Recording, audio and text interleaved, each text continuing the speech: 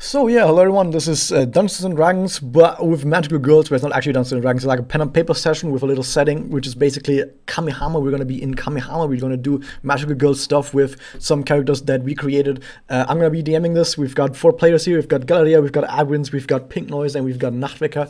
And we're gonna hopefully slay some enemies. Get some quests, complete some quests, help people, maybe hopefully not die on the way, and hopefully it's gonna be great.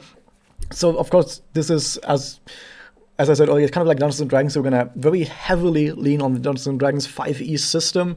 It's actually the entire 5e system, but I've added some bonus stuff to it. And because I added some bonus stuff to it, we're gonna start on level 1, because usually you don't start on level 1. Usually you start on level 3 most of the time, because level 1 is boring. But because I added some bonus stuff, we're gonna have to get used to that, and we're gonna have to get used to the setting as well.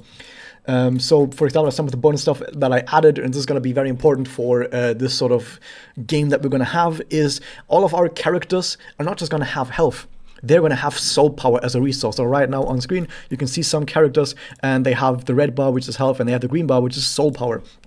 When they do special attacks or special abilities, right now they only have a handful of them, but it's going to get a lot more later on. They're going to expend some soul power. Every time they take a long rest, they have to expend soul power. Every time they go unconscious and they don't get healed for a few turns, they spend a whole bunch of soul power to resurrect themselves, basically. So our characters can't directly die. Well, I know theoretically if your soul gem breaks, you die, but we're not doing that because that's dumb. It's like, imagine, there's probably someone who thought about the system and said, hey, what if you get hit by a critical hit? And if you get hit by a critical hit, you just die immediately. I think that would be kind of dumb. So we're not really doing that unless someone wants to specifically break their own soul gem. I mean, you can do that, I don't care. But in general, characters here don't really die, because when they drop to, when they go unconscious, they can resurrect themselves, but it costs a whole lot of soul power. But if they have no soul power left, they can still pay the cost, they can still resurrect themselves, but when they drop to below 0 soul power, they will be forced to unleash their doppel. And the doppel makes them really strong for 3 turns and makes them do a whole bunch of awesome attacks. They have a random chance of attacking their allies instead, which is cool.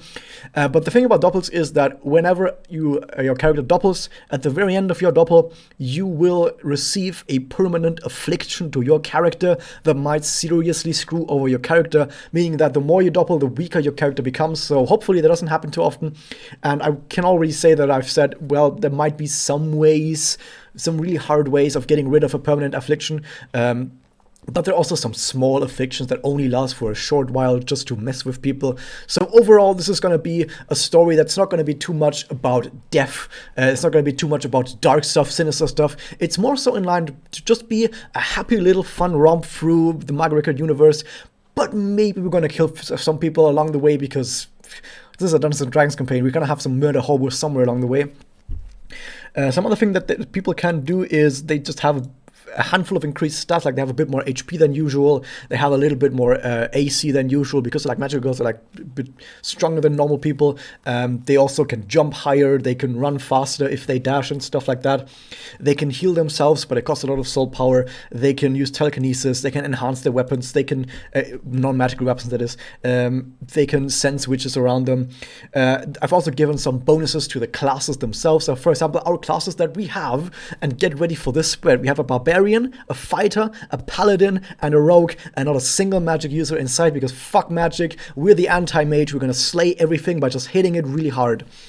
And we got some class bonuses for anti-mages. Exactly, we're the anti-mages. That's a good idea. We're the anti-mages. Ironic, considering we're magical girls.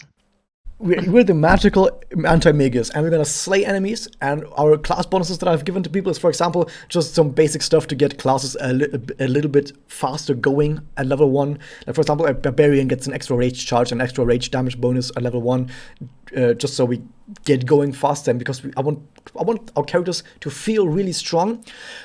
But that also means that I'm going to put really tough enemies in front of the team rather early. I can already say to someone who might know what this means, there's a challenge rating 2 monster in this first session, and this is a level 1 party. If this was Dungeons & Dragons, that would mean a death sentence, but I'm confident that you guys can do it. We also get some other bonuses, like Fighter can use an additional second wind, just some general bonuses to get you a little bit stronger at level 1. I have a bunch of cool magic stuff, like warlocks can understand what witches say and they can read witch runes, but we don't have a warlock, which is actually kind of a little bit sad. But maybe there's going to be a warlock at some point. I can just put an NPC warlock in there. We also have some bonuses for our characters, because of course our characters, as you know, every single magical girl has their own innate magic. Every magical girl has their own cool thing that they can do. We're going to see those magic. I'm not going to explain what all of the magics are, but just know that our characters are going to have special magic that only that character has, to make every character a little bit more distinct.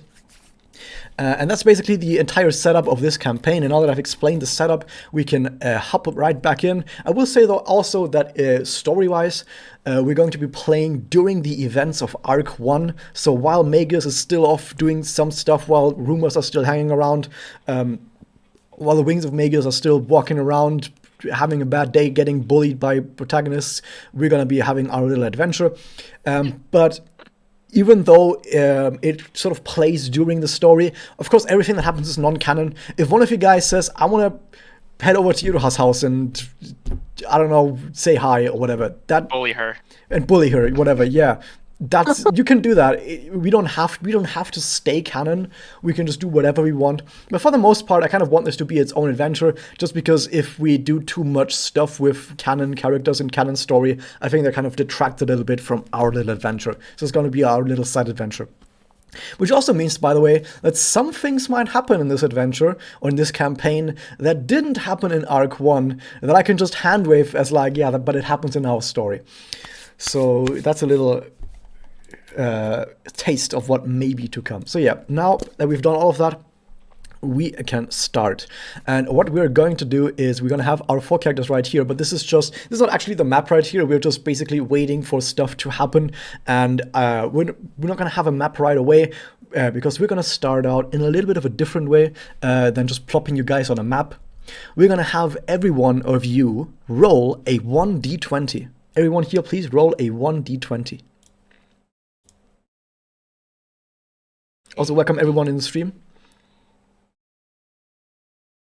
Okay, now what you do is you do type slash. I'm gonna type it in /roll 1d20 like that, but without the dot at the beginning.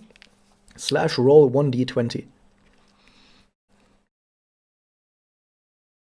in the chat on Roll20. Oh, we're starting strong with a high 3. Okay, so everyone has rolled. We're going to do the following. Okay, so we have the highest roll is Pink Noise, followed by Adwins, followed by Nachweger, followed by Galle with an amazing 3. Yep. And I just noticed that all of your rolls add up to 40, which is 2 times 20, which is exactly the expected value. Anyway, so Pink Noise, your character, Leia. We're going to dive right into the story. Leia was on her way to find another witch. You have been currently hunting this witch through the region of Daito, around the eastern edge of Kamihama. You've used your Meioka sense. You're still going to be at 100 soul power, but usually Meioka sense would cost soul power. Forget about that, though. So you've hunted this witch to the edge of the Daito district. You've come to the edge of the city at this point, where you can see on one side you have the giant block buildings where a lot of poor people, sadly, are having their flats, their apartments in there. On the other side, as you see a little river on the side of the Daito area that separates the city from the outside, where you can see across the river, you see the fields of grass that is currently sort of in an orange hue from the sun that has just recently come up. You're skipping school today. In fact, it's not even school. It's Saturday. I just decided you don't even have school, so you can be here early in the morning. And you've reached the entrance to the labyrinth of this witch, which is situated right here at the edge, but you're still in Kamihama, which is important for doubles, of course. So yeah, what do you want to do? I'll take a look around, see if there's anyone else who's found this witch before me. As you look around, you notice that there is indeed another girl who is currently approaching this portal from somewhat behind you, who's just currently walking into view, who has found this portal at a similar time as you, and this character is also one of our players, and I will just simply say, usually when we start an adventure, we have the characters sort of introduce themselves a little bit. So first off, we're gonna have an introduction from for the character Leia. Can you very quickly just tell everyone who is watching and also the other people on the table, what is your character like? What do they look like? Just very quickly, so we can get a quick understanding. Yeah. Leia she's 15, kind of tannish skin, Japanese Polynesian is her descent. She's probably, everyone wears their fucking school outfits on the side, so she's got her Sakai outfit on. Yeah, just kind of long, haven't decided hair color yet, probably like light blue-ish hair. It's probably like tied up right now, going witch hunting. Looks to be, fairly chipper, not a blind optimist, but, enjoying the idea of hunting a witch. It's still new and it's still exciting to her. Okay, and for everyone, also the token for Leia for Pink Noise is this right here, the blue-haired girl. It's a placeholder. It's gonna get changed at some point, but for right now, just that this is indeed the character of Pink Noise and moving around right now. Pink Noise can also move the character around themselves, and probably can't do that right now because moving the token around all over the place and can't click on it. But yeah. We also, the other character that has just joined the scene, please introduce yourself and your character rather, Nachtwecker. Yeah, my name is Aki Kuzari, and I'm a pretty shy person, and I have brown hair and pigtails and brown eyes. Okay. The token for Nachtwecker is Sengoku Nadeko right here, also a placeholder. But so everyone else knows, this is the token that is going to be representing this character. So right now you two are together and you've both found the which portal. What do you want to do now that you've seen each other? For me, there's a moment of just like panic, of just like, oh god, a person, and then realizing if a person is here that they're probably a magical girl. So just kind of giving like a little wave. Hi. Hi. I think we won't have time to introduce ourselves. So, what's our plan? Sure. Well, I'm still fairly new to this, so having some help would be great. That would be really nice for me, personally. I'd love some help just in case, if that's fair. Yes, of course. I mean, you've been here longer than me. Is there any way we can approach that witch? Pink Noise, you haven't seen the witch yet. You don't know anything about this witch yet. Mm-hmm. Yeah, but I will step into the labyrinth. Okay, so Pink Noise is stepping into labyrinth. Are you following Nachtwecker? Yes, I'm following. I assume you also both transform. Sadly, due to our very tight budget, we don't have budget to animate your transformation sequences. Just imagine there's some really flashy animation sequences right now on screen. But yeah, you have both transform as you walk into the labyrinth. As you walk into the labyrinth, we're going to do a little cutaway to another place, okay? This other place is inside a witch labyrinth, and in this other place, we're going to cut to the character of Michaela. Advance, can you please very quickly describe to us your character? Hey everyone, Adwin's here. All right, anyway, so Michaela is a half American, half African American girl. She wears a black and pink cape. And she's normally very reserved, but it's less because she's shy and more that because she's used to being a loner. Though she has quickly learned that in Kamihama, you can't afford to be alone for too long. Okay. What you see in front of yourself, so you also have been hunting a witch this morning, and you have come across this labyrinth at the edge of Daito, where you have entered, and you have been flung into a little area. And in this little area, what we have is the following.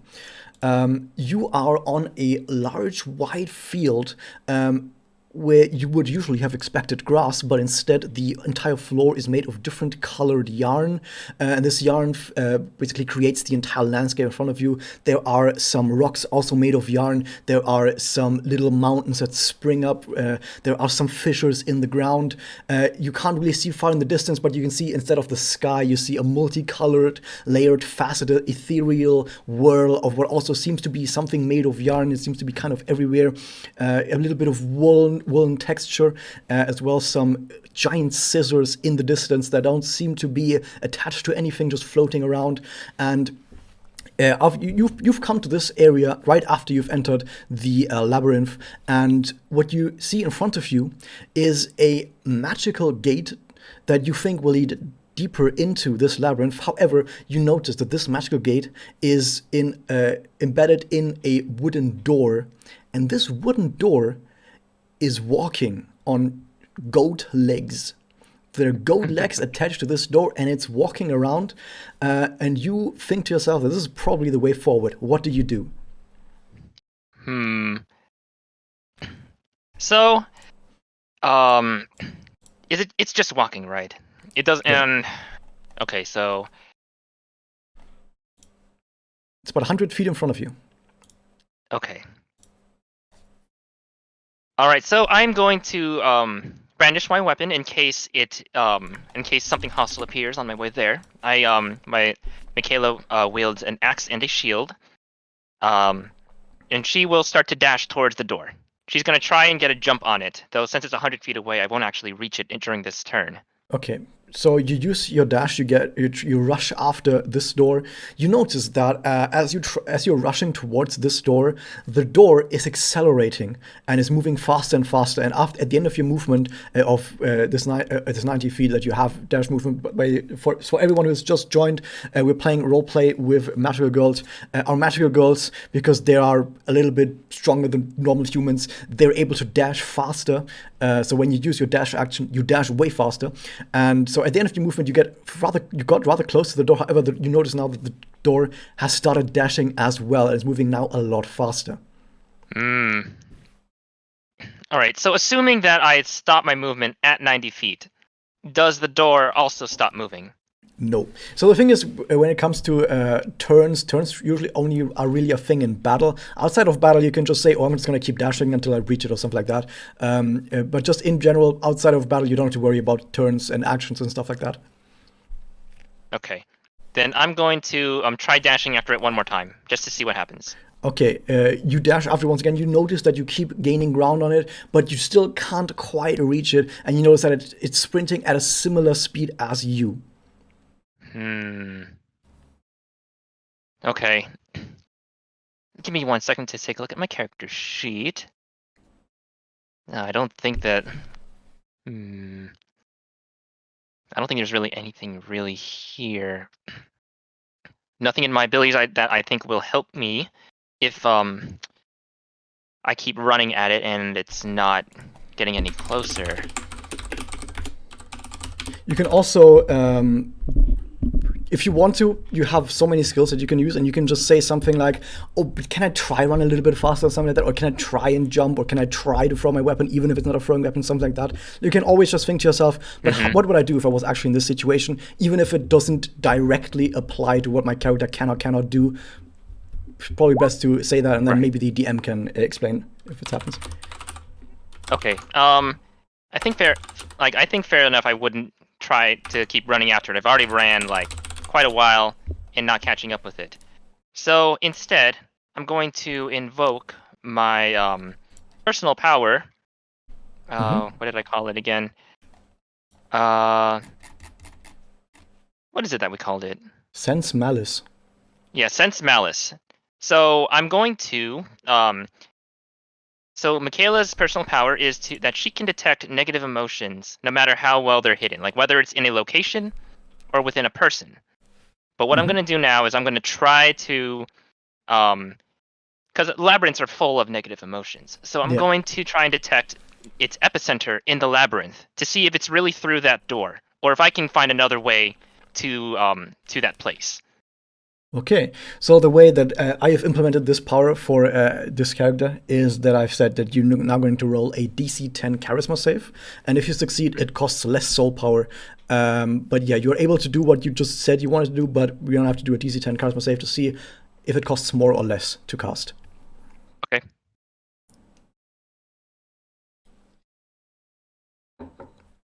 Okay, that's so we're using the first number always. So by the way, the way we're doing rolling in this is we are always going to roll twice and just take the first one. The reason we're always rolling twice is sometimes you have advantage or disadvantage, and instead of having to specifically say, oh, now I want to have advantage, now I want to have disadvantage, now I want to roll normally, instead you just always roll twice and take the first one. And if you have advantage or disadvantage, then you can adjust immediately. So yeah, so you roll a charisma save of 6, that is sadly not enough. And it costs you 5 soul power. All right, let me in. You should be able to, by the way, edit your own token and put it on 95 now. Yeah. I am unable to edit the green one. I can only do the red one for some reason. Okay, I've only put it on C. There you go. Now you can edit it. Cool. But yeah, the top right token, by the way, is indeed Advent's. Because I didn't say this. All right. So, what do I detect? Okay, so of course, as you notice, as you already said yourself, there's a lot of negative emotion in this labyrinth that sort of overwhelms your senses for the first bit. But after you've sort of acclimated yourself to the amount of negative emotion in this area, you're able to focus your senses even stronger. And you notice that indeed the way that leads to the most amount of negative emotion is indeed through that gate. You think to yourself that maybe really far off in the distance there might be other ways, but those other ways are across chasms that lead into God knows what is in the depths of which barriers, labyrinths. So you know that maybe theoretically there could be another way kilometers out in the distance across chasms, but the only thing that you currently have access to is this door. Okay. So I'm gonna have to.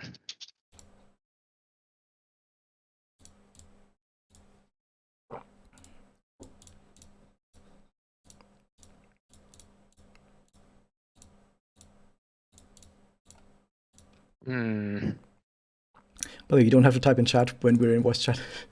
Oh, okay. I don't know. I just felt like in character stuff. That's just me. Anyway. Okay. So. I mean, you can do that, yeah. All right. So I'm gonna try, and I will go ahead and try and throw my axe. Well, hold on. Is the door still speeding away from me? Yes. Okay. So I am gonna try and get a running start. Because what I'm going to do, I'm going to try and run towards it, at least try and get a little bit more ground on it. Mm-hmm. And then when I am at a decent distance away from it, I will try and throw my axe to try to hit it. Okay, roll for hit. It's going to be a normal hit. I'm going to say that as a magic girl, you're able to throw your weapon as if it was nothing. Okay. And bloop. That is a 10. Yes. It does the following damage, so you rolled a 1 on the damage. Okay. Yeah, isn't that great? Yeah, that's great. So what happens is you throw your magical weapon towards the door, and you hit with this weapon. You actually manage to hit one of the legs. It doesn't quite sink into the goat legs, but rather it just slices a little bit into the side of it. But this does cause the goat legs now to start limping a tiny bit, and it slows down. Perfect. All right. So perfect. I'll leave my axe where it is. I won't resummon it to myself, and then I'll just try and catch up to it now. Okay. Are you dashing? I am. Okay, with dashing, you will be able to catch up through the door in just a few seconds. And by the way, I haven't mentioned this, but the rule that I've come up for weapons is that you're always able to summon your weapon as a bonus action. Like if you somehow lose your weapon in the middle of a fight, you can always summon it as a bonus action on your turn. But yeah. Okay. Even if it gets broken, you can just summon a new one. Like, that's just what you can do. And it's not going to cost soul power. Anyway, so yeah, you're able to catch up to this door. You're now right next to the door as it's running. What do you do? I'll try and jump on it to catch it while it's moving. Okay, you are able to jump onto it. You can just do that because it's limping. It's a bit slower than you. You're now clinging onto the frame of a door through which is a magical gate in the middle of it. What do you do? I'll grab the doorknob and open it up. Okay, the door has swung open. The magical energy is now pouring out of it, and in front of you now the entire center of this door now is this gateway. Okay. Yeah, I'll just go through it. Assume we're still moving because the door thing is still You're walking, moving along but with I don't it, yeah. think. Yeah, so but I don't think that'll hinder me from trying to go inside. No, you can do that. It's slow enough, and you're good enough at moving around that you're able to do this. So you get sucked through this portal as you get close to it and try to enter it. And as you get sucked through this portal, you get flung into a different room of the labyrinth where you fall basically from the sky, like 3 or 4 meters above the next ground that you can see. You just sort of plunk down on the ground. Don't worry, it's not high enough to deal damage to you, but you plunk down on the ground, and as you get up, you see in front of yourself 2 other magical girls. I can tell you, it's Leia and it's Aki. They're now standing in front of you.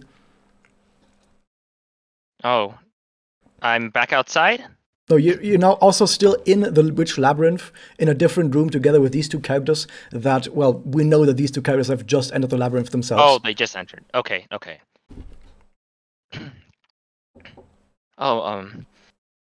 So as I notice that there are other magical girls here, I kind of stammer a bit, but people are already here before me? Well, just got here, so. Yeah, we just got here.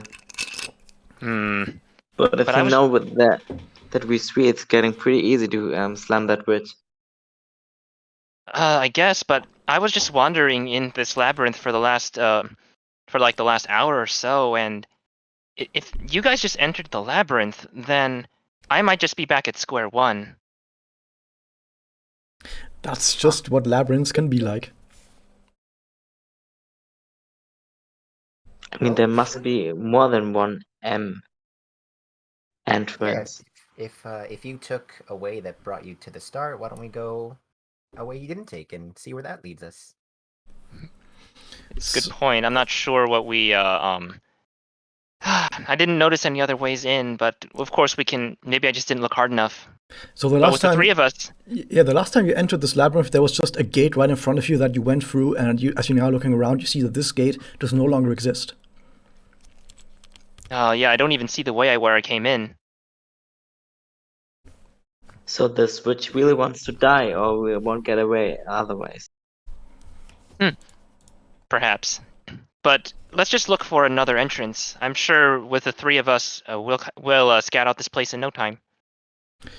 So Sounds you good to me. 3 are now also standing on a similar field of woolen yarn everywhere, and as you look into the distance, you see about half a kilometer away there is something that you've only now noticed, which is that there's a giant fissure in the ground that is maybe about 30 feet wide, and at the other end of this fissure on the other side you notice a small island that is just a floating woolen ball of yarn, and on this island you spy another gate. That wasn't there before. I gauge the distance as, well, you already said 30 feet. Yeah. I think we can cross this jump. One at a time, at least. Would the island be big enough to fit all 3 of us? Yeah, easily. Okay. Oh, and by the way, I'm Michaela. Who are you guys? Oh, right. I'm Aki. Leia. Leia Nice to meet and you. Aki Leia. Kuzari. Nice to meet you both. Like I said, I'm Michaela. So, I And guess Michaela. we'll have time for more formal introductions later. Let's try and get to that gate over there. And with that, I run towards the fissure and with a running start, and I will attempt to leap across it. Okay, so the way jumping works is that usually you have your strength, like not your strength modifier, but just your straight strength as the jump distance if you run at least 10 feet up, which you can in this case. However, as magical girls, I've said that you can jump 3 times as far. So the jump distance of Michaela, since you have 15 strength, your jump distance is 45 feet. You can very easily make this jump. Yay. By the way, I do indeed know that your jump distance is further than your movement speed, because your movement speed is 30 feet, your jump distance is 45. The way I've handled this is that if you are jumping around to at least or up to 20 feet more than your walking speed, you can just do that, but then your turn just ends. If you want to jump further than that, more than 20 feet as you move, more than 20 feet as your movement speed, you will need to dash. Otherwise, you're not allowed to do it. Anyway, that's something that we're going to worry about when it actually becomes important. But the thing is, yes, you can jump this far. You can jump over this chasm. For the other characters, we have Leia. Your strength is 8, which means your jump distance is only 24. Uh-huh. Okay, but that's your base jump. You can jump further with specific tactics, with specific help, or with passing checks, etc. And also we have Aki. Aki's strength is 16. You can also very easily make this jump. But Leia, you see this chasm in front of you, and you think to yourself, "Man, even as a magical girl, I'm still not quite sure I can make this." What do you do? Yeah. I'm gonna turn to Aki and just be like, "Mind if I go first? I don't know if I can clear that, and it'd be nice to have someone on both sides of me, just in case." Yeah, I give you a shoulder, like I back you up. And then I'm going to get a running start, and when I jump, try and use my lightning magic to give myself that extra push to go further. Okay, so I will make you do an athletics check. Wait, or athletics? No, since you use your magic in a very specific way, I'm going to actually make you do an acrobatics check.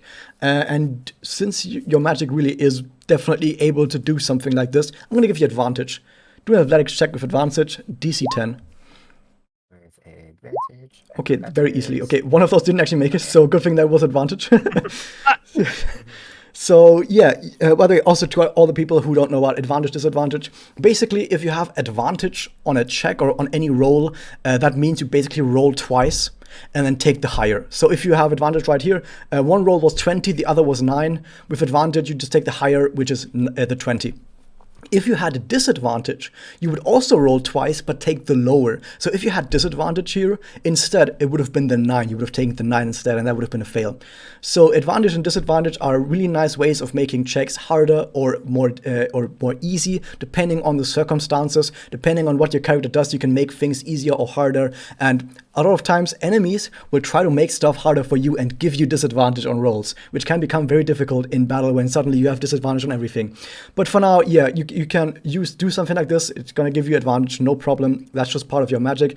I mean, that's not specifically part of your magic, but that's the thing that I will allow. If you just come up with ways that your magic can be used to do something, I'm just going to be like, yeah, sounds reasonable, you can do it.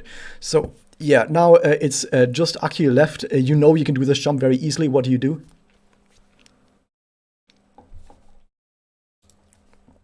Of course, I will jump.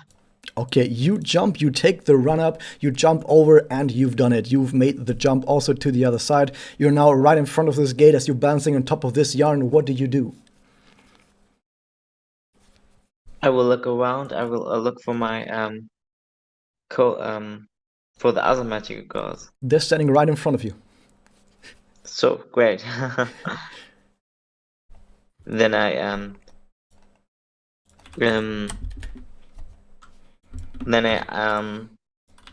ask them if they have an idea how we can find the witch.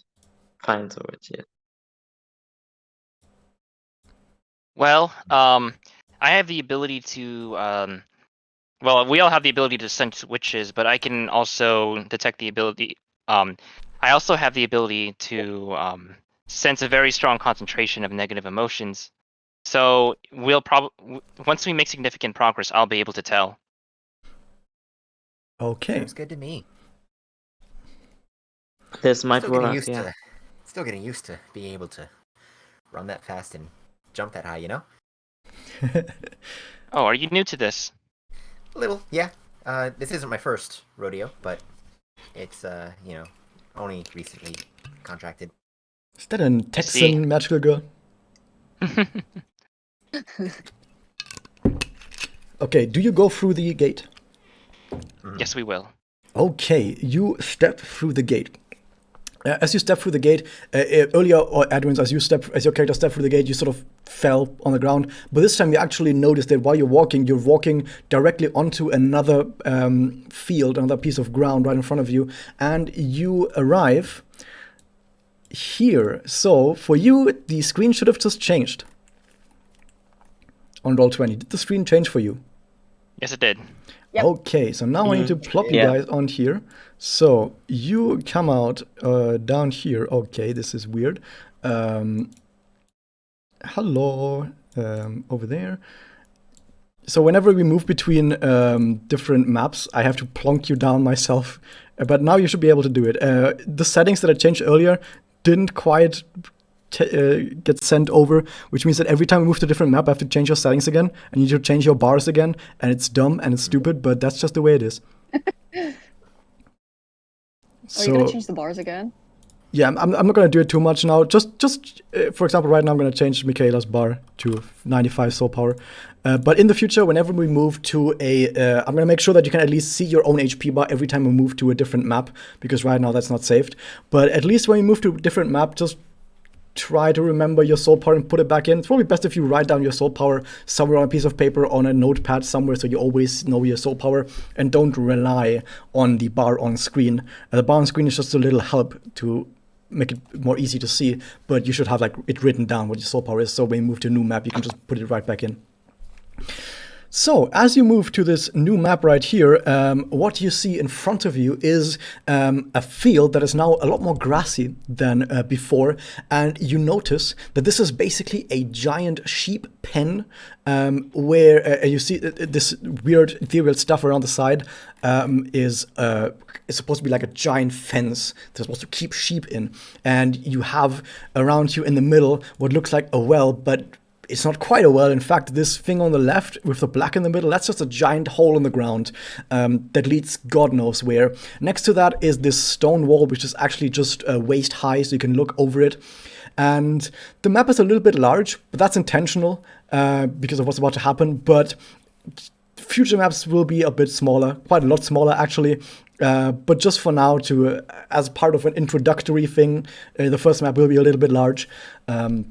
So as you now arrive in this new area, by the way, the red stuff are just giant bubbles that sort of swell and then diminish in size over time. It seems like the breathing of a red liquid that has formed.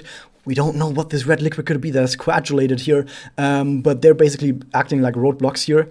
And as you enter this area, you see in front of you a fourth magical girl that is hiding behind one of these globules, and is looking around the side. It is Ohatsu. Ohatsu, can you please very quickly give us an introduction about this character? Hello. Ohatsu is a 16-year-old Japanese girl. She has very, very fluffy hair, blonde hair, and like burgundy eyes. She wears lots of fluffy outfits, and she wields a teddy bear bazooka. She's very like energetic and bubbly. Yep, and if you guys have seen some of the art pieces recently that have been posted by Galleria in chat, that might have been exactly those art pieces. Yep. So you arrived also in this labyrinth, and you came to this area. And as you came to this area, you saw in front of yourself, at the very top left of this area, you saw some witch minions that were strolling around, basically acting like shepherds, but there's no sheep around. They're just strolling around, I guess. And you thought to yourself that you might want to destroy these familiars or minions rather, and you were getting ready for a fight. As now you notice that behind you, 3 other magical girls have just entered. Oh, well, once I realize that they're there, I'm probably going to like say, "Hey," but like in a kind of like hush hush to not alarm the familiars. Everyone else is able to hear that. Fuck. Well, this I mean, seems not like the right minions. I place. mean, the other characters Oh. are able to hear that. Oh, okay. Yeah, Ohatsu's kind of like crouching near Yeah. one of these bubbles. She might just like wave. Yeah. Just like wave at them like frantically. I'll just do like a little like run slide down beside her. Also crouching behind Yeah. this. You should this be able to little- move your own token. Slide along the ground. Hey, hi. What's going on? Like right now, there's like a couple of familiars over there. Like I'm just trying to get like a good look at them and all that stuff. Oh, name's Ohatsu, by the way. Hiya. I'm so bad at introducing myself. Hi, Leia. Nice to meet you. Are you three like friends or anything? We all just kind of ran into each other. I thought I got here first, not gonna lie, but looks like I was not, but that's okay. I got Well, here that's- an hour ago, give or take. Oh, Okay. and you just got here? Yeah, I've been running. Apparently, I've been running around in circles. I thought I was making progress, but I went through a gate and ended up back at the beginning. But having met more people in the labyrinth, I think, is a little better. Yeah, I just got here too, and this place is huge. Kind of scary, but hey, the more the merrier, right? Right. I mean, that witch must be really strong if it have such a big labyrinth. That could be. True, but now there's 4 of us, so I think this is for the better. Yeah, that witch has no chance. I'm going to peek over this bubble and see if I can get a good eye on the familiars and what they're up to. Okay, as you do this, you see in the distance these familiars. They're sort of shuffling around, sort of walking left, right, looking for sheep that might have entered this corral that might need herding. That sounded weird, but they're not able to see you right now. But yeah, they're sort of like shifting left and right in place, looking left, right, not really doing too much. I'll tell everyone they're pretty looks like they're sticking pretty close together. A quick question: is the quote unquote well like also about like waist length or height? It's actually set into the ground. Oh, okay. Okay. But there's no walls. Okay. Yeah. Um, So you could jump over it if you wanted to, if that was your idea. I was actually thinking we should just try and advance a little closer and then try and surround them. I like that idea. By the way, also for people who are new to Dungeons and Dragons, one tile, so you see that everything is tiled right here, one tile is about 5 feet long, and most characters have a walking speed of about 30 feet per turn, and one turn is about 6 seconds, so a character walks about 30 feet in 6 seconds, or one turn, which is like, how many tiles? Like 6 tiles? Yeah, it's like 6 tiles that you can walk in a single turn in 6 seconds, and that's about as much as you can move. So yeah, you want to get closer. Where exactly do you want to go, and how do you want to do it? I'm thinking we make a beeline for over here. Yeah. All right. So what I'm going to do, I'll say it. Let's advance, and I'll cover you. So what I'm going to do, I'm going to actually disengage my axe, which enables my shield to become bigger, and I'll follow this path, or this path, like, and then of course like eventually go here. That'll take about 2 turns, but I will aim my shield towards these guys in case they do notice us and start attacking, just in case. And then I'll instruct the others to walk behind me. Okay, that seems pretty good. To do that correctly, I will say the following. I will first let you make a check how well you're able to perform this action, and if you do it well enough, everyone else will get advantage. So first off, can you roll, Advins, can you roll stealth?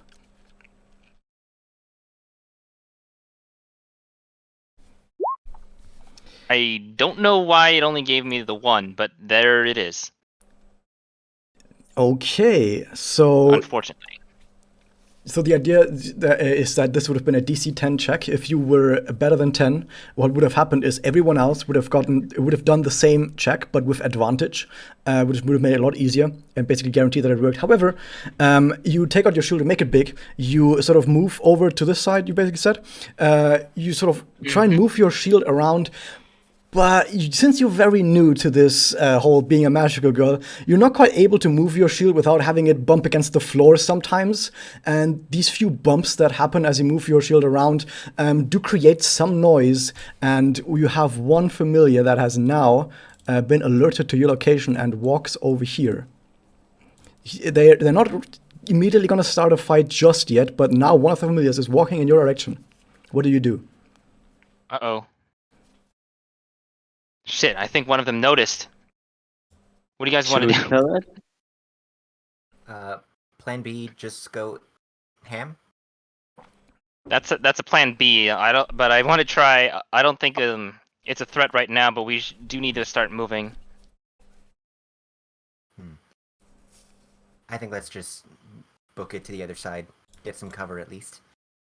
I mean, if we won't kill it, it might bring some other ones with it. You can probably True. think to yourself that if you do attack, the others will definitely notice that.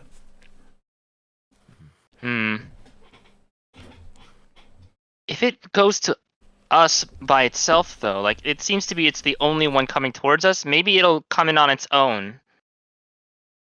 But then, like, if it noticed us from that far away, I'm not sure if attacking it will. Because the idea here is that, like, we're basically peeling that one away from the group. So maybe if we lure it away, even further away, we could probably take it out with no problem and no chance of alerting the... also hide behind the one we're currently hiding behind and try and lure it a little closer too. Yeah, we would actually, yeah, that's probably a better idea. We would have to hide first before we lure it out. Mm-hmm. In the meantime, the familiar is slowly walking down here. Yeah, I think let's hide behind the one where let's reposition ourselves behind this bubble to change our angle so it can't see us. Quickly. Okay. Yes. Something like that. Okay, that is okay. Good. So the familiar now walks steps like this and like this. Do you want to do anything as it gets closer? Or do you want to wait? All right, I'm gonna turn to the others. Hey, what kind of weapons you guys have? Well, I have a bazooka, so that's really loud. So. I could try attack it with my chains, but it's too far away. I can't reach it from there. Yeah, I'm more of a run up and kick it kind of gal. Okay. All right. Easy enough. I'm purely melee, unfortunately. So Aki, whenever you feel like it's comfortable for your weapon's range, try and attacking it, and then perhaps Leia can follow up.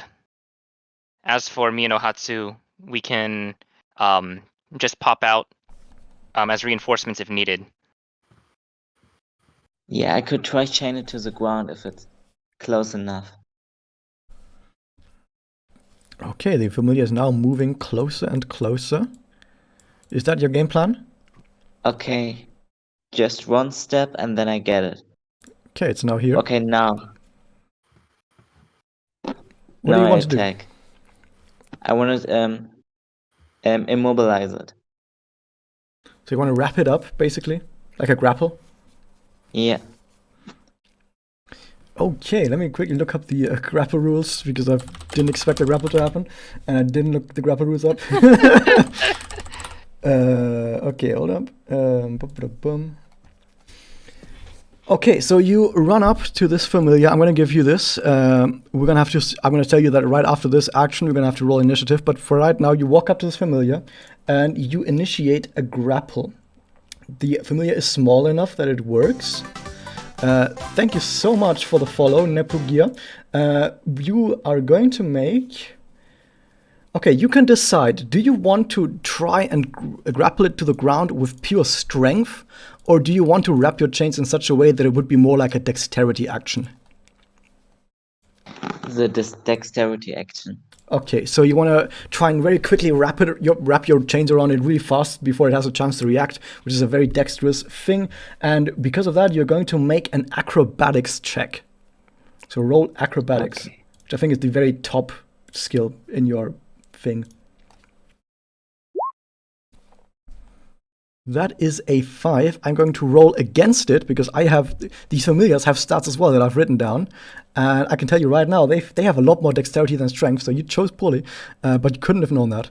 I'm going to roll, whoops, I accidentally did that. Okay, never mind. Okay, I'm rolling 20 plus 2. Wait, 11. Yeah, that's this, and ooh! Okay, Ooh. that thing has a plus 2. But I rolled a natural 1. Oh, So nice. a natural 1 means critical fail. So this thing, even though it's pretty acrobatic and you did a really bad job at doing it, it just sucked this hard in this very moment that it just coils itself up in your chains. Instead of trying to free itself from the chains, it actually helps you grapple it even harder, and you're able to grapple this familiar with your chains. And at this moment, we're going to start initiative. So everyone, please roll initiative. And to do this, you first need to click on your token. And with your token selected, you then go to your D&D Beyond page and you click on initiative. And it should give you an initiative. I'm going to wait a second. I'm going to put the turn order in and refresh the turn order. I need to remove it first. Is there Okay. a reason why my thing is in Decimals. decimals? Yeah, that's a tiebreaker rule. I'm going to add you as well, by the way. Okay, I'm going to add turn add. Okay, I'm going to have to you're going to have to roll for all of the familiars. I'm going to have to roll 4 times now. Can I just do 40? Yeah, I can just do 40, 20 actually. Okay. Roll for these familiars. So we have. So you should be able to. Once I put these turns in, you will see them. The only one who hasn't rolled yet is Advins. Yeah. I thought I did. Like, I have an 8 right there. Oh, I have to add it first. Okay. Let me add this in a second. Sure. That's an 8. The other ones, some of them rolled really well. Sneaks, and that guy has rolled really badly. Now I'll refresh the turn order. Plonk. So she's just baby, okay? She's just really bad. Okay, so what are the decimals? The number after the decimal is your agility that you have. So, like we can, for example, see that Aki has 14 agility. The reason this is there is that if 2 characters roll the same number, they can tie break with their agility. For example, right here we actually have Aki and this one familiar that have both rolled a 6, but I can tell you right now, this familiar has less than 14 dexterity, therefore Aki goes first. So that's a tiebreaker rule. Great. Okay, so what happens now that the turn order, so basically now that you've grappled this familiar to the ground, all of the other familiars have been alerted to your presence, and now a fight is going to start. You will now be in battle, and now that you're in battle, everything will go by turns. A character can only do something when it's their turn, and the way a turn works is that for every round, and every round is just one character having taken a turn, so right now, for example, we have Leia gets the first turn and Ohatsu gets the last turn. After Ohatsu is done with their turn, that was the first round. And then we have the second round starting after that. So once per round, every character has one movement that they can do. Movement is basically just the number that it says on your sheet, where like you have, for example, 30 feet movement speed. So when it's your turn, you're able to move up to 30 feet of movement. You also get one action. One action allows you, for example, to attack. It allows you to use an item. It allows you to shove someone, just anything that takes is actually like a physical action is an action. You also get once per turn one bonus action. A bonus action is like a small action that is, as we would say, it's like a mini action that you can do. Most melee classes get bonus attacks as bonus actions. That's kind of what they're for. If you're a caster, you're probably never using bonus actions, apart from some very specific spells. I guess mostly for melee characters to get more attacks in. It will specifically say if you can do that. Like if you, for example, I think a fire, it says something like, at certain levels you can, if you have 2 weapons equipped, you can use your bonus action to attack with your second weapon, for example. So your regular action is one weapon, then your bonus action is the other weapon, for example. That's how that works. And then you also get once per turn a reaction. Reaction are special abilities that you can use when an enemy does something. The thing is, movement, action, and bonus action you can only do on your turn. Only when it's your turn can you move, can you use an action, can you use a bonus action. But you can react even when it's not your turn. They're basically trap cards in Yu-Gi-Oh! That's what reactions basically are. I think some characters actually have reactions already. Actually, no, never mind. No character currently has a reaction. Actually, that's not quite right as well. There's one reaction that every single melee character has. I haven't written it down because it's a basic rule. Every single melee character has the following reaction. If an enemy walks away from your melee range, you get what it's called an attack of opportunity, which means you get to hit someone if they run away from you. That's basically the only thing you need to know. If someone runs away from you, you get to hit them. If you run away from someone else, they get to hit you. That's pretty important to know, which is why getting in melee range is pretty important. But yeah, that's basically how a turn works in this game. You get an action, a bonus action, some movement, and sometimes when enemies do something specific, you get a reaction as well. But now that we've gone over the basics, just show us how a turn works, Pink Noise, by taking your turn. All right, I am going to first check that. Okay, cool. I am unmuted. Great.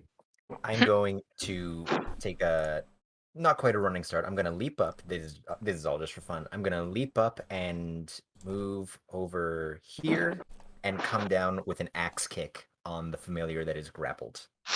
An axe kick? You're basically just attacking. Yeah. Okay, so you're going to attack with an axe kick against this familiar. I've seen you've given yourself 2 weapons. I assume one is main hand, one is offhand, or? Yeah. Okay, so you're dual wielding. Mm-hmm.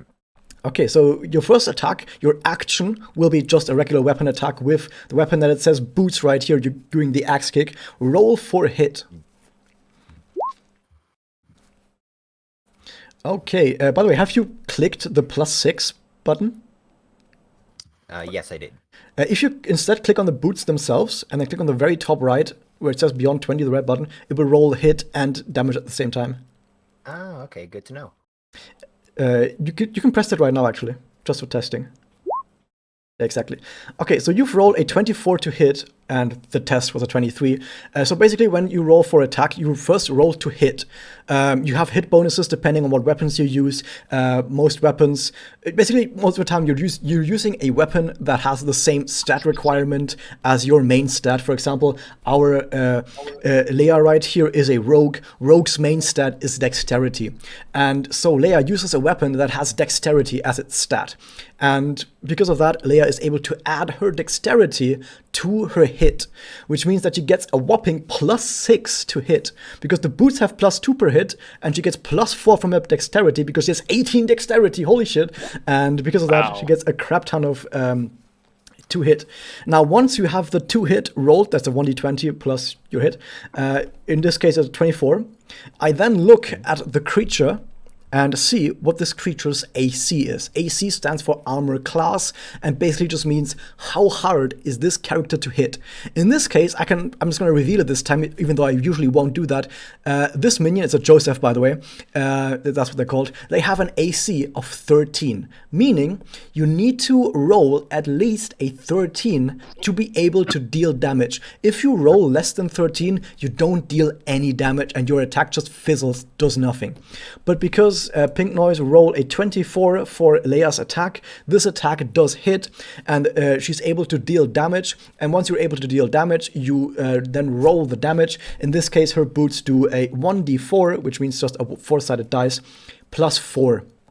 in this case, which has rolled, and she has rolled a 3 with a +4 means she does 7 piercing damage. And shouldn't it be bludgeoning? Whatever. Bludgeoning, I don't know how to change Yeah, it doesn't really matter, to be honest. I usually don't do much with that. But yeah, it does 7 piercing damage in this case, or 7 bludgeoning damage, doesn't matter. And that would be your damage for this attack. However, because Leia is a sneaky fucking rogue, you get sneak attack bonus. So sneak attack is the special ability of rogues. Rogues sometimes get sneak attacks. They get a sneak attack if they have currently advantage against the enemy, which is not the case, which is actually the case because the enemy is restrained. You actually get advantage against this enemy, or you have a friendly target within that is standing around the enemy. So in this case, it's also the case. There's another friendly target that is standing around the enemy, which is Aki. Since Aki is standing close to the enemy, Leia gets sneak attack. So yeah, so Leia gets sneak attack. For both of these reasons, just one of them needs to be met. You met both reasons, good job. And sneak attack is basically just bonus damage, which is right now not a whole lot, but it gets so fucking much later in the game. And in the very late game, like rogues are known for like the best single target damage because they sneak attack for like half a boss's health, and it's so fucking stupid. Anyway, so you do sneak attack damage. I've actually given you a bonus that adds your dexterity to your sneak attack damage, so you actually deal a bonus 4 damage to sneak attack. Which means that in total, you deal 14 damage. Wow. You deal a total of 14 damage. But yeah, as I just mentioned earlier before, since this minion has been restrained, it's one of these status conditions. The status condition restrained does the following. The enemy can't move.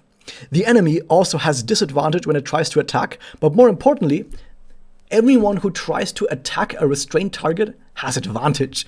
Meaning that all of you guys have a really easy time hitting this familiar. This familiar right now is a piñata, basically, because he's restrained. But yeah, that aside. So you hit this familiar with 14 damage, so basically you kick down with one of your boots, slicing through him.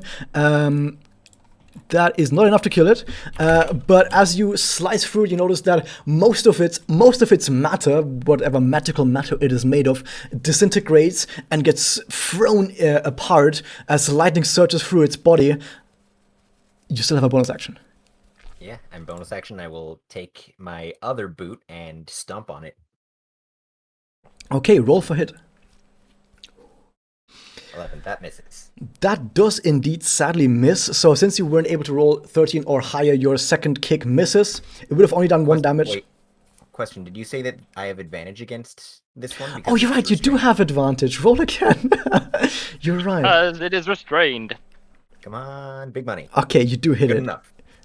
For 1 damage, though. This damage still remains. Yeah. Also, the sneak attack only works once per round, so since you've already done your sneak attack damage, you can't do it again. Yeah. But you do 1 damage. You slightly stomp after it. If you like, you almost miss. You just barely swipe it with your second boot.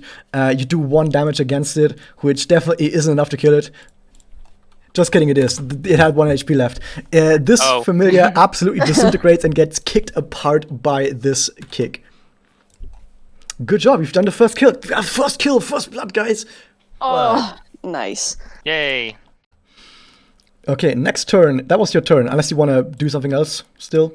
You have a free action. Free action, I'm just going to look back to everyone else and give a thumbs up. Like, I did it! Free actions are memes. Basically, free action is stuff like talking. Like, yeah, you can always just talk. It doesn't require an action to talk. Unless you want to talk for like 5,000 sentences. That's not a free action. But yeah, just saying stuff like hi, that's a free action. You can do that at all times. You can always do that. Wow. But yeah, so it's next turn. It's this familiar up there to the left. I need to get the other familiar out there.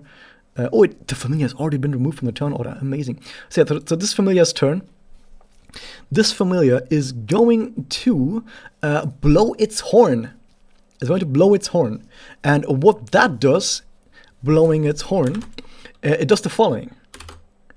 You notice 2 other enemies step out from behind 2 of these other blood globules that you haven't seen before because they were hidden.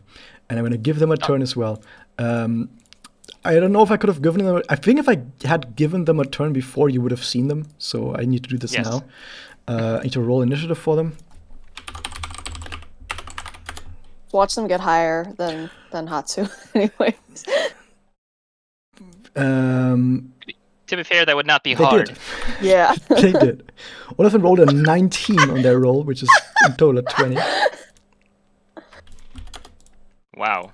Okay, I'm gonna do this and then skip this turn. Okay, this is their turn order now. So this other guy is done as well. I'm gonna skip this other turn. Actually, the other turn. Never mind. So this guy over here, it's this guy's turn. What was it? No, it's this guy's next turn. So who is the 13? It's this guy over here. Okay.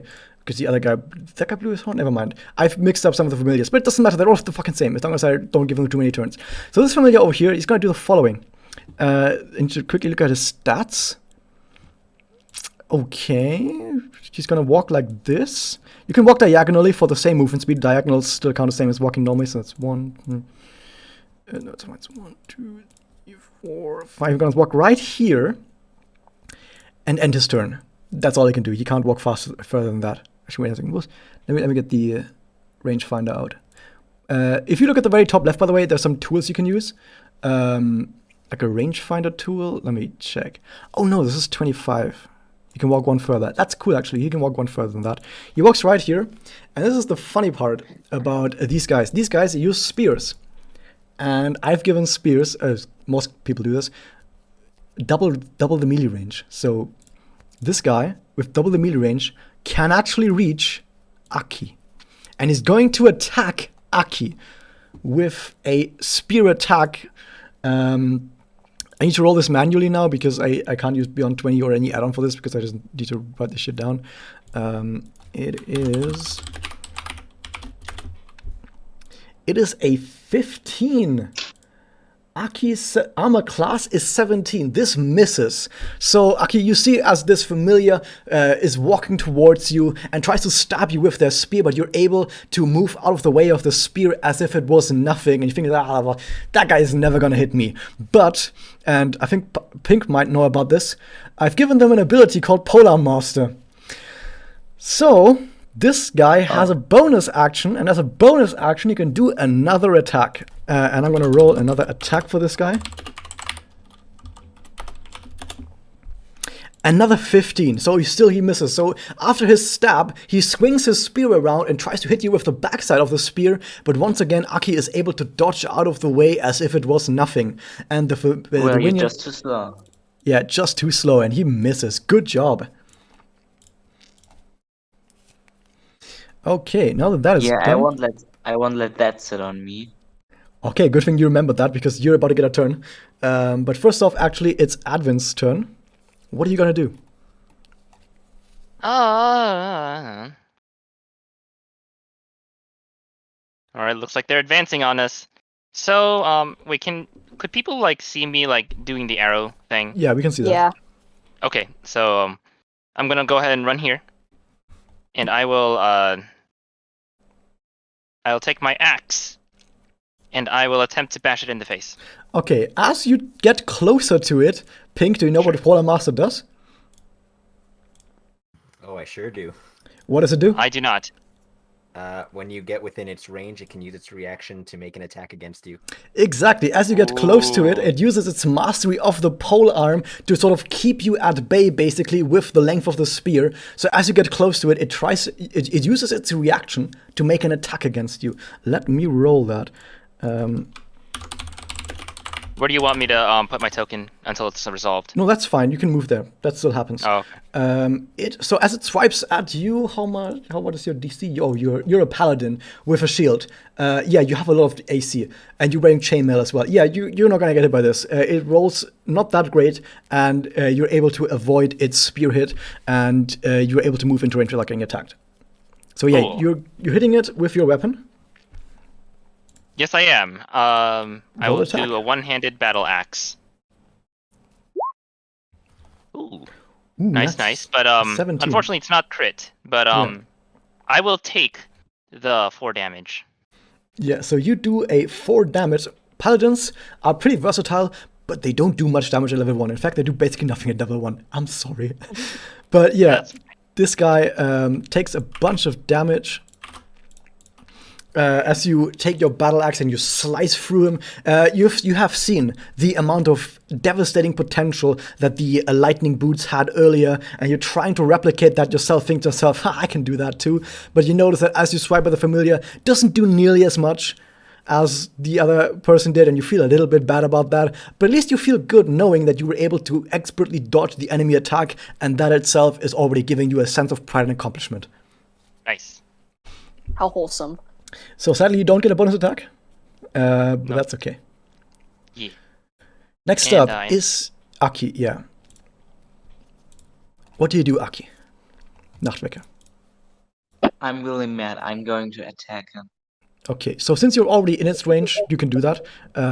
Actually, never mind. As I mentioned earlier, a character only gets one reaction per turn, and since this minion already used its reaction, it cannot do it again this turn. So yeah, you're able to move into its range very easily, and you take an attack at it. Roll attack hit. Yeah. So you click on your longsword and then I at the very will. top right.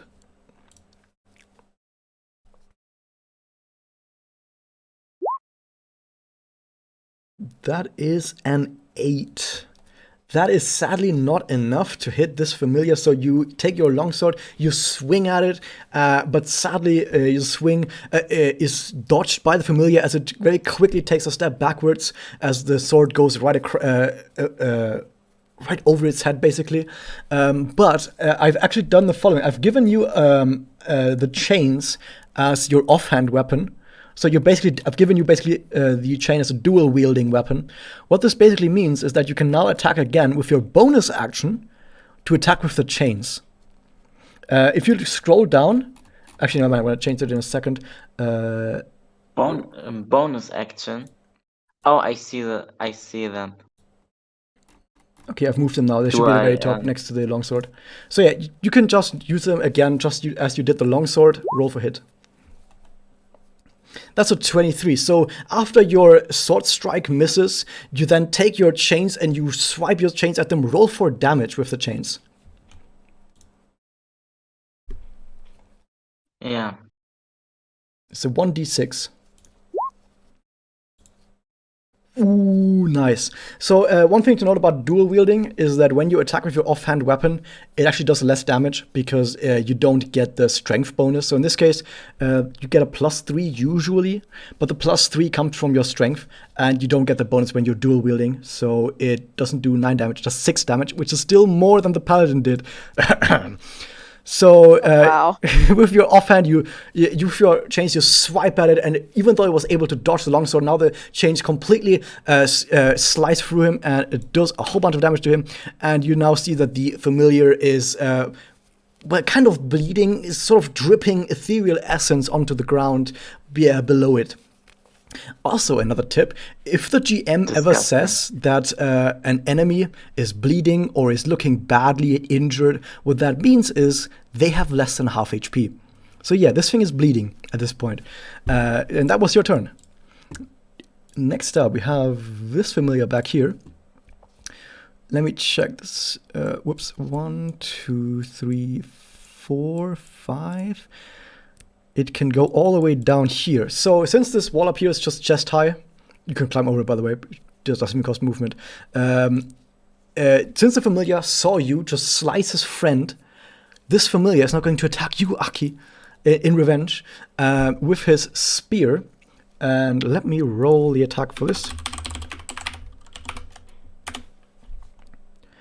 And is able to hit you. He pokes you with his spear and does the following damage. It does very little damage. Let me check. These are very simple minions. Wow, that's a natural 1. It rolled 1 damage against you. So this familiar swipes at you and just nicks you through some of the chinks in your armor to just very slightly tap you, but it only does 1 damage. So now basically you go to your D&D Beyond character sheet, and at the top right you see your HP, and where it says current HP, you click on those HP and lower them by 1 basically.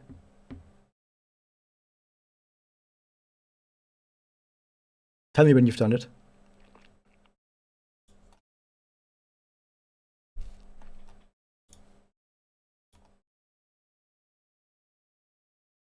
Can you find it? Nacht? Is it on the top? It's D&D Beyond at the very top right. There should be a hit points, which says 18 out of 18. Hmm. You click on the left of that, of the left, like the left 18. You click on that and write 17 instead.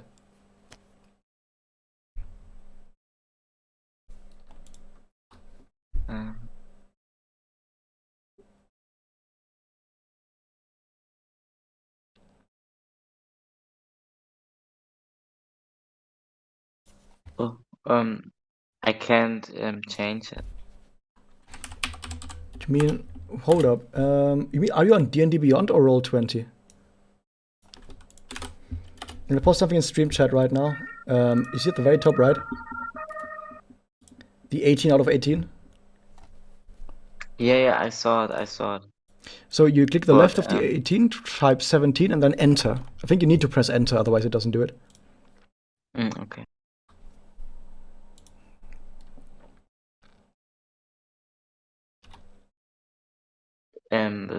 The side is low. Okay. Does it work? So the left.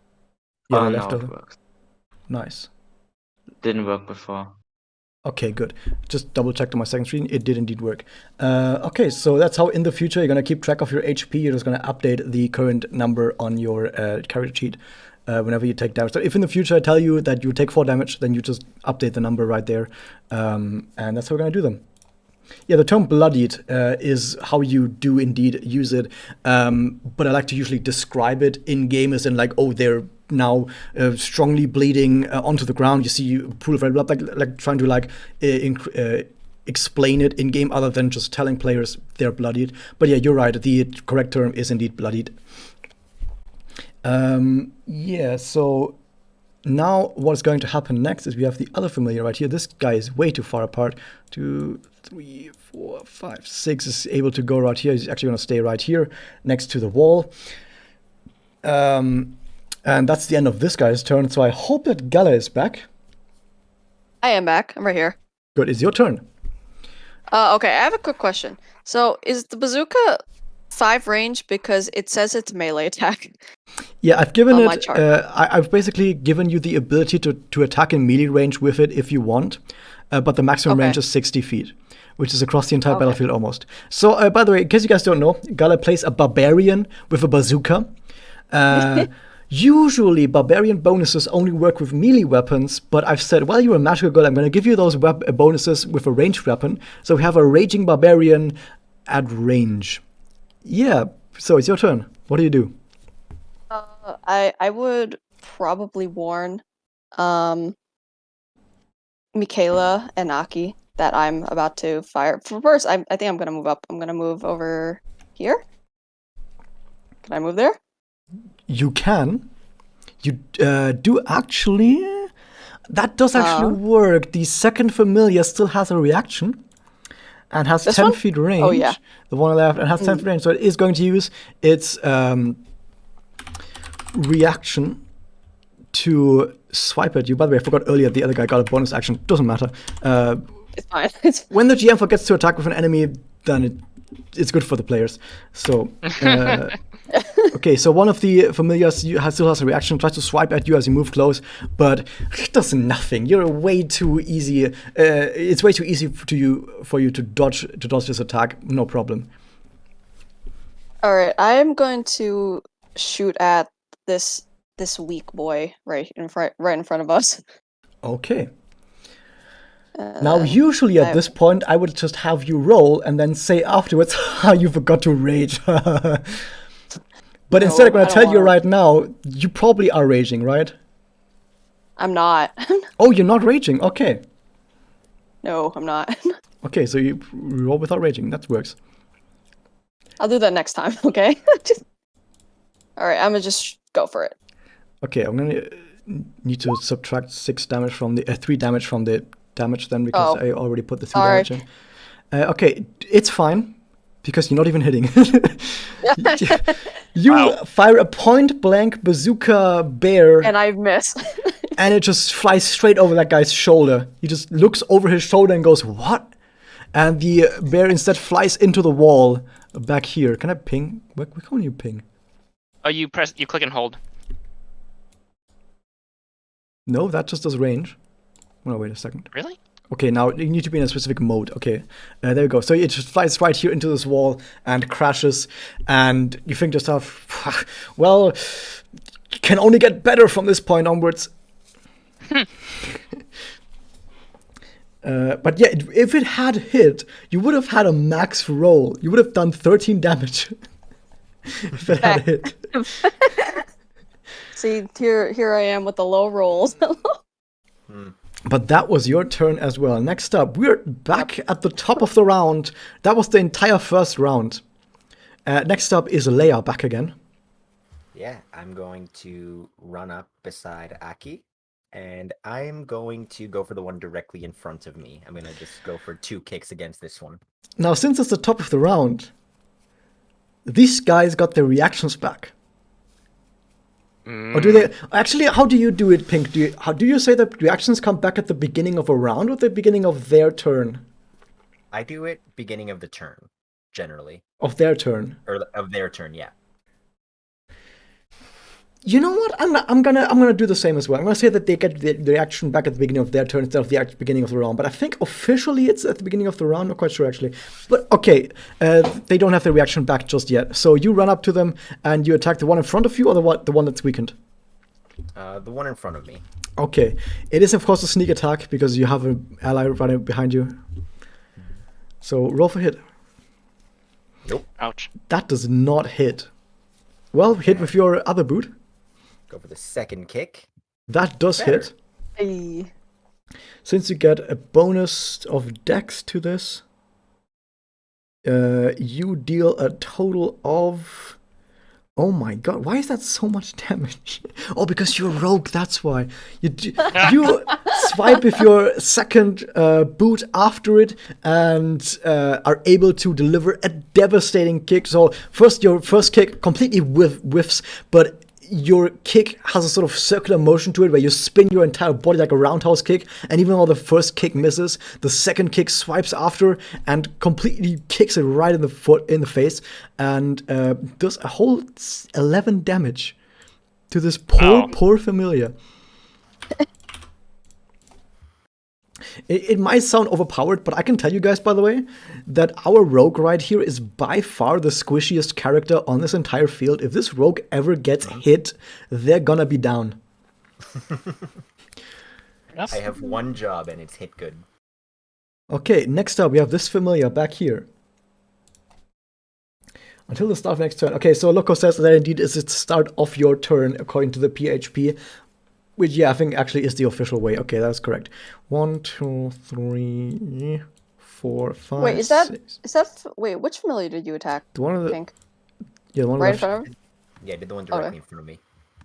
The other familiar walks close, but is just barely not able to reach you guys on his turn. Meaning we're going on to the familiar that is in the center of all you guys, who is doing really bad right now, and a familiar wants to protect his friend, because even when close to death, familiar still think about friendship, and the power of friendship is eternal. Whoa! And because of that, they attack our little rogue with 2 attacks. Let's see how well they fare. That's a 22, meaning this familiar swipes with their spear. It really does like a swipe motion at our little rogue right here, and is able to slice across your chest for 2 damage. 2 damage.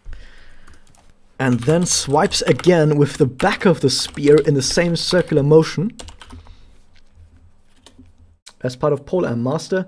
But this one misses. As you recoil from the attack, the second strike misses. And that is the end of that familiar's turn. Next up, familiar at the very back. 1, 2, 3, 4, 5, 6. Is not able to get close enough to get to you guys and has to end its turn. It's Michaela's turn. All right. So which one is bleeding? Is that this one? Or Actually, at this the one point, they're on both bleeding. Okay, at this point, all right, sure. I'm gonna stay where I am, and I'm just gonna take an attack on the one right in front of me. Oh, say at this point, by the way, if you're watching the stream, I can see health bars. The players can't see health bars. So if one of these guys has like 1 HP and the players can't see that, well, the players can't see that. Yep. But they don't have 1 HP. They have more than 1 HP at least. So yeah, you attack the one right in front of you. Then roll for hit.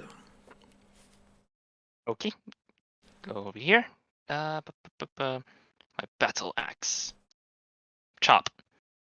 You chop with a 14. That is enough to hit, and you do. Oh, that's a good roll. You do 7 damage. You take your axe and you swing at it from the neck, and you can feel your axe getting stuck in the familiar. So you have to take your second hand onto the axe and make the slice follow through. And as you do, the familiar disintegrates. Nice, nice, nice. That was your turn, so you don't get a bonus action. But we have Yes. Aki as the next turn. So I will get rid of the second one. Okay, so you roll for attack. Yeah. I will. Okay, 25. That's our first natural 20 crit in battle. Yay. So what you do Nice. now is you roll for your damage, and then I'm going to roll the crit. Actually, no, we don't roll for crit. We do perfect crits. So yeah, just roll your damage. So it does 8 damage. So the way I've handled crits in this scenario is called perfect rolls, which means that when you do a critical hit, which in this case you got a critical hit because you rolled a natural 20, like you just rolled a 20 on your 1d20 dice. What this does in this case with perfect rolls is that you deal bonus damage equal to the maximum amount your damage dice has. In this case, you have a damage dice of 1d8. The maximum a 1d8 can do is 8 damage, so you deal 8 bonus damage. So in total, as a critical hit, it's the 8 that it shows right here, plus 8, which is 16 damage. You just deal 16 damage. That's more than the Grove did earlier. So you take your sword and you do a jumping attack on this guy where you smash your sword into him, and it completely disintegrates every single atom in that guy's body with the weight of that swipe as it completely explodes. Yeah, you just dealt more damage than that guy had maximum HP. Ooh. Very good. Very, very, very good. Absolutely exploded. Well, rest in Claps, peace. applause. Don't celebrate too early. Michaela says as she points towards the other familiars across the well. We're not done yet. In fact, there is this guy's familiar's turn. He has to climb over the wall to get there because the other familiar is blocking the way, but he can do that. He has enough movement for that. And he walks over here. He walks to this place. He's a little bit scared, just a little bit, and keeps close to the wall as he uses the maximum range of his spear to attack from where he is right now, to attack our little paladin right here with a spear attack. And he hits. He is able to poke you at maximum distance and is able to puncture your armor for... Well, wait, if I do... I'm going to roll this one publicly just to see what I would be rolling. Just a little insight. I'm going to do this in the future. He rolls 4 damage against our paladin with this spear swipe. He then rolls for his second attack as he spins the spear around to hit you with the back of the spear. And also hits. That was a really good roll, actually. Not a crit, but a really good roll. And he does this time 6 damage. He rolls maximum damage. You take another 6 damage. Ouch. Ooh. Who's taking the damage? Admins. Okay. So I take a total of 6, right? Total of 10. Also, the first one was 10. 4. The first one was 4, and the second one is 6 damage. Okay. So let me damage. So in order to avenge his fallen friends, this Joseph now comes over, first thrusts his spear at you, is able to catch you off guard as you celebrate your victory with a clap, and then swings his spear around and bonk you on the head with the backside, smashing your face for quite a lot of damage. You're not looking too great, if I'm correct. Yeah. I'm trying to edit my thing in Beyond 20, but Yeah, I have to give can you I just permission. do that? Sure. Could you please do that? You should be able to have permission to see your HP bar now, and to be able to I edit it. do. Yeah, I'm talking about like in Beyond 20. In Roll 20, it's fine, but You should always have the ability Beyond to 20. do that. It's your character. right. That's why I'm a little concerned. If but, you click on the it's- current and then type in 10 and then enter, it should save. It's not giving me. It's not letting me do it. Let me try. Is there like a wait? Do you have a arrow keys that let you go up and down? Nope. And if you're clicking on the number, I just was I am able to do clicking it. on the number, yeah. Refresh the page. Sure. Does it say 10 for you now? It does, but it's still not letting me edit it. You have to, if you click on it, on the center of the 10, you should see it switch to like a text entry mode. It's not. Like, I promise you, it's not. Like, I'll even Oh, show you no. what I see. Yeah, I don't know why this is suddenly. Okay, if you click on the HP thing on the very right, it should show you like a special window where it says HP management, and there are buttons where it says like plus and minus, and you should be able to hit like the plus and minus button to change your HP. Can you do that? Hang on. Because again, let me show you what happens when I click on the number right now. This is what happens. It just does that. That just yeah, your browser is marking the number instead of clicking on it. If you click on the Yes. number though, just left click it. Do you see this window on the right pop up? I don't. It'll do that for everything else I click. Like if I click Battle Axe, it'll show up that option thing. If I click Right, okay. Skill, ahead. Try not clicking the number. Try clicking the word current. nothing. What? oh odd. Uh-oh. That is weird. It's your character. You should be Adwin's able lost to do your own control. character. Adwin's lost control of their own character. Yeah, that's great. You might need to log in again. The one thing that needs to be edited consistently. Because it's possible that Sure. your session has expired without it telling you. Sure. That's fine. I'll just sign back in. It's not a big Well, deal. I've already added it for you to be 10 now, so you're on half health from this one attack. Yes. But this is in case some people have been watching this and thinking to yourself, man, they're really killing these familiars really fast. This game is really easy. Yeah, our paladin, who is supposed to be tanky and is really tanky, just got hit to half health in a single attack. That can happen sometimes. Like D&D is really volatile, where sometimes if the enemy gets a good turn, you fucking explode. So And, yeah. Yeah. No, it's still not working. I have no idea what's going on Okay. here because like I logged back in. I'm fairly certain this is the correct account because I mean it wouldn't show me the character page if I wasn't in the correct account. I don't think It would actually. it would. Interesting. Hang on. Let me see if I can sign in. If you click top No, right on your account, next to your account, there's like this pop-up menu that allows you to look at your characters. Yeah.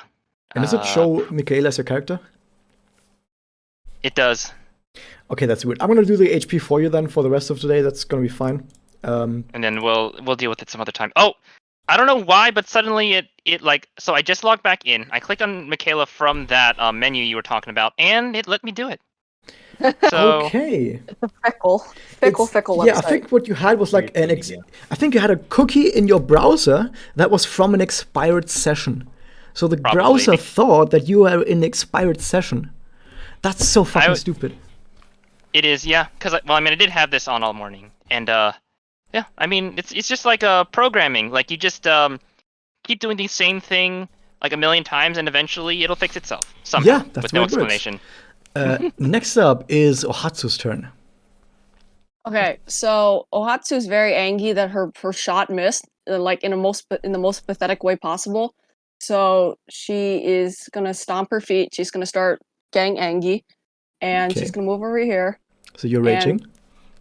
She is raging. Good. And The I'm gonna rage. shoot I'm gonna shoot. Wait, how do you point at the thing? Like to the The thing rangefinder? where it, It's So, the circle with the. yeah, the little Yeah. circle that shows Fourth icon from the top. It if looks you like a want to, cone in a circle. if you just want to ping a location or token, you just click and hold on the thing. If you want to show a wanna hit distance this or a one. path.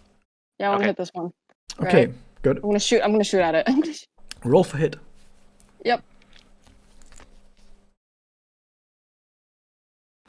That is a very nice hit. You rolled a 19. That was almost a crit. And since you're raging, you actually deal the full damage. So by the way, our barbarians in general are, in my opinion, barbarians are kind of overpowered as well. Like barbarians, rogues, and maybe wizards are kind of overpowered in that. Actually, clerics. Clerics are probably cleric, rogue, and barbarian. I think, in my opinion, are the three most powerful classes in the game. Barbarians are extremely fucking tanky, by far the most tanky characters in the entire game, but they also deal some of the highest damage in the game. Like, they're both high tanky and high damage. They have somehow both. The only thing that barbarians don't have is a brain.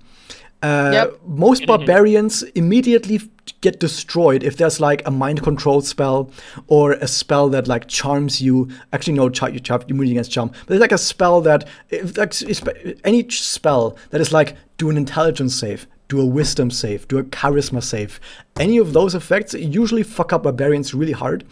But apart from that, if it's just fighting, barbarians are extremely tanky and barbarians deal a lot of damage. So yeah, in this case, you deal 15 fire damage with your bazooka as you slam with a really good roll. You rolled a 9 on a 1d10, which is really high. You slam a bear, an actual teddy bear, into this familiar that explodes on impact, and it is barely enough to kill this familiar from full HP. Hey. As it explodes into a million pieces. By the way, from now I'm going to do something special. Whenever someone dies, I'm going to show you when it happens. But for now, the next turn is Leia. Okay, wow. No sneak attack. What's even the point? Unless you bullshit me into giving it to you. Okay, I'm gonna. It's like just a little thing on what happens when an absolute pro, or as I always call them, an asshole, would play rogue. What you would do as an asshole rogue is you would walk over to the other side of this fence. When I do it like here with the token, you walk to the other side of the fence, then tell the DM, since I'm on the other side of the fence, I'm hidden, right? Can I roll stealth to be hidden? And the DM just goes, fuck it, I don't care, just roll stealth. And then you roll like a 25 on stealth, and you're like, okay, now that I'm hidden, I'm going to get advantage against this familiar on the left, right? And the DM just goes, yeah, okay, you have advantage, fucking do it. And then the rogue goes, okay, since I have advantage, I get sneak attack. And that's how you play rogue, is you just bullshit your way into sneak attacks. I would do that if I had my bonus action hide, which I'd get that next level, so I don't have that right now. Yeah, it's really stupid how rogues are as powerful as the player is willing to bullshit. Question. This well, how deep is it? You can't see the bottom. It seems bottomless. Perfect. Into darkness. You're gonna push someone in there. I'm sure gonna try with my 8 strength. Okay, first, as you walk in there to do that, you get hit by the Polar Master from this enemy. It's gonna try and swipe at you. Who rolls a natural 1. He tries to swipe at you, but you are able to actually grab the spear and yoink it out of his hand, and it drops to the ground. This familiar just lost its weapon. Good job. You know what? I'm gonna use like the butt end of that spear and try and just shove this familiar into that hole. You know what? Since this familiar just rolled a natural 1, I'm gonna give you advantage on the shove. I love it. So shove is it gonna be a sneak attack? No. So the thing is, shove is a special action that you can take on your turn. Most players forget that this even exists because it's barely ever useful ever. And the only reason why I put a hole on this map is because I wanted someone to push and shove a familiar into the hole. But yeah, so shove is a special action that you can do where you just try to push someone. for like 5 feet or something, which in this case is very effective. And what you do is you roll athletics, in this case with advantage, but I can tell you right now, this familiar probably won't be able to hit this. I'm going to roll for the familiar, but he probably won't be able to do this. Probably. You rolled a 17. Damn it! Wow, you jinxed it. People on the stream can confirm that I just rolled a 17 against an advantage 16. Well, so you try to shove the familiar into the hole, but it's just barely, like it stumbles backwards, but it's just barely able to hold on and push forward, and is resisting the shove. You still have a bonus action, right? I guess, yeah. Okay. Can I shove again as a bonus action? No, that's an action. Yeah, that's fair. All right, I'll just fucking kick it then. Yes. Kick. Okay, that's a 16. That hits, and you get no sneak attack, sadly. And you deal 4 piercing damage. Okay. Nice. Take us in frustration that you were not able to shove him in. You instead just give him a little love tap with your boot to at least draw a little bit of blood before your turn ends. Next up, we have exactly this familiar, who currently doesn't have a weapon because he had a natural 1 against a rogue, which is sad. What he does instead is he just punches you really hard. Let me see if he's able to do this. No, he sucks. He's terrible. This familiar is absolutely laughably bad right now. We rolled a 2 on his attack. He's just kind of wimpy. You think to yourself, man, if this was a real human being, they would be crying right now about how terrible they are and how they're definitely going to die next turn. But yeah, they just wimpily try to swipe at you with their fist, and it completely misses. And they don't have a bonus action because they don't have a spear anymore. Next up, we have the other familiar who walks over, and seeing this wimpy attack is trying to save their friend. Trying to save their friend by attacking the rogue. Let's see if they can do it. Your friend's a lost cause. Move on. They miss with their first attack. They get their bonus attack. And this bonus attack hits. So they're able to. So after you dodge the first strike, they swing the spear around very fast, faster than you thought they could, and they're able to bonk you on the head for how much damage? For 4 damage. How much HP do you have? I'm doing better. Technically, I'm doing better than you. I'm okay. Technically, Okay. in absolute terms, Leia is doing worse than you. Yes, in percentage, I'm okay. Okay, fair enough. Okay, so that was this guy's turn. Next up, we have a paladin again. It's Michaela. All right. I think I will just where's my thingy? There it is. I'm just gonna go ahead and go over here. And with my shield, I am going to attempt the same thing and shove this familiar into the pit. Roll an athletics check, and I'm gonna roll against it in secret. Sure. Ooh. So you know how earlier the guy was able to beat a 16 on advantage with a 17? He just failed against a 4 with a 2. Are you serious? Are you serious? This guy is That's so awesome. preoccupied with trying to attack the rogue that he totally doesn't even notice that you're trying to shove him, and he completely fumbles trying to defend against it, and he stumbles over backwards and falls into the hole. You're not sure if he dies from that, but he's definitely gone. He's just gone completely from the fight. This is Kamihama. Oh no. So as people are asking chat right now, yes, I am doing the regular D&D system for the most part, but our characters have special Magoka abilities that they will sometimes use. Okay, next up we have Aki. Yes, so there's only one left, huh? Yep. Then I might as well directly attack him. Okay, walk up to it and roll for attack. Yeah. I will first walk to him. Yep. So next to pink, and then I roll the dice.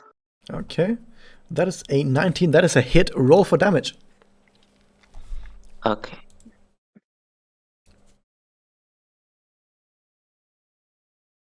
A 1. Wow. Ooh.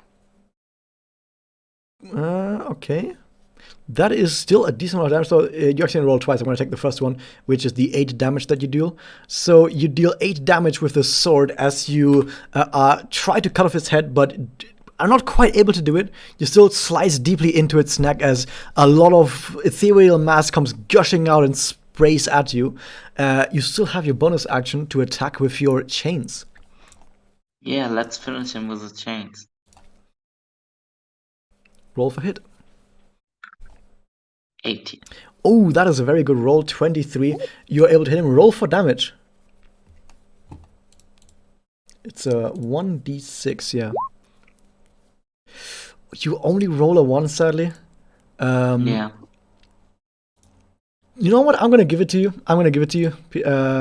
This is enough to kill this familiar. And here's something that DMs really like to do when the last person in the last enemy falls in a battle is I'm going to ask you, how do you want to slaughter this familiar?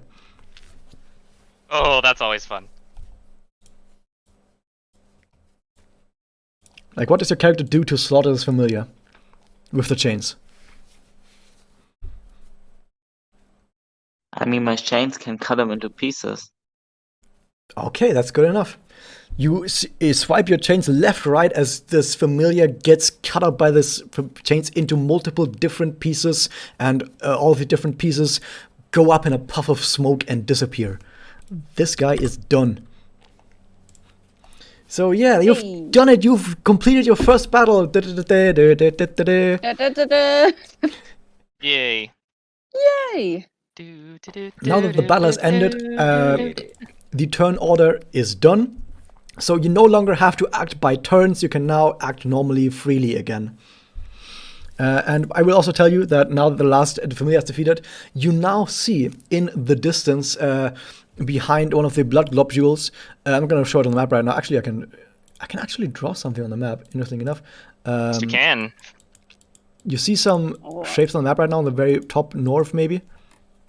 Mm-hmm. Are you seeing these? I can actually draw it in different colors as well. Let me try. Oh my god, there's so many Yeah, different it's colors really that I can brown and unseeable. Oh my Yeah. god, look, do you see this? Yes. There's a magical gate behind there that you're now seeing that has just formed. All right. Michaela kind of kneels down because she is in a lot of pain from the fight. Hatsu's gonna come over and be like, "You guys did so good! High fives all over and like all cheery for right now." Oh, enthusiastic high five. Yes.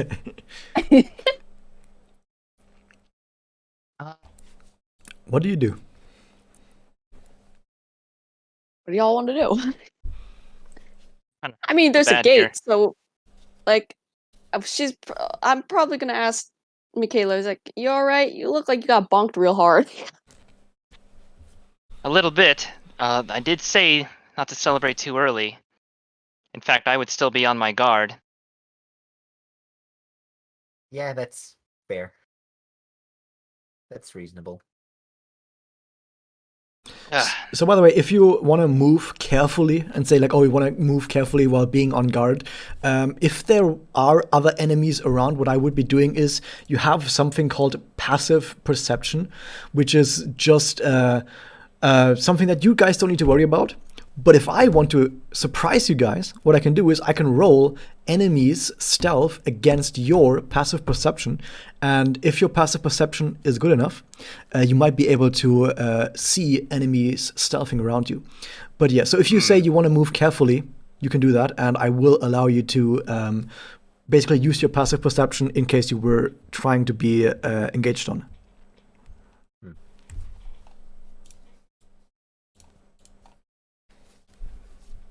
All right, and I try and limp across the well, like, well, this way. Oops. You're not doing that badly, okay? You're not about to die. Yeah. But okay, Cannot well, do is everyone else okay? Like, as I start walking this way.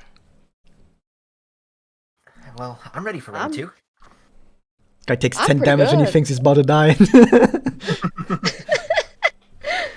I mean, they could get another good hit on me. It's true. Another good hit would kill you. Don't forget, you do also have the do have Maguka self- healing as well. We do. It costs Yeah, it costs a lot. Costs a lot of soul 20 power. soul. Yeah. 20. But I'm unaware of what soul power is represents. So that should not be a factor in Michaela's mind. So as I walk metagaming. yes, as I walk around the well, I will invoke Maguka Heal, Okay. which allows me to heal 3d4 plus 2, which is actually pretty good. Which is pretty good, but it costs you 20 soul power. Yes, and I'm willing to take that. So 3d4 plus 2. Oh, and I heal all my Hey. Nice. I heal all my HP back. Right now, 10 is quite a lot. If you're around like level 7 or 8, some characters even reach up to like 80 HP, at which point 10 wouldn't be much. But right now, 10 is quite a lot, so that helps a lot. Yep. I cannot edit my soul power Yeah, on this I page. will. By the way, I will edit your HP on D&D Beyond, and I will edit your soul. I will give you guys access to soul power. Actually, I'm gonna have to redo your tokens in a bit. I'm gonna redo your tokens on the next map because they're gonna get changed again between maps because this game does that. But yeah, for now, just remember it's 75. I'm gonna have to enter the 75 on the next map as well. Once we do get another map. And I just want to give you guys a heads up. At around 4 o'clock, which is about an hour and some change away from now, I was asked to pick up my brother from work. That should only be about like 30 minutes to 45 minutes at most. Okay, that's fine. I mean, as long as you guys don't mind a little break at that point, then I'm down with, continuing afterwards. Yeah. Sounds good to me. I mean, again, that's up to you guys. But I am letting you know that I have to go at like in about an hour and 15 minutes. Gotcha. Sounds good to me. Alrighty. Alright, so as I heal myself, I will still try to advance. Okay. You advance slowly forwards towards the gate? Yeah. Yeah. Okay, as you walk slowly forwards towards the gate like this. Oops, that's my bad. Yeah, you get closer and closer towards the gate, and you can just walk right up to it. There's nothing there. Oh. Okay.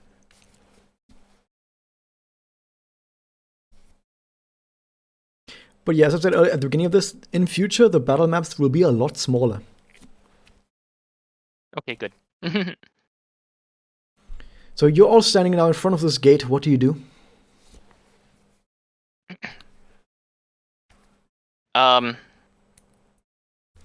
If there's anything else you guys want to do or talk about before then, I don't see a problem with going through the gate.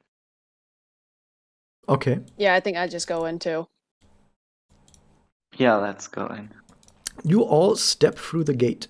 And as you step through the gate, you once again get warped to a completely different area of the labyrinth.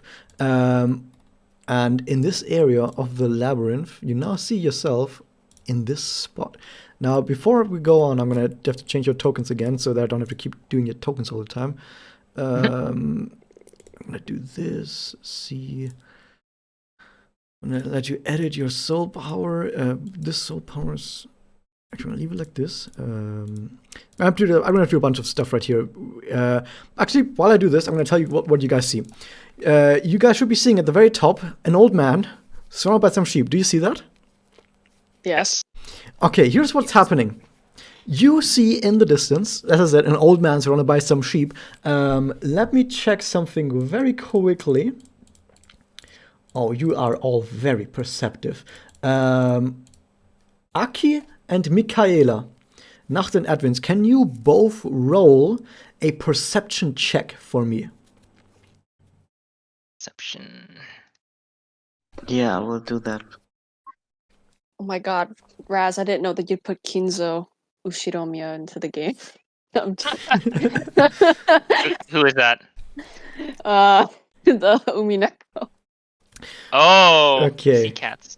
Even though this guy is quite far away, you two are able to notice that this guy has a witch's kiss on him and is a normal guy who has found his way in here somehow and was witch kissed. And you all four of you, see the following.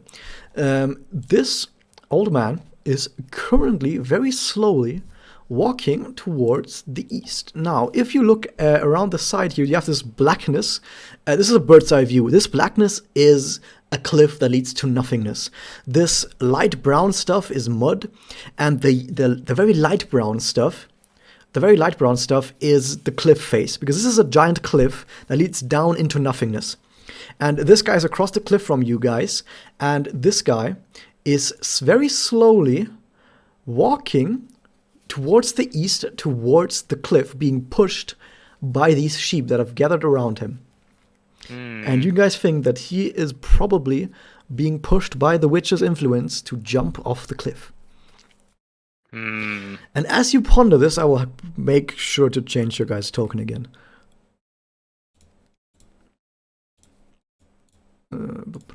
Edit here.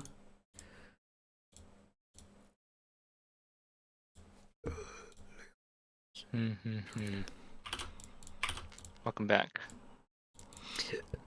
Also, I will do the following. All of you are going to roll initiative. Oh, okay.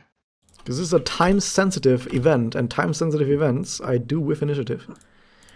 Okay, Sure. I've changed all of your tokens. I'm going to have to change it now in your settings as well. Oh, oops. My bad. I haven't added the turn order yet. Hold up. I need to do this Yeah. and remove it. Let me know when. Okay, now do it. All right. What is initiative? ENT? No, INT. No, initiative is in the center of the screen. You've rolled it earlier on the first battle already. It's right next to the armor. Yeah, on the But left of the I armor. thought Yeah. INT could also mean intelligence. Oh, no, it's just initiative in this case.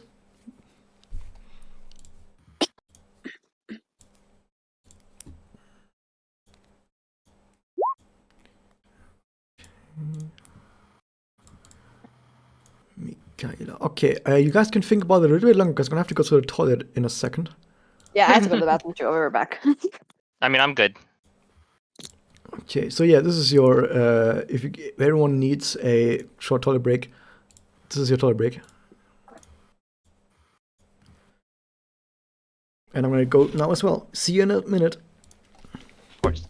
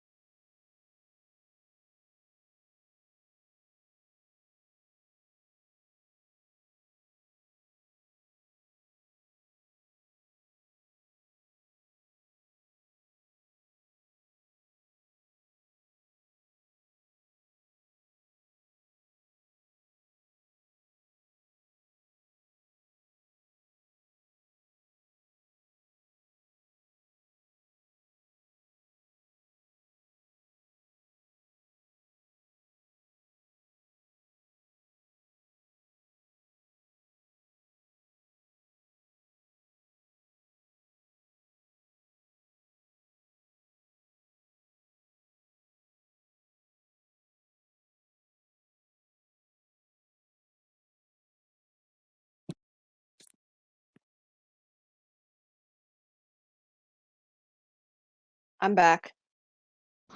Welcome back. Also, Noct, you have to roll with not intelligence, it's initiative. Do you see like the armor, the shield, like in the right side of the screen on Beyond 20?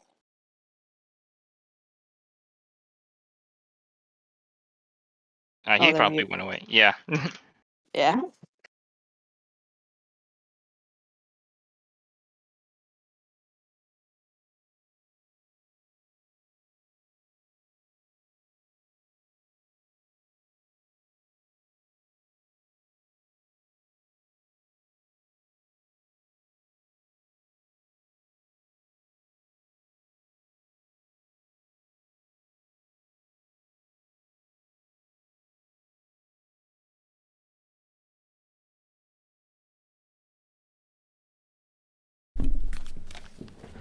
Okay.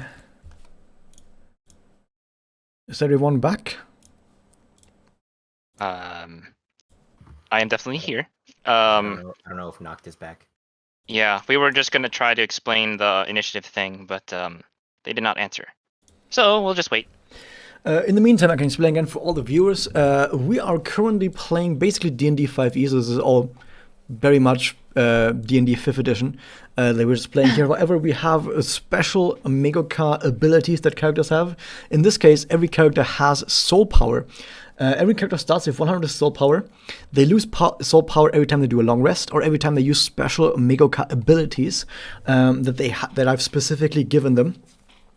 And when they drop to 0 soul power, or below 0 actually, at 0 you're actually still fine. When you drop below 0 soul power, you will be forced to doppel. And when you doppel, you become super powerful for 3 turns, but after the doppel is over, you take permanent damage to your character in certain ways. For example, the one example they always bring up, maybe your base exhaustion level becomes 1 instead of 0, which is quite hefty, for example. But there are many different things that can happen to you. Some smaller things can also happen to you. Something like smaller ailments that don't really matter too much, that go away after a short while. But in general, you don't want to doppel, because if you do, your character just gets worse, and that sucks. Overall, though, also if you drop to 0 HP or below, you don't die, and you don't have to do death saving throws. Instead, when you drop to 0 HP or lower, you just go unconscious, and you have to be healed within the next 3 turns. Otherwise, you will heal yourself, you will come back to life by yourself, but it will cost you a lot of soul power to do that. So also, when you go down, you really need to be healed up before you, within those few turns, or otherwise you will waste a crap ton of your soul power. Okay. And Right, also, waiting for someone in chat. Yeah, also the people in chat, you can't talk in the voice chat because I've made it so that only people who are part of the D&D session are allowed to talk in voice chat, just to be able to make sure that everyone is always able to speak when they need to speak. And also sometimes people come in that have like an open microphone with music playing in the background, and that would get very distracting if that happened. But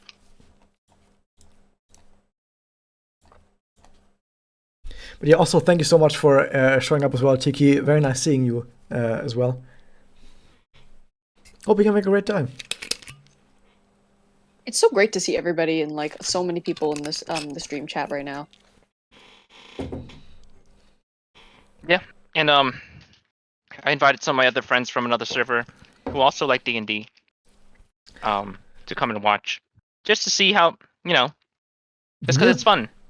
This is my first time actually DMing straight up D&D, because usually I always, I used to DM only homebrew stuff, and I say homebrew from the ground up, saying like I'm gonna go do my own systems from scratch. I did a few homebrew campaigns. One was like Fallout centered, like not specifically Fallout itself, but like post-apocalyptic. I did another fantasy setting that was underground, where everything was dark and you always had to carry a light around with you. It was really crazy. And I did a whole bunch of stuff myself. But this was all of those things were really light, as in like it was really easy for someone to come in and just say like I want to do this, and then I just like, okay, you can do that. I didn't really care too much about the rules at all. Like, I'm the kind of guy who always is like, who cares about the rules? Make sure we have fun, right? But still, it's the first time I'm actually DMing D&D itself, making sure I'm actually following most of the rules.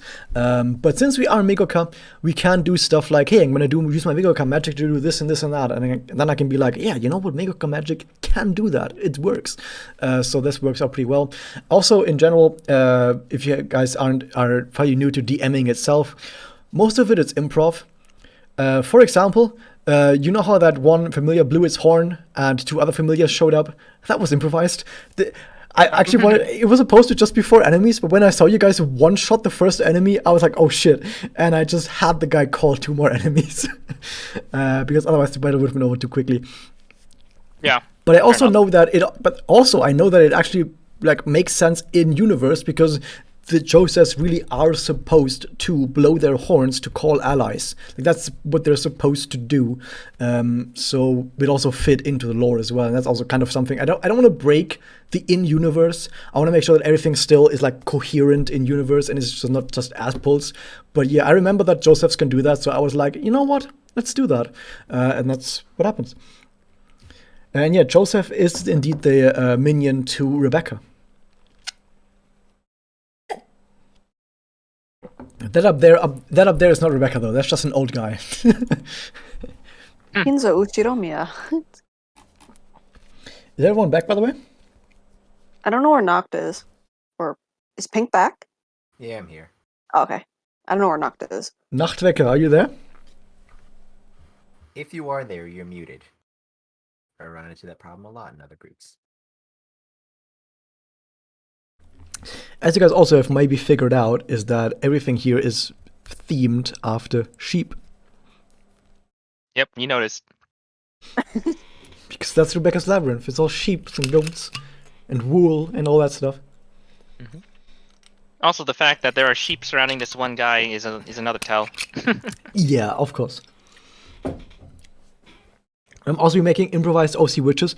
I would love to, but I would need like graphics for them, like images. If only there was a way that I could get OC graphics for witches.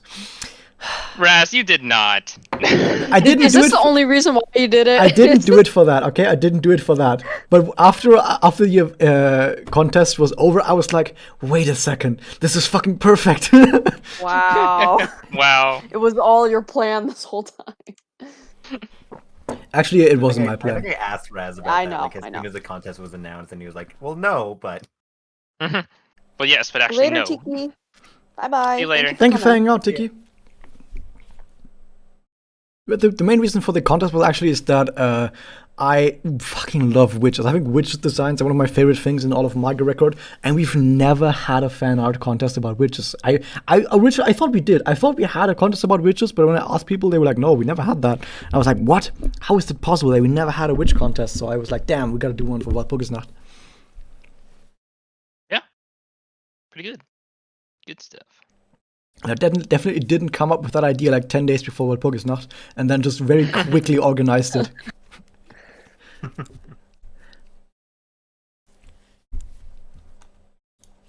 Nacht, are you there, Nacht? Yeah, Oh. I'm there. Okay, good. Hello. So everyone is back now. We can continue. Yep. Okay. So I hope you guys have thought about something. Aki still needs to roll in initiative. Yeah, okay. Click on your token first. Like, make sure your token is selected, and then go to Yeah. D&D Beyond, and then roll initiative. That was intelligence. I was too fast, right? Roll initiative, not intelligence.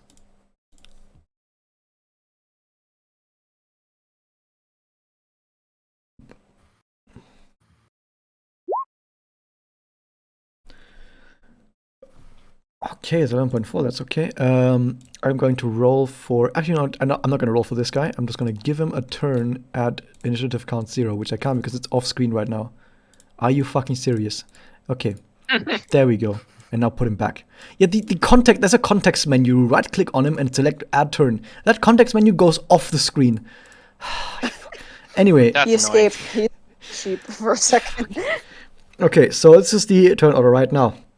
This is not a fight, this is not a battle, but it's time sensitive. It's very important that, because everything is timed right now, and that's why I've given you guys a turn order, because this also sometimes happens. Sometimes I say, guys, you need to roll initiative for a turn order because something is very time sensitive. So yeah, we have Ohatsu's turn first. There's a guy who's slowly walking towards a cliff and is probably going to jump off once he reaches it. Okay, from this distance, like where we are right now, right? Yeah. We could see that, right? Like Yeah, clearly. you can see that. So it's there's a cliff between you, but this guy is on the same height as you. Like the other cliff is still on the same height. And where exactly is the edge of the cliff? Is it like? So wait. the last tile that still has brown on it. So for example, this tile right here that still has brown on it. These tiles are still ground. So I'm gonna draw an arrow across. Like this where this arrow is going, that is still ground. Everything after this is cliff. Okay. So Ohatsu's gonna be like, hey, so there's this so there's this guy on the other side of the thing. I think we're gonna have to like, and it looks like they're gonna make him jump off. So, we're gonna have to save him. So, I have like an idea. If I like go to the edge of the cliff, what happens if I shoot in front of the sheep? Will they run back? Let me check the distance first. So if you were It's enough. I checked. So right I think here. I checked. Yeah. So that is barely just able to hit Yep. one of the sheep. You don't know what happens when you hit the sheep. No, I want to hit like in front of the sheep. Oh, Like, you not could hit do front. that. You mean like right here? Wait, one sec. Wait. Actually, let me check one more time. Like right there? Right here, Okay, right in front of it. Wait, let me check. I'm sorry. I should have checked. I'm gonna go here and then. Oh no! Wait, I gotta zoom out. I'm so sorry, guys. No No, problem. you're all right.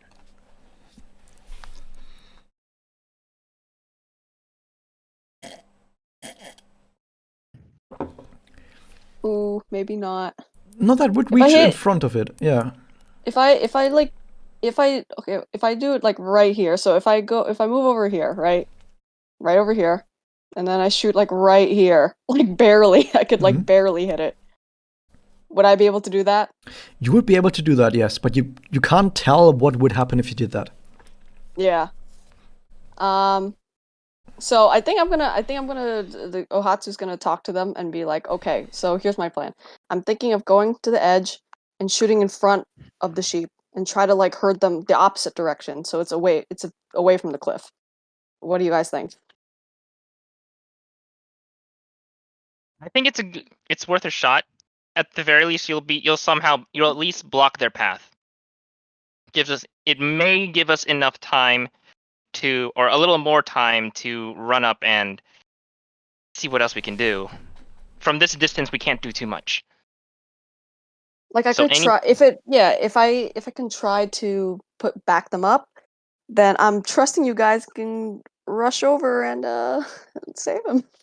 So I will say the following. You can talk about this, but you will need to make a decision right now because this is time sensitive on your turn, so you can't talk too much. Yeah, okay. So I'm just gonna do it, guys. I'm just gonna Yeah, go ahead. wait. I gotta check again. I gotta check where I am going again because I'm so sorry. No Alright, worries, I'm it's gonna fine. Alright, I'm gonna go right here. I think it's right here. I think this is the 30, right? Yep. Okay, and then I'm going to shoot right over here. Okay. Okay. Do I just shoot, right? I don't okay. have to like do the damage. You don't have to do damage. Still roll a 1d20 to hit to how well you're able to hit at this distance, the area you want to hit. So you want me to click the hit DC? Yeah, one? just do hit. Okay. 10. Okay, you are slightly off target with that. So the following happens. You shoot your teddy bear, and the thing is, aerodynamics of a teddy bear are pretty hard to judge.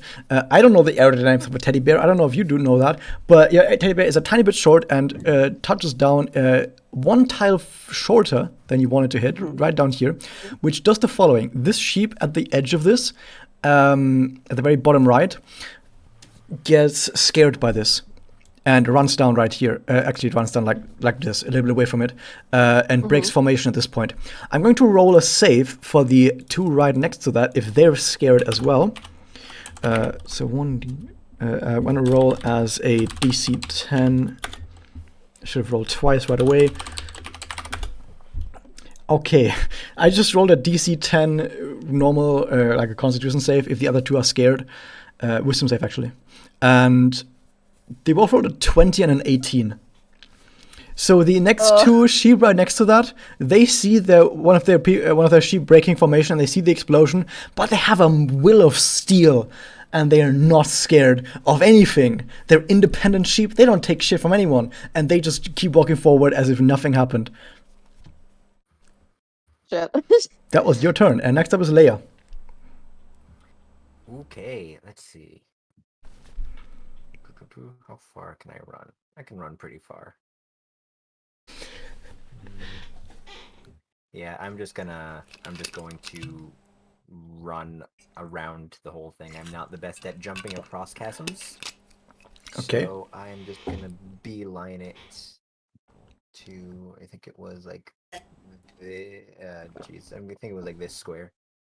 Yep, that works out. Check it. Once again, for people who have joined the stream, people who aren't playing don't have talk permission right now in Discord. This is just to make sure that people don't randomly join that have open mics that might like scare us, I guess. And suddenly something really loud enters. Anyway, so you can get there. Do you want to do something with your actions, or is that it? It's my action to dash over there, so that will... Oh yeah, it's right. That was the action. You don't have a bonus action, I think. So yeah. I don't believe so. So no, that's it. Unless you want to throw your boots. I'm good. Okay, no, you're not gonna throw your boots. Good. Aki, it's your turn. Smart choice. I'm gonna give you a little tip, Nachtwecker. There's not a whole lot you can do. It's not a whole. Okay. Then I should just join follow pink. Although actually, hold up. Let me check something. This distance, it's about 40 feet. People that can jump 40 feet could jump the chasm. Yeah, that's what I was gonna do on my thing. Nachtwecker can. Aki can jump. Let me. Aki can jump more than 40 feet. Nachtwecker, your character could jump the chasm. Do you want to do roll that? for it? For I success? could roll. Your character is so good at jumping, you wouldn't even need to roll for it. Oh, okay. Okay, so here's what I'm going. Then I just jump.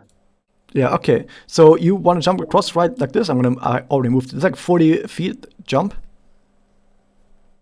Is that okay? All right. Mm. Okay, so you jump across the chasm with a mighty leap. You need to dash to do this, but I assume you're gonna dash anyway because you're gonna get over there. So you use your action to dash. So dash is an action. It's not an attack. It's not anything else. It's just an action to move faster. So you use up your action to move faster, which allows you to jump the chasm, to move up to and jump the chasm. I think your character has a movement speed of 30 feet. Usually, if you dash, you get double speed, which is 60. Because you're magical girls, I've given you an extra movement speed bonus of another 30 feet. So you can dash a total of 90 feet. So far, your character has moved from down here to 20. No, never mind. 25. You're 25, then 45. So you've moved a total of 70 feet. You still have 10 feet of movement left. 20 feet. You still have 20 feet of movement left. Where do you want to go? 20 feet you still can walk. I had a disconnect.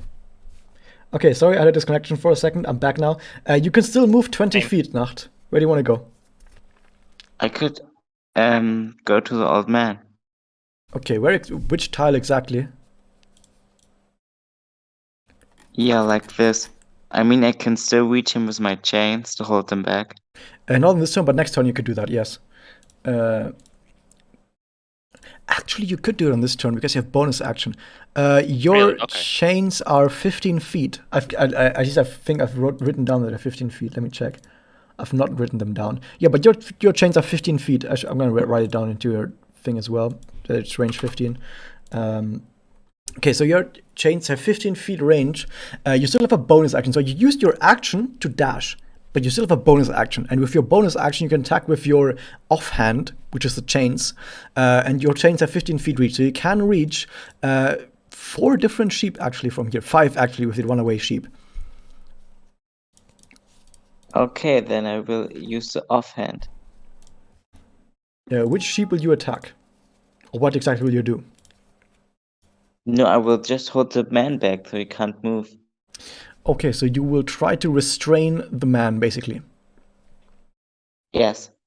Okay, roll for grapple. I'm going to roll against the grapple. So roll for a 1d20 plus athletics. Yeah, roll athletics.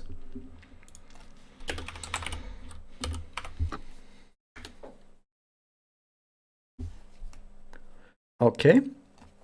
So I can tell you that I've rolled a 13 and you have an 18, which means you are successful and you're able to grapple or at least hold back and restrain with your chains this old man for this turn.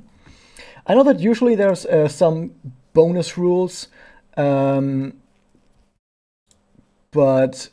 for grapples, but for your character, I will allow it to just normally grapple. That's fine. And yeah, you're able to grapple this guy and restrain him. That is the end of your turn, but you have now stopped, for now at least, the advance of this guy. Although the sheep don't seem to like what you just did. It's now Michaela's turn. All right. So it is pretty far, so I'm not quite seeing exactly what's the effect of Aki's actions, but I'm going to tilt to Ohatsu. All right, here's the plan. You aim that, if you can, aim that bazooka to behind the sheep instead this time. And then I will work with Aki to form a sort of pincer attack on this side. And of course I'll be sure to tell Aki when I jump over to the other side and tell her that's what we're gonna do. Okay, so I'm going to so that's 15 feet to run up to the cliff here. And then, will I still be able to jump across if I use my dash action? Because this takes up 15 feet, so I should at least have 15 feet of movement once 5 feet of movement, excuse me, once I land.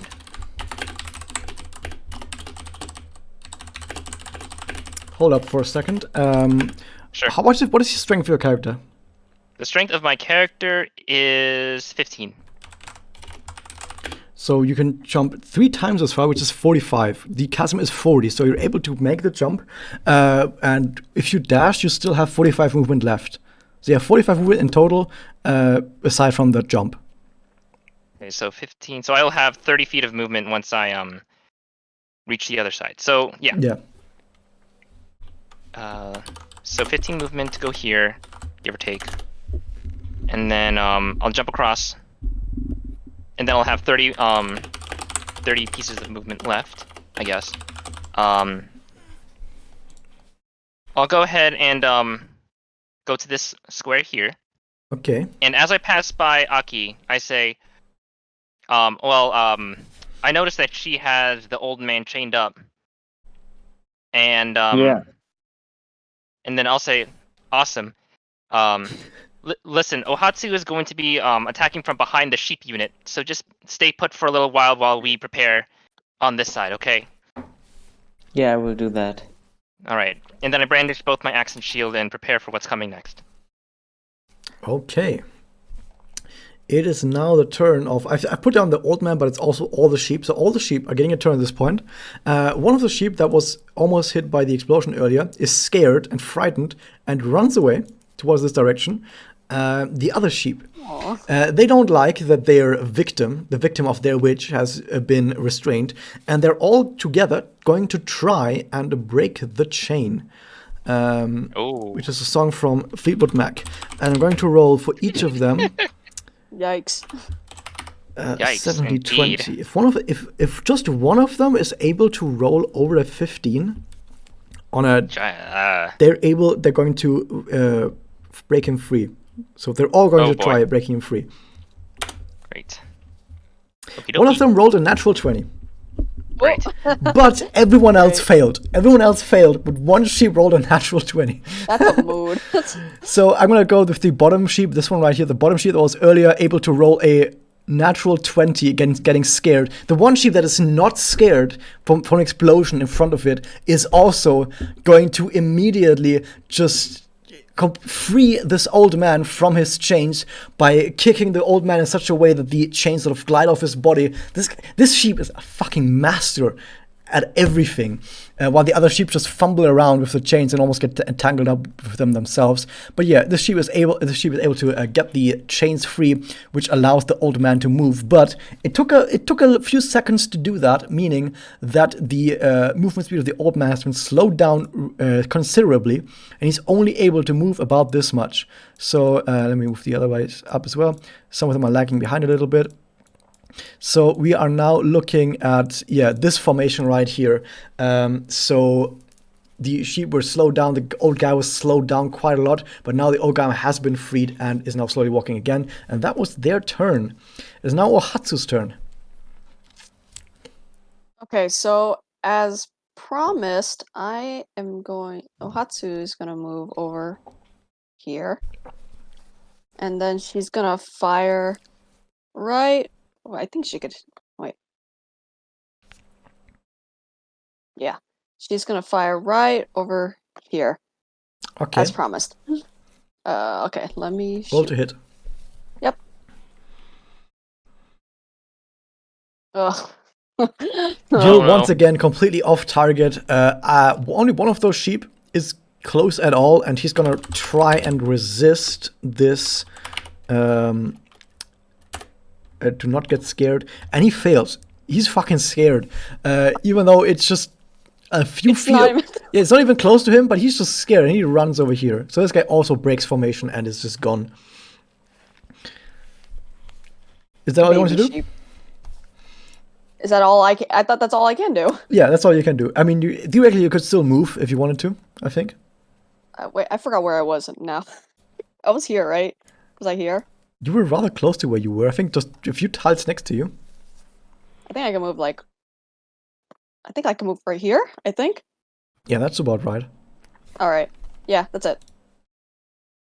Okay, next up we have Leia. Okay, so hang on. This chasm is okay. So I need 15 feet. All right, I'm going to back up first and get a running start so that I can leap over this corner. You don't need that. You can jump that far from a stand. Oh, cool. Then I will do that. So that's just barely, like on the feet exactly, I think. 4, 5, 6, and I'm just going to. It's not throwing my boots; it's more kicking lightning at this sheep, the closest one. Okay. I'm gonna start trying to deep fry these sheep. Roll for hit. Where's my thing? There it is. Boots. Oh. That is enough. That is a sneak attack because the paladin's standing right next to them. Of course. So I can tell you right now, I don't even need to worry about and look at their HP. This sheep just disintegrates. It just goes off in a poof. Then as a bonus action, I will target the next one. Okay, roll for hit again.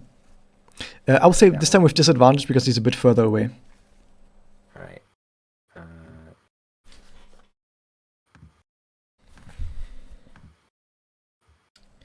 That's a 10. 10 hits exactly. They have 10 AC. Love it.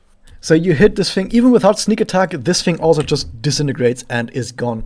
But now you notice that the old man is slowing down significantly because there's not that many sheep left that are actually pushing him. Cool. It is now the turn of Aki. Okay. Time to get rid of another one of the sheeps. Okay, so you attack the one in front of you? Yeah. Okay, roll for So hit. right to the man. Yes. Yep.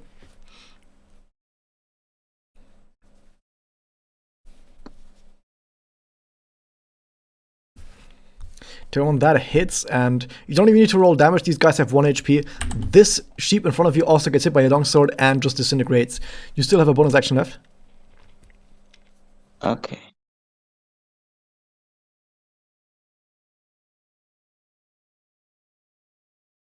So you hit the other sheep with your... Yeah, that hits as well. You're able to hit the other sheep as well and slice him apart with your chains.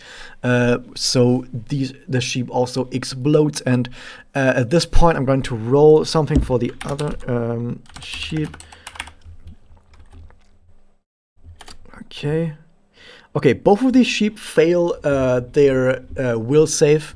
Basically, both of these sheep, seeing that their friends are all dying, get so scared they start running away.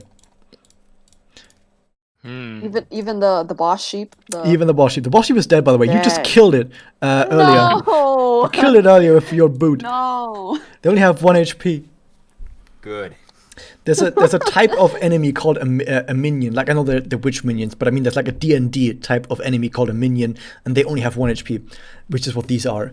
So they only have 1 HP and they die immediately.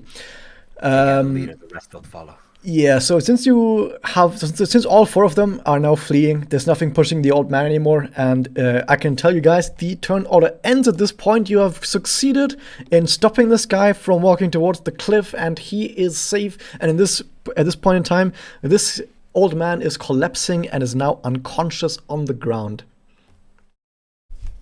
Yeah. Seeing as though I'm the one closest to him, I check for a witch's kiss to make sure that it's gone. Okay, you see that he still has the witch's kiss, but you know, and I think all of you guys, actually, I'm going to say all of you guys know, that if you bring this guy out of the labyrinth, he's going to be safe.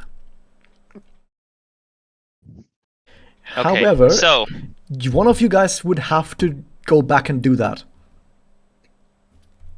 All right, so I say out loud, hey,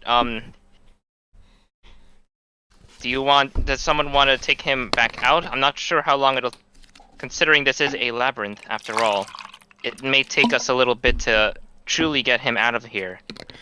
But we can't leave the witch alone. Do you think one of us could probably survive? Or do you think one of us would be able to take him out of here while the rest of us look for the witch? Hold up, Michaela, can you roll an insight check? Insight. Yes, I can. I have the ability to do that. And it's... Okay, you think that it probably will be easily possible for someone to just get this guy out of here and then come back, and it's not going to take too long. Okay. Hold on. My strength is... I was thinking, like, who's the strongest out of the 3 of us who are currently around. I have 15. Definitely not me. Okay, I'll Aki. say that right now. Doesn't Aki have 16? Strength? I don't know. Let me check. Aki, how much strength does your character have? Nachtwecker. Aki has... I'm checking the... Aki has 16. Okay. Well, I'm not sure if it really matters that much, but I was gonna say, like, hey, whoever has a high strength score could probably be the one to escort the man out of the labyrinth the quickest.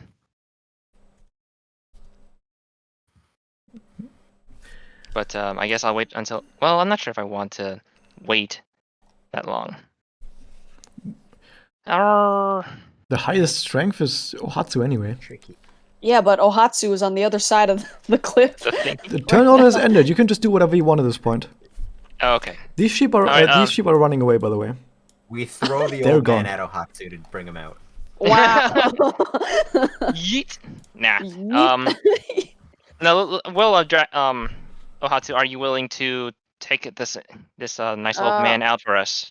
Ohatsu's gonna frickin' yeet herself over.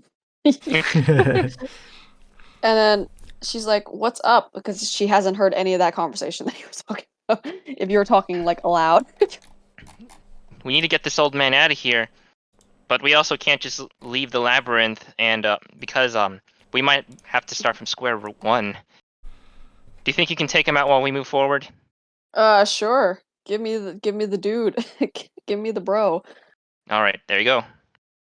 Okay. Now what do I do, Raz? You can go the same way out there. So the gates behind you, they're still there. You can still take the same gates out that you came in. I can tell you that you will be able to go all the way back out and then afterwards go all the way back to where you just are in about 10 minutes. The question is, what does the rest of you do in the meantime? They play poker. Nah. By the way. Are there any other gates around here? You are seeing the sheep flee towards the west, right over here.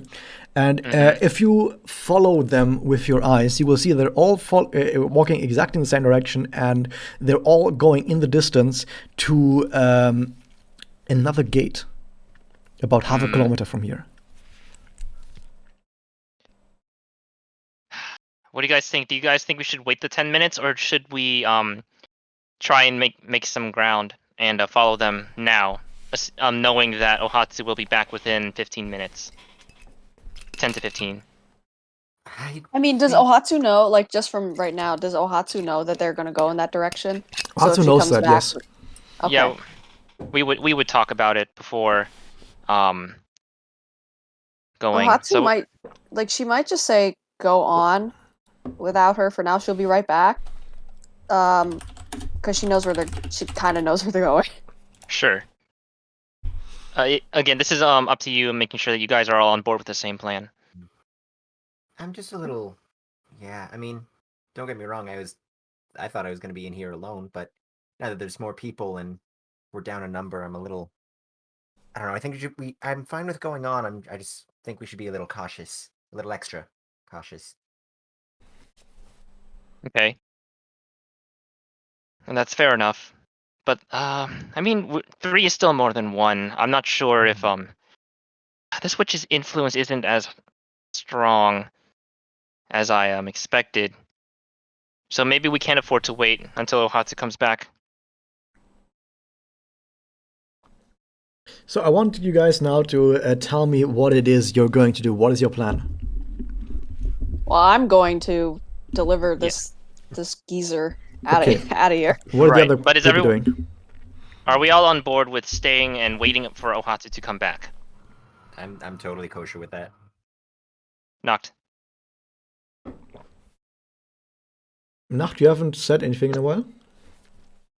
Yeah, as well. Also, I think we should wait until she comes back. Okay, we're gonna do that. And wait, we shall do. You are all waiting as you see that Ohatsu is taking this geezer with just one hand above her shoulder. You think to yourself, man, she has a bazooka, which, if her hand is that strong, this bazooka must weigh a ton. And you think to yourself, man, maybe this bazooka weighs like half a ton or whatever. But yeah, she has a really strong hand, is able to hoist this guy up and just yeets him to the other side where the gate is, and is on her way. And in the meantime, do you guys want to talk about anything specific, or are you just twiddling your thumbs until Ohatsu is back? Now we can talk. Where in Kamihama are you guys from?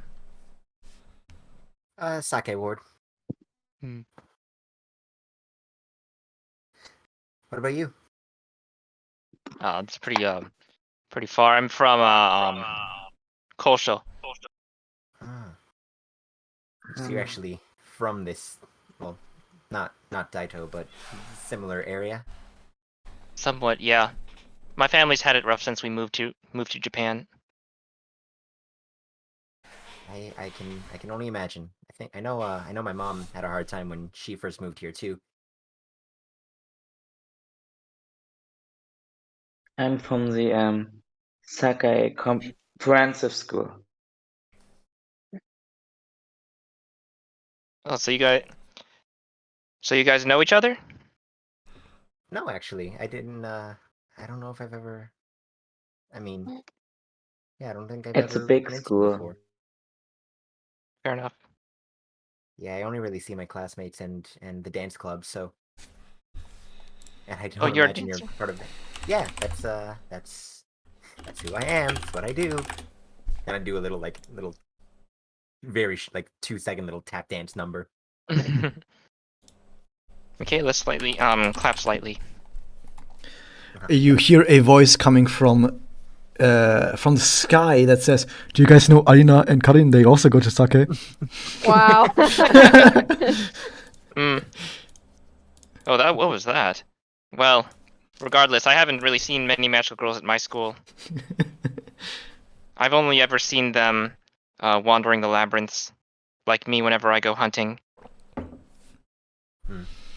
Okay, after you've talked a little bit about your schools, you now see in the distance Ohatsu rushing back at you, even faster than you thought it was gonna be.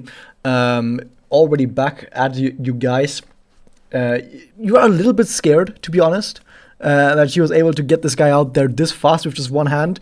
But you don't think too much about it because, you know, she's on your side, so you don't have to be scared about it. Wow. Wow. She loaded him into her bazooka and shot him to the exit. Yeah, exactly. That's just, that's her magical power, actually. They're fine. Yeah, It's that's fine. So now you see in the distance the sheep that have entered this portal, and the portal is still there. What do? Oh, let's go. Let's go. Okay, you all make your way over to the west where there is the new portal. And as you make your way over to the portal, where is it? Oh, yeah. Michaela, you know you have your special active power to sense negative emotion. Even though it's not currently active, you still feel the immense negative emotion that is coming from this portal. It feels very different than the other portals. And as you make it through here, you realize that the GM needs to do some stuff. I'm gonna put this, put that. We're getting close, guys. I can feel it. We're getting close. I could tell because the GM is taking quite a while. She looks up into the air. Ohatsu looks up into the air, or looks into the camera like Jim on The Office. Okay, you make it to the other side of this, where now you are once again what seems to be a giant sheep pen, and in this giant sheep pen you see the following. You see a bigger being than you've seen before cower at the other side of the sheep pen. The sheep from earlier, I'm not going to put them down because they're just going to walk towards the witch, and the witch, and you can identify this is indeed the witch. You can feel it from your magic sense. The sheep walk towards the witch and then disappear, and the sheep makes some noises like and is looking in your direction but hasn't quite seen you yet because you're, I'll put it like this, you're halfway hidden behind some objects. What do you do?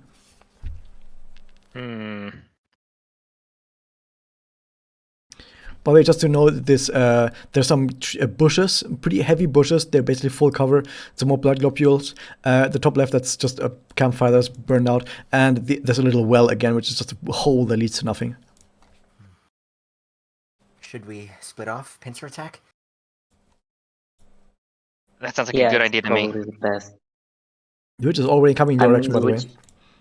I'm the witch with you.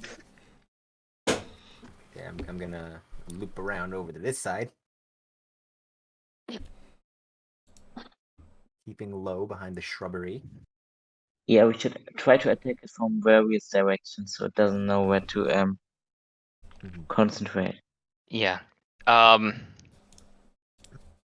could probably take aggro for Leia. So I'll go with her. While the other two. Then someone stays in the middle and someone goes to the left. Yes. That sounds okay to me. Okay, I then could stay if you want. I could technically stay in the middle because regardless of where I go, I could basically just shoot her. Great, then I go to the left. In order to get over there, you will have to roll a stealth check if you're able to move over there without being noticed by the witch. Yeah. Everyone? No, just Aki. Okay.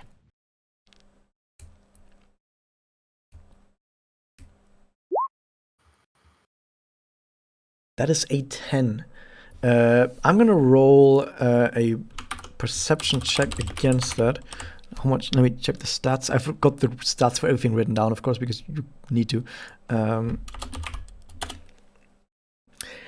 She's being terrible today. She's not able to notice you. You are able to arrive at your location without being noticed. Good. Okay, let's get the jump on it. We have to go a little closer since we're the melee classes. Yeah. All right. I will attempt to.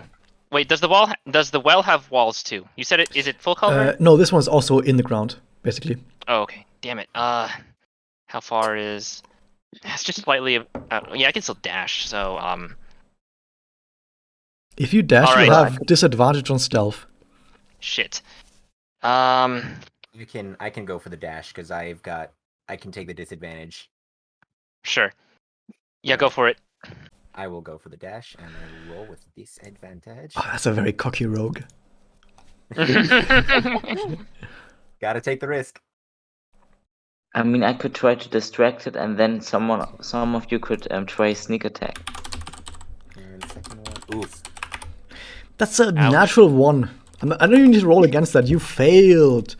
Big So ouch. as you think to yourself, ha, I can do that, no problem. Just watch me. You go to the paladin and say, "Watch me," and you try to dash over without being seen by this witch who is walking towards Ohatsu. Actually, just in your direction. I mean, you dash out from behind the paladin, but you almost immediately stumble and just eat shit on the ground. Your face goes face first into the ground, which is just a bunch of grass.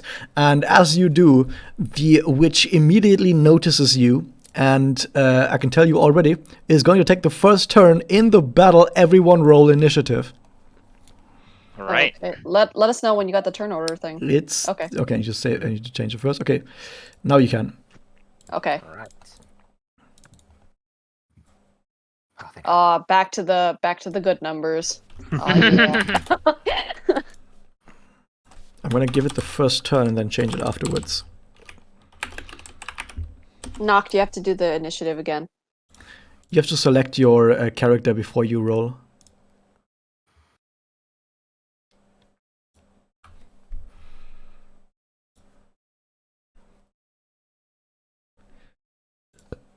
Okay, that's this.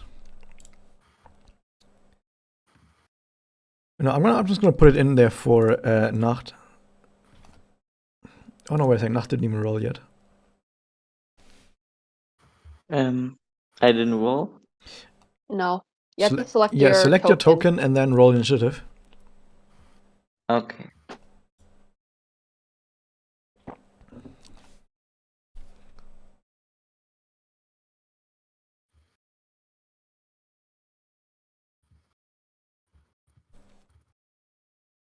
Okay, so I've given the witch a lot of initiative at first, but I will change it to what it actually rolled right now.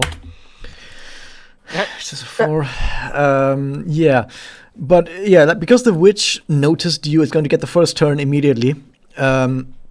And we are now in the boss battle. Oh, I don't have boss battle music because boss battle music doesn't work, in my opinion at least. So yeah, since the boss noticed you, the witch is going to charge at you. It's Rebecca, of course. You guys know this already. And it's going to do the following. It's going to use its special ability, Charge. Where it's just going to move at you in basically a straight line. And if it moves at least 20 feet, it gets bonus damage, but first it has to actually hit you. However, because you stumbled onto the ground, you're prone. It gets advantage on attack. Let me check. Wonderful. Let's get +7 here.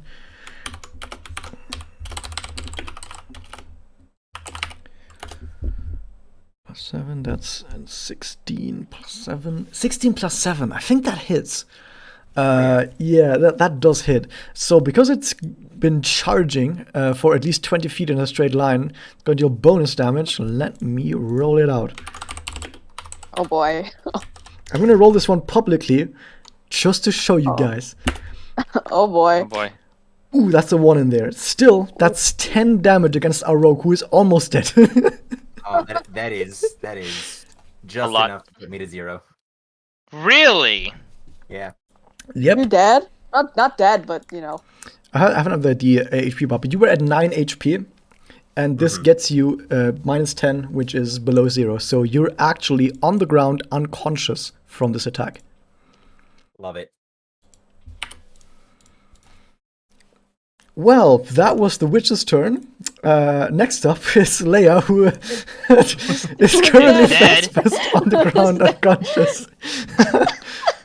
She got So, splattered by. what happened is- In universe, what happened is you were trying to stealth around the witch. You stumbled, ate shit on the ground, like fell face died. first onto the floor. The witch saw that, charged at you, stomped in your direction, and basically rammed face first into your body on the ground, slamming you into the ground. And yeah, you're just now in a crater like Yamcha.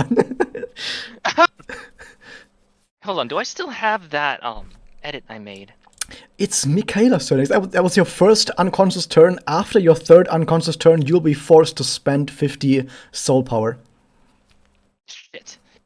But yeah, it's Michaela's turn now. Yes. So I curse under my breath. Shit. It must be. It's next to the well, but it's too large to shove into the well. I can tell you right now that indeed she would be just too large to shove into the well. She'll probably get her face stuck and then get out again.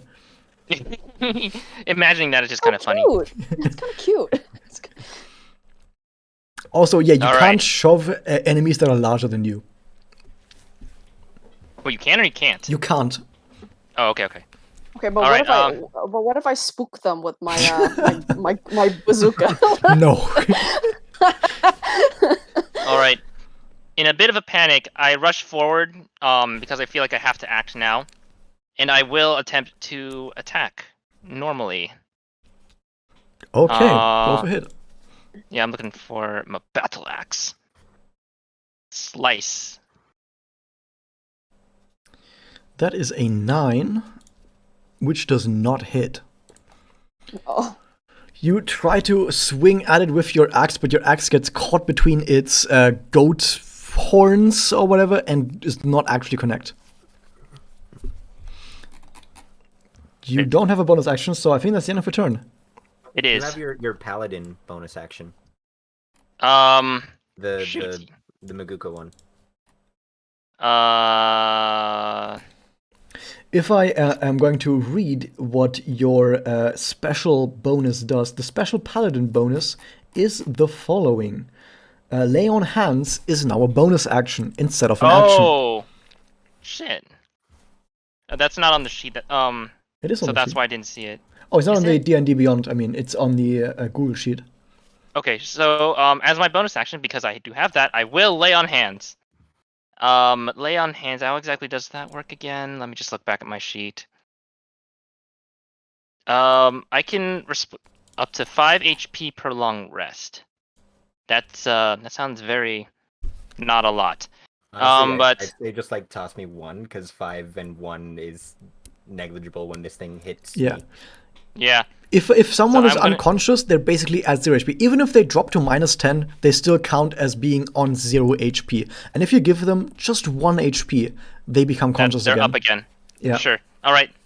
After I miss my attack, I frantically run over to look over to Leia, and I lay my hands on her, granting her 1 HP. Don't lay your One. hands on kids. Wow. Hey, look, we're in the same age group. Okay, then it's fine, I guess.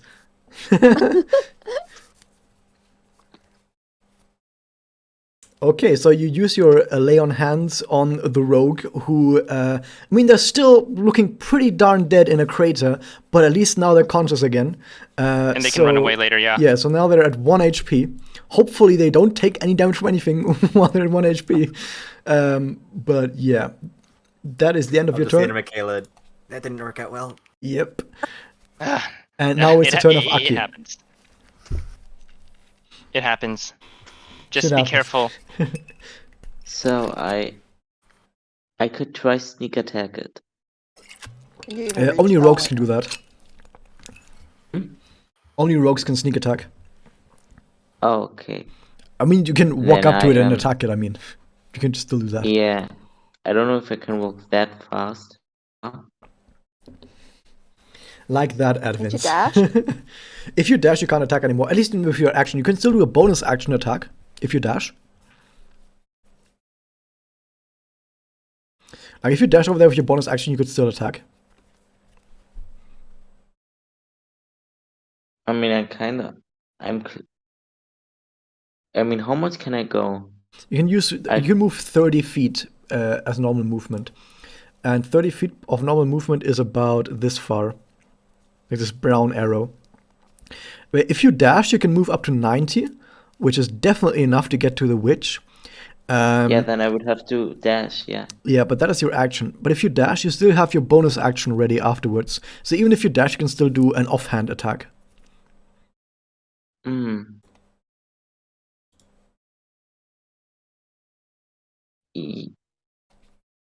But yeah, I just do that. Okay. So roll attack for your chains.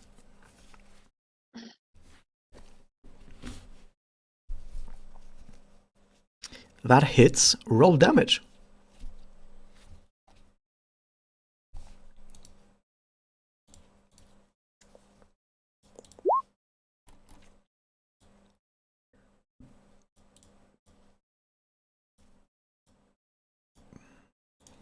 Okay. Since this is an offhand attack, it does 3 less damage. I'm gonna try and change this on your backhand so this doesn't happen all the time. So plus 1 d6 plus 3. Hold up. Strength. And then minus 3. No, minus 3, please. Can you not put in minus 3? Oh, you fuck. I hate you. Why would you do that? Okay, we're just gonna have to do it in our heads, minus 3 then. Okay, no. If you select the weapon, there's an option to make it so that it's dual wield, and then it doesn't add the modifier. I did. To use it. I already selected dual wield and it's still adding the modifier. I've also said that it's not a strength modifier, but like a dex modifier, but it just changes the plus number. It doesn't actually get rid of it. Is I guess the other thing is Aki's fighting style the dual wielding one? Aki's fighting style is 2-weapon fighting. Actually, that is right. It is 2-weapon fighting. I haven't selected that. Oh yeah, Nachtwecker, you use the automatic character build. I think your automatic character build selected 2-weapon fighting. That's fine. That is actually perfect that your automatic thing did that, because that's perfect. That's fine. You get the strength. That makes sense. You get the strength. So you actually do deal 8 damage with this. That works. You are right. So you run up as you see that your rogue friend, I hope they're friends at least, got smashed into the ground head first. Looked kind of funny actually for a little bit, but you rush over there, you dash, and as you dash over, you take your left hand with some chains and you smash them into the witch in front of you, swiping at its flesh, and you deal 8 damage doing that. And that is the end of your turn. Ohatsu, it's your turn. Okay, so Ohatsu is gonna be like, "Oh shit!" when she sees Leia get like just slam dunked, right? But she's gonna move over. I think she can. Wait. She's gonna move right next to this bush, and she's gonna shoot at it. I'm still in rage, aren't I? No, the rage ends at the end of a battle. Okay, gotcha. I gotta turn that shit off. If I can give you a hint, you can rage. It's fine. There's not gonna be so many battles. I'll Okay, fine. I'll do it. Yeah, your class bonus gives you 3 rages per long rest anyway. Yeah. Okay. And which is definitely the final boss of a barrier anyway. Okay, I gotta just turn it back on. It's kind of annoying that I have to go to the features and traits before I can do it. It's okay. Fair enough. Alright, I am gonna shoot at the witch. Okay. Plowy. That's a 15. A 15 does indeed hit. It's not got that much AC because it's very slow vent stance. And you deal... Does that thing already have rage in it? No, you rolled a 9 on a 1d10. You lucker. I actually put the rage damage into the weapon itself, so this is indeed the weapon, the damage you deal. So you deal 15 damage by slamming a bear into the side of that witch, and it goes boom and throws a bunch of chunks of stuff anywhere, but it's still looking pretty good. Like the witch, it hates it. It hates it, but it's still holding on. Next up is Rebecca. yeah, Rebecca. Here's the thing. It used its surprise turn, but that was before the turn order, so it does indeed get a turn right now. And something that I've given Rebecca that I think basically every boss has in any Dungeons and Dragons is they have like 2 turns in a row, basically that get to do 2 things, just to make them more imposing. Because if they only got 1 turn, they got 1 turn against your guys' 4 turns. That would be quite one-sided. So yeah, it gets 2 turns. What does it do? First off, it casts Summon Joseph. What does Summon Joseph do? Well, it summons Joseph. Who could have guessed? There's now a Joseph that crawls out of the well and appears back here behind the witch. It is also going to do the following. It is going to... Where's my stat block again? It is going to try and attack Aki in such a way that would push Aki back. Let's see if that succeeds. Let me roll. What is that? This to hit. It's a 24. That hits Aki. Let me roll the damage. So the witch throws its giant head, giant forehead, just like mine, into your body with a giant swing. And it does 7 damage as and I'm gonna move your token as well. It throws your token back by this much as it throws your body away. It does 7 damage, and then it walks after you for 1 Rebecca step. does, Yeah, Rebecca for 1 step. Now, as Okay. Rebecca walks away for 1 step, Pink, what happens? Opportunity attack.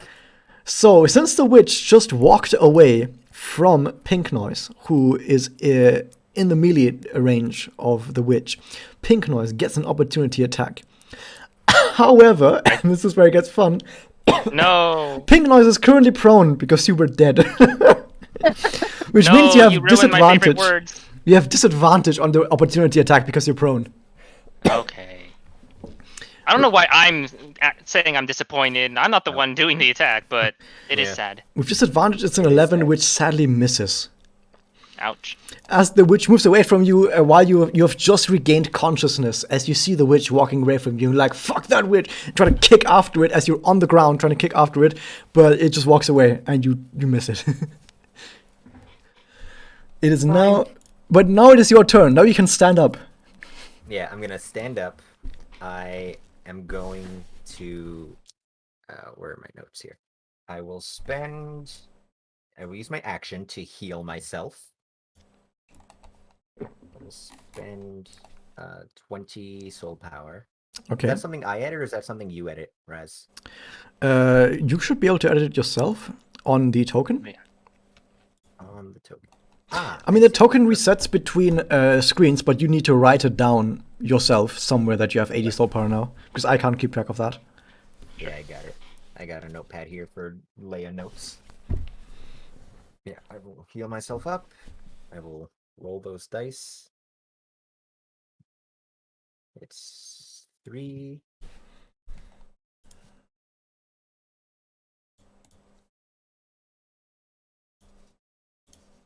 It's... Where is it? Heal +2. Okay. But yeah, we're currently playing Dungeons and Dragons in the Madoka universe. But yeah, thank you for hanging out, Ballade. It's nice seeing you. Aren't you from German? Shout out to German, by the way. Right. Oh, hello. I have... where did it... I should say that Yes. probably after this turn cycle, I'm gonna go ahead and get my brother from work, and like I said, I'll be back within like 45 minutes at most. Gotcha. No problem. So I spent the healing, and I don't think it sent to to roll 20? No, you have to like type in /roll 3d4 plus 2 into the chat. I gotta do it straight from the. Yeah, I don't think it works if you, with like custom actions. Like custom actions are weird. Yeah, there is a dice roll option on the toolbar though, which does help, but you'd have to like add the +2 on your own. Yeah, roll 3d4 plus 2. 8. 8. Plus It's not 8 health, that's not all right. horrible. Not terrible. I'll take it.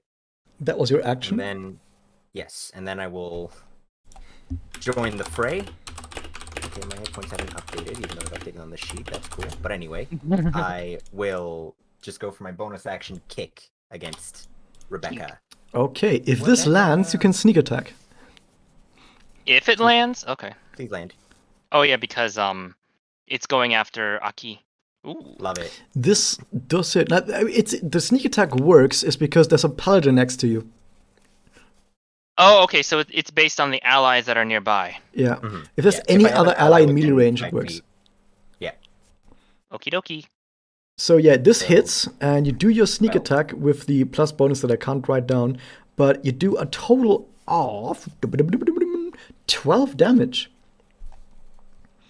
By sneak.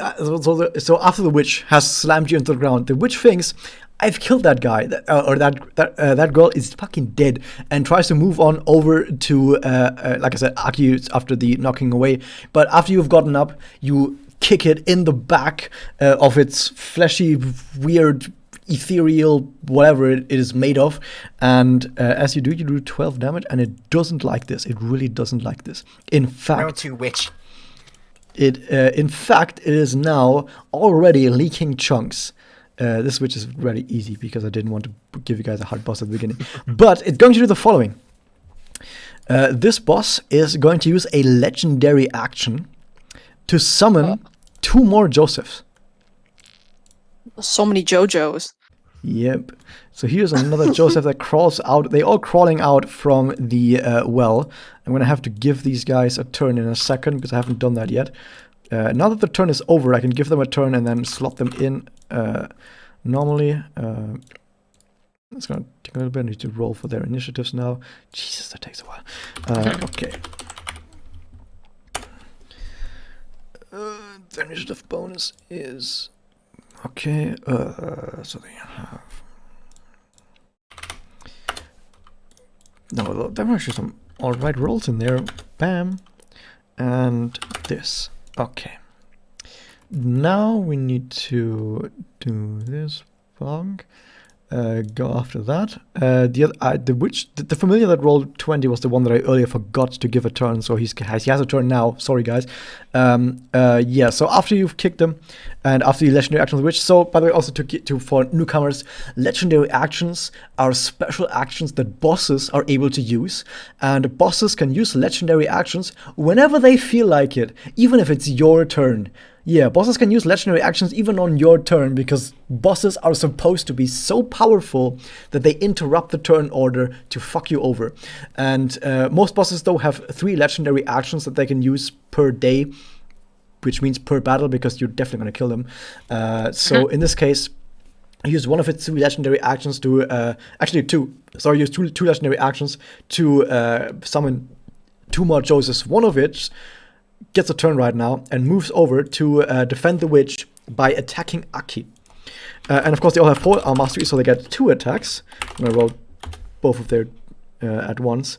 Both of them get a +4. That's a 17 and 19. The 19 hits. So one of the attacks hits the fighter for 5 damage. So one of the Joseph that has crawled out of the wells moves over to Aki to defend the witch and stabs Aki for 5 damage. Ouch, ouch. Again. I'm nearly dead. What's your HP right now? 5.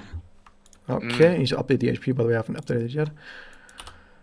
Okay, that's okay. Like, by the way, going down to 0 HP is normal. If you're playing a wizard, for example, you're probably kissing the ground every single battle.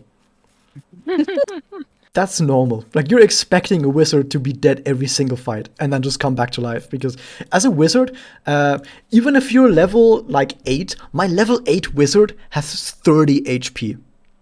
And you guys That's have horrible. 30. And my barbarian has 90. That's the difference. My wizard has 30, the barbarian has 90 HP. And my wizard has 10 AC. 10 AC. The barbarian has 20 AC. So yeah, wizards die immediately, even at higher levels. So it's normal for some characters to fall down over really fast. That's just the way the game goes. Sometimes the enemy just rolls well and you kiss the ground. But that's why we have healers to pick you back up, to make sure you don't die immediately so you can stand back up again. It's fine. Ironically, if Raz didn't put the Maguka heal, then we would have had no heal. Yeah. We had lay on hands. Huh? We had lay on hands. I have.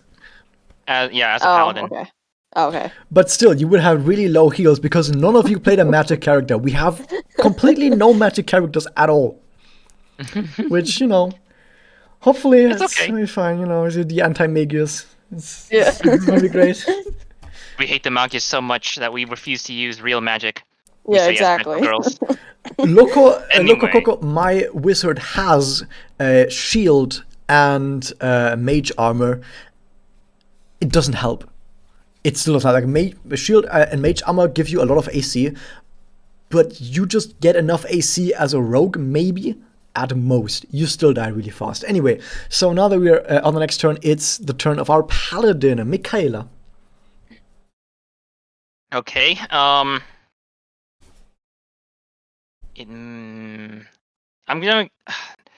wondering if it's a better idea to attack Joseph or to try and whittle down Rebecca. What do you guys think?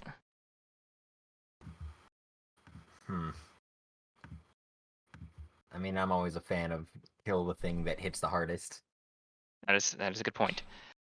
Excuse me. All right, I'm gonna move over here, just slightly over here, and then I'm going to smash it in the face with my battle axe.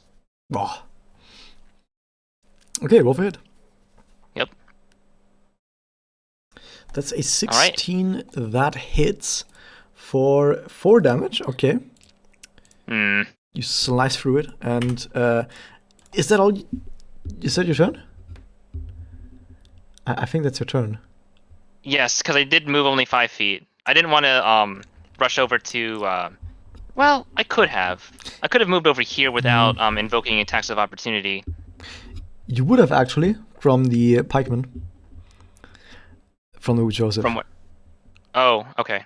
Oh, because he's over here and that. No, reaches. no, Okay, the other guy, he has Polearm Master. Polearm Master damages you if you get in range. Oh, okay. It's like All right, inverse so yeah. opportunity attack. Anyway, so yeah, that was your turn. And next up, we have Aki. It's your turn. All right, in that case, I'm gonna go ahead and go. I guess this would be a break. I'll be back soon, of course. Oh yeah. Okay, you can do that. All right, I'll see you guys in a while. Take care. We can still keep playing until it's his turn again. Okay. Okay, I totally I will go. I will kill that witch. Yes. Okay, so you move in. I'm gonna move your character for you, and you're gonna attack it. Yeah. Okay, roll for hit. When I kill that witch. Okay. That was very nice, Pink. Thank you. 7. So you swipe at it with your sword, but your sword also gets caught between the goat horns and doesn't make contact. You still have a bonus action.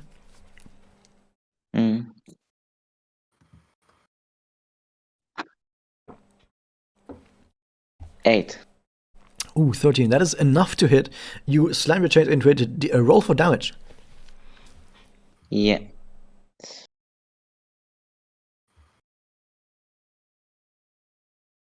Eight damage. You once again take your chains and whirl them across your head as you slice away chunks of flesh from the witch, and it does not like this at all. It is not looking too good anymore, to be honest. It is looking pretty bad. It is looking pretty bad at this point. People who watch the stream, by the way, can see the HP, but people who are in-game are not able to see the HP. So yeah, the next turn is one of the Josephs who is walking over to the rogue, because it's actually the only target it really has, it can see at this point, and attacks the rogue with 2 attacks, and they both have a +4, so the one is gonna miss, the other one has 18, and I think an 18 hits our rogue. Oh no. Oh yeah. Let's see the damage. It rolls a 1. It rolls 1 damage. You take 1 damage as it tries to poke you. You try to dodge it, and as you try to dodge the attack, it only nicks you a little bit.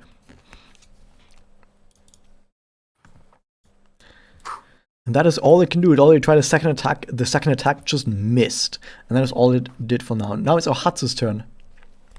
Ohatsu sees that the witch isn't looking so great, so she's just gonna stay right here and shoot it. Okay, roll for hit.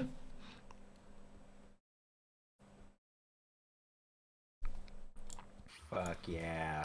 16, 14, okay. So, you... Actually, no. Here's what's gonna happen. You're gonna tell me how you're going to kill this witch. Oh. Well, I mean, if she wasn't, like, sure, if she, like, really saw that it was going down, she'd probably, like, go up to it, like, a bit closer, like, over, like right next to it, Okay. and then just, like, pop it right in the face, like, point blank range. And Okay. she'd be like, good night. You shoot it point blank in the face, and it's already not doing too great. And you see the witch bounce backwards as chunks of its face fly all over the other side of the arena. Half the arena gets coated in witch chunks as they get blasted across. And all you guys see is a little teddy bear that then floats back down on the ground. And that's the end of this witch. However, that's not the end of this fight, because all of these familiars are going to be able to hold on before disintegrating for 1 more turn. So even though we've killed the witch, we're going to keep continuing this battle until 1 turn is past volume, or rather, actually, until Adwin's turn is, and then we can stop, actually. So Yeah. this is going to be 2 more familiar turns. This familiar, in rage, rushes over and now tries to attack Ohatsu, of course, out of rage. One of them is a 17. That is barely enough. If you meet the AC, it still counts as a hit. So in rage, one of the familiars walks over to you, slams their spear into your chest for 3 damage. Okay. The other familiar, this one over here, You take half that because you're raging. yeah, actually it's half that because you're raging, because barbarians are kind of overpowered. Okay. Because barbarians take half of physical damage, which at all times, I mean in the raging, which basically is at all times, which sounds kind of overpowered that barbarians just always take half physical damage. But fucking barbarians are just overpowered as shit. But yeah, by the way, if you round down 3, it becomes 2. You round that Okay. up. The other one, familiar, also rushes over and tries to attack you in rage. And misses both attacks. It tries to swipe at you, it tries to swing at you with the back of the spear, but you just go left, right, dodge it, right here, spring like a butterfly, no problem. After this has happened, and both of these guys had their turn, it is now Leia's turn, but you can already see that these familiars are starting to disintegrate. Do you want to do anything? I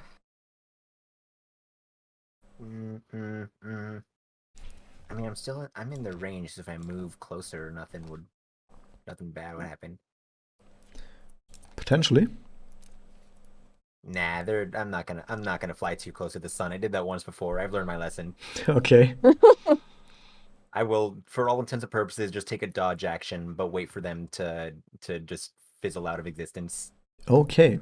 You take the dodge action, which ends your turn. Also, for newcomers, dodge actions just means that you're going to spend your entire turn just basically getting ready for enemy attacks. And when enemies do attack you, it's going to be really hard to hit you. I think they get disadvantage if you try to hit you. Yeah. Yeah, there's a subclass for barbarians, the totem barbarian, which is pretty darn powerful. But most people that I know play frenzy barbarian because frenzy barbarian is just fun. Even if it's not the most powerful, it's just fun to just be like, hey, I'm gonna be frenzied, and then I'm gonna frenzy, and then I'm gonna frenzy, and I'm gonna frenzy, and it just keeps going. Anyway, so now that it's Evan's turn again, Evans isn't here. What happens is these familiars, they've done all they could. They fought their best fight. We've had Hero Sheep, we've had Hero Josephs, we've had Joseph that got one shot from full HP, but none of it was enough. They all just fizzle into nothing. Like I said, this is our first round at session 1. I made the boss rather easy. The idea behind this boss was that this boss is able to charge, which means it does bonus damage if it can walk fast before it attacks. But since you're all melee characters, you just surround the boss and it can't run anywhere. Which kind of defeats the purpose of this boss. But that just happens. I mean, this is a level 1 boss, so, you know. By the way, this boss was not the boss that I said in this session might be a Talent Rating 2 character. But, yeah, that might be, depending on how long we do today. Anyway, you have defeated the witch. The witch lies in front of you in chunks on the ground. You see the familiars have fizzled, and as all of this happens, let me check your stats very quickly. Yeah, it would actually be Adwin's. No, actually it is Aki. I was checking who of you has the most wisdom. Aki, please roll a perception check. Okay.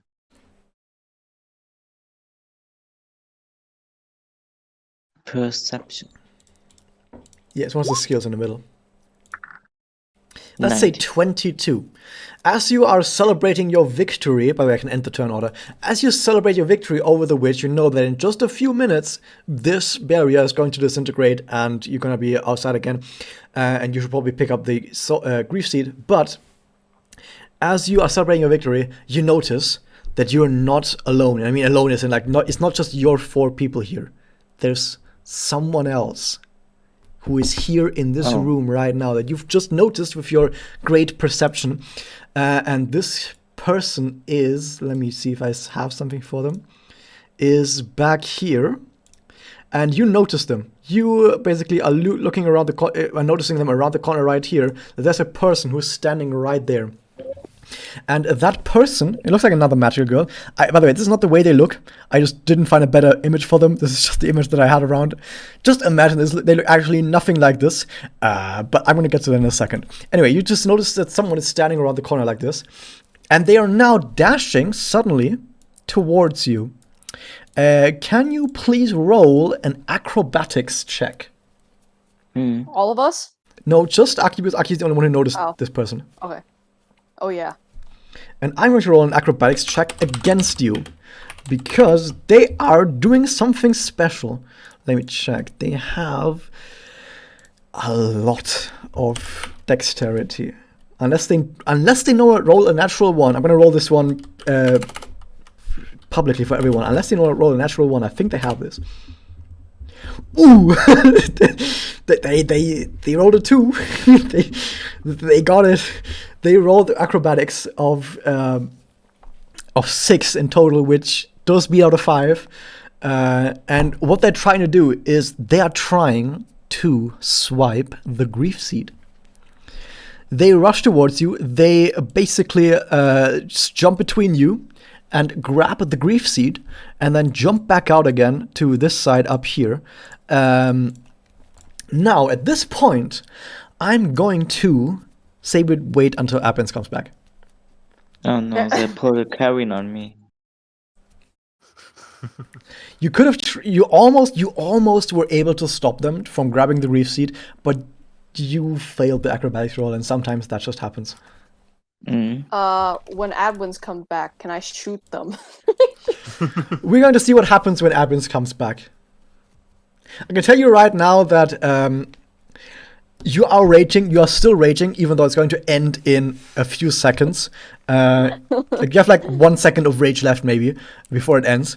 But I can at least tell you all right now that you think to yourself, at least this is your first gut feeling, your gut feeling when you first see this person is, they're another magical girl.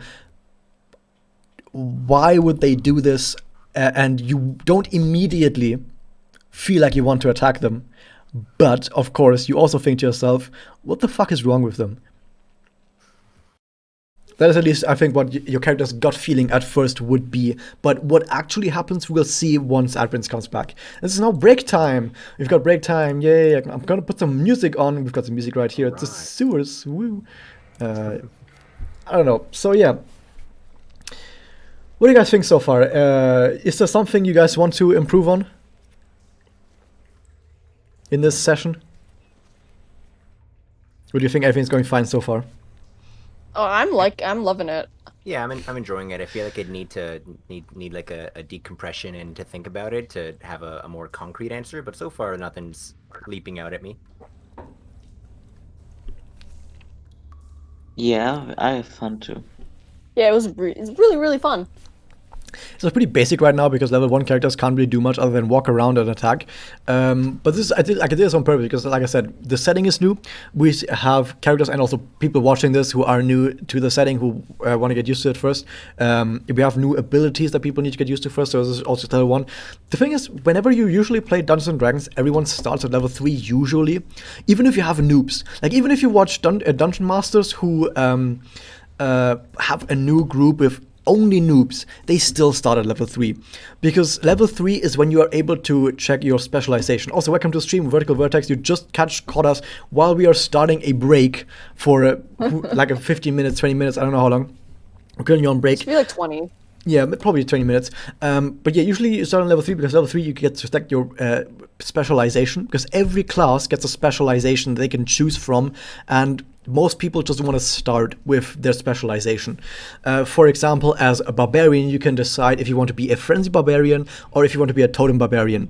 Totem barbarians are pretty powerful but boring, and frenzy barbarians are stupidly strong but also die really fast. And I think that's fun.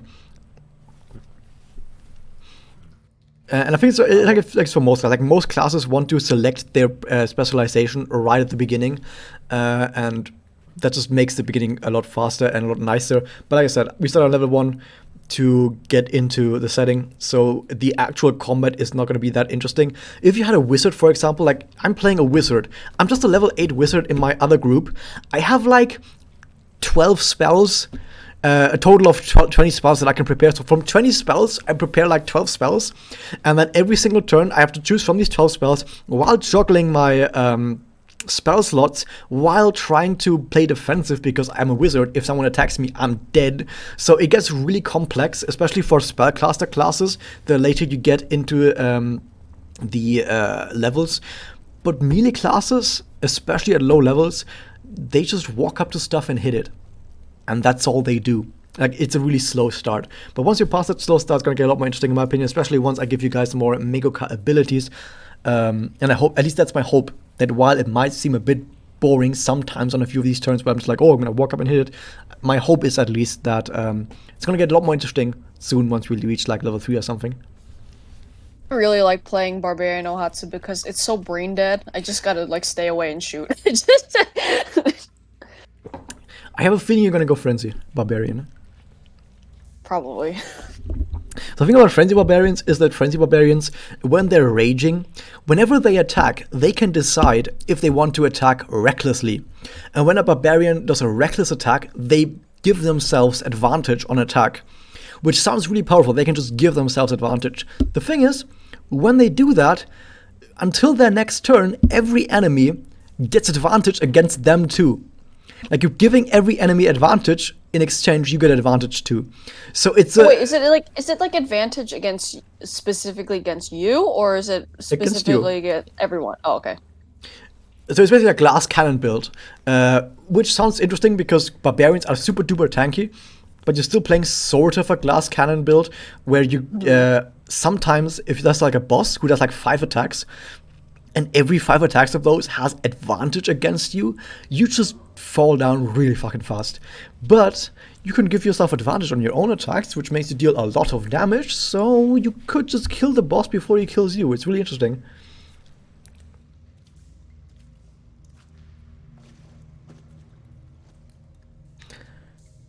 There's others, of course, every single class has their specializations, but not all of them are this interesting. I think Sorcerer has like the most boring specializations. Like, sure, there's Wild Magic table, but apart from Wild Magic table, none of the stuff you get as a Sorcerer is interesting, in my opinion. Mm. I think it's Wizard as well. Like, Wizard also has really boring subclasses.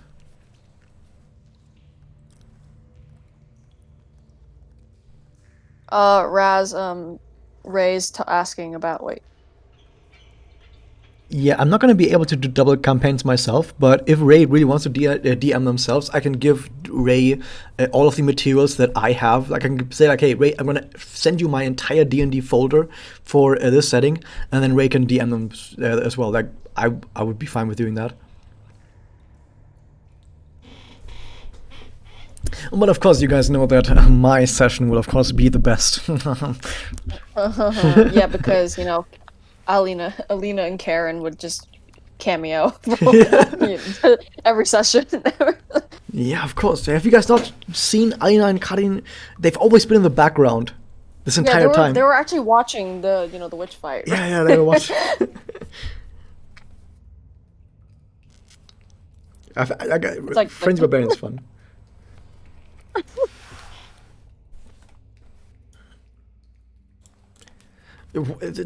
All of the classes are really different in how they level up. Like, I think Fighter becomes rather strong, but never becomes interesting, in my opinion.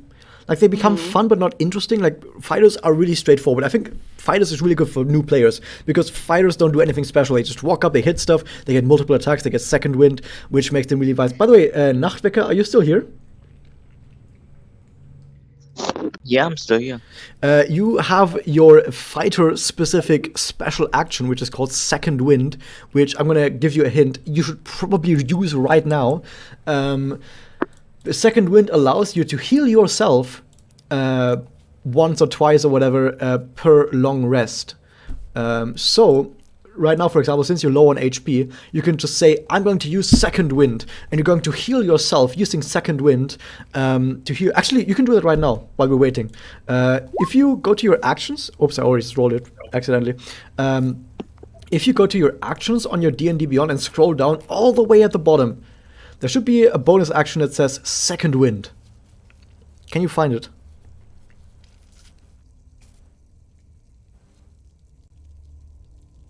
On your D&D Beyond character sheet, actions, scroll down.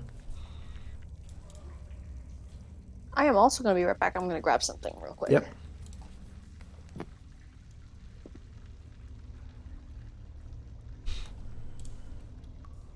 Yeah, I found it.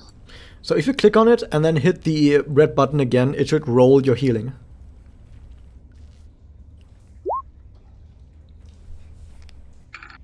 Okay, we're gonna take my healing, the one that I rolled, because that's better. So you heal, so you use basically your inner power to heal your body for 9 HP. So you heal for 9 HP by using Second Wind. That's good. Yeah. Yep. And I've given you a special magical girl ability as a fighter. So if you look at the special magical fighter ability that I've given you, is I've given you an additional use of short wind per rest. So you actually have 2 second winds that you can use per short rest. Rests, don't worry about rests right now. That's for later. But just know that you still have another use of second wind left if you really need it. Oh, that's good. Great. So you should be back at 14 HP now.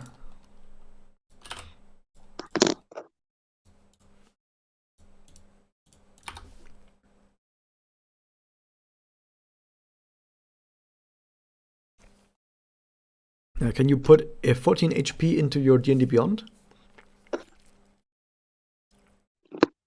Yeah, I just did it. Okay.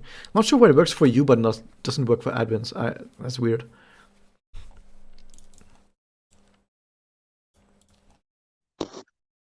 Yeah, fighters are supposed to be able to do kind of everything, but when you're actually fighting in battle, you're still just doing one thing. You're still just hitting enemies with a polearm for maybe the entire fight, maybe throwing a javelin, something like that. You're not switching between fighting styles in the middle of a battle for the most part, so It doesn't, in my opinion, it doesn't really matter too much that you get access to so many different things. You're still just doing one thing. But yeah, it is fine. It is pretty nice that as a fighter you can kind of do everything.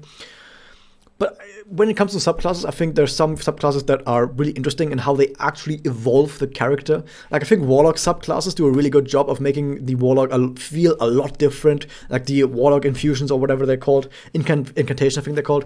They are really fucking awesome at making the Warlock feel really powerful. Because Warlock without subclass, I think it's the worst class in the game. Like, if you remove subclasses from the game, I think Warlock would be the worst class in the game. Because they have no spell slots and can't do shit. But with subclasses, I think they're really cool. At least in my opinion. Ranger is also terrible. Ranger probably is the worst class in the entire game, and they never get buffed. Why don't Rangers get buffed? Rangers deserve buffs. They're not really that great. You select a preferred enemy, and then you just don't fight that preferred enemy for 10 sessions in a row, and you feel really terrible. My preferred enemy is Faye. And you don't see a Fae for 20 sessions. Cool! You see one Fae, and that's a really easy Fae that you can just kill anyway. Great. Yeah, Rangers are terrible.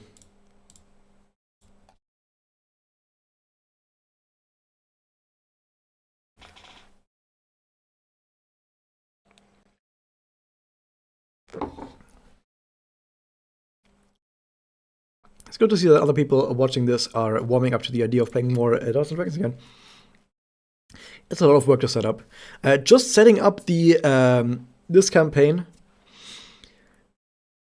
Like, I mean, that's just setting up this session. This session by itself took maybe 6 hours to set up, but I also had to do work before that, which is, for example, getting the rules set down, collecting images, collecting stats for enemies that I could use, making sure that I have the D&D Beyond campaign where I need to specifically write into characters' actions these special Megoka actions that all you guys are able to do, because I can't make specific spells for that.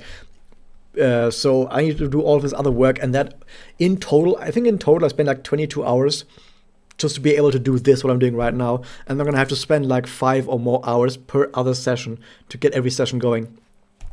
And every map that I'm doing, I can show some maps on stream, the ones that we've had so far.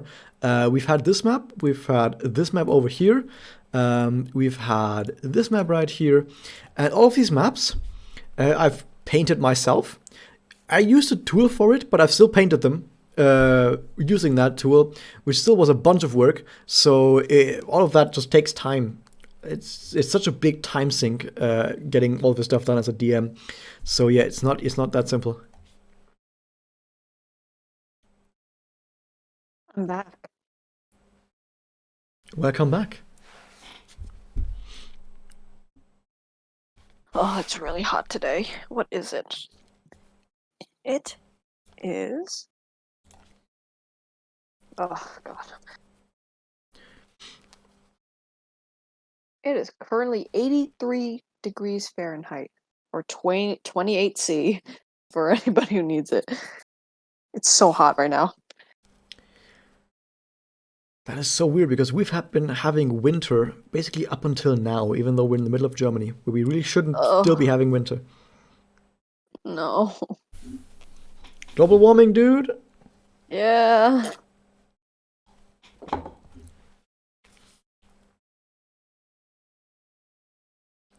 But yeah, after these sessions, I'm gonna have to draw memes, because I feel like that's That's what we do this for. Exactly. The only reason why we're playing is so that we can afterwards we can do memes. Exactly.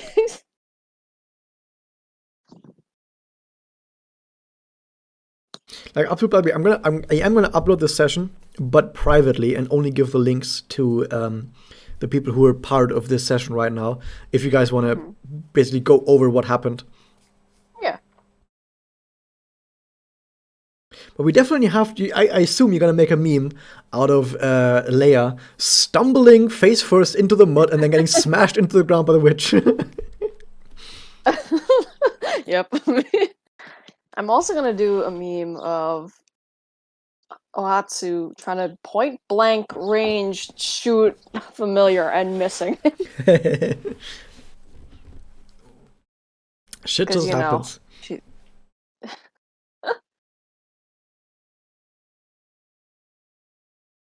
And I guess I gotta draw her holding the old man, one arm style. That too. Wait, alright. We already have enough content for the rest of the year. Wait, what? We already have enough content for memes for the rest of the year. Exactly. And this is only session 1. I gotta write a list. Although it might take a few months until we get session 2, knowing how it's Yeah. always so hard to get a date going. Yeah.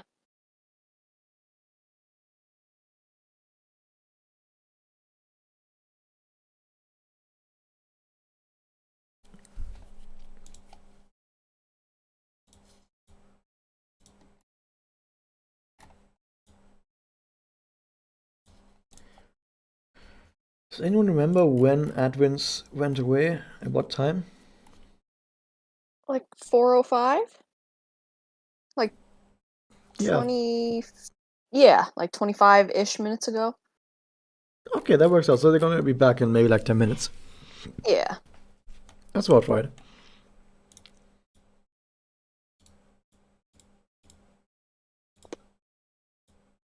I almost want to go and describe the character you just saw, but I'm gonna have to describe him again Oh, when Advins is back. No, I can keep it quiet. describe them 4 different times.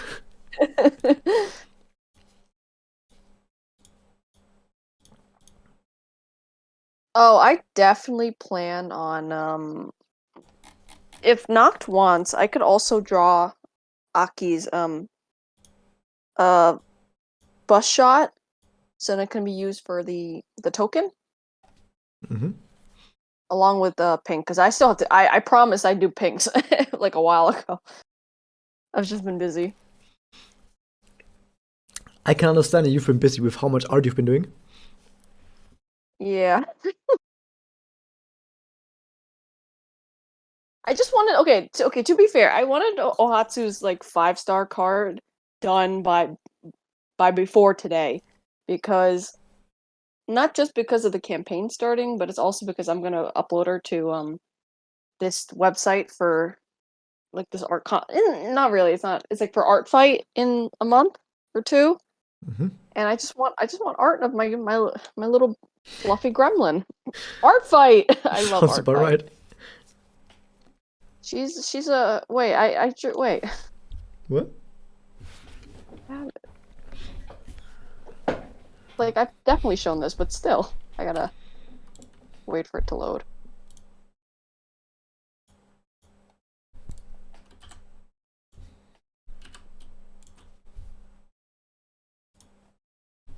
Like look at that piece of shit. Look at Okay, that's one way of putting it. Oh, of course. Let me get that for you, sensitive. It should be the same profile name. Or like, there you go. This memes is what we live for. Huh? Memes is what we live for. Exactly.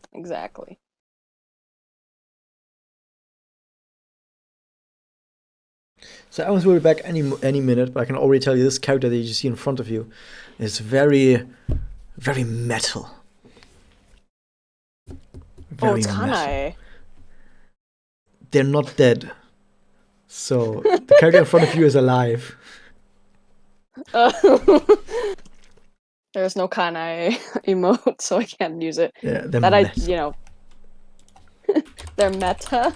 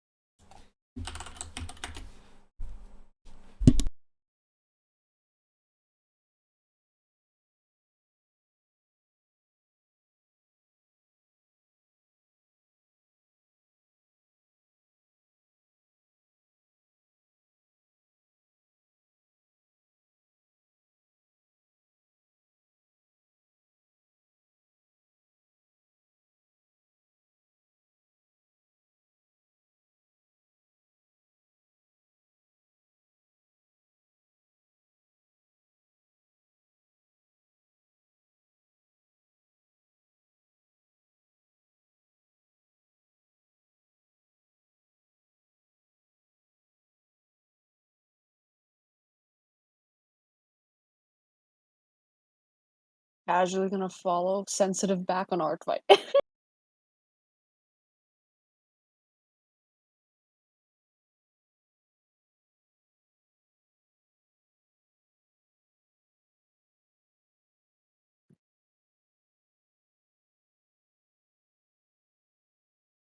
Like realistically sensitive, I have like so many magical girl OCs. It's just that like it's there's so many of them that it gets hard to compile because I barely remember some of them.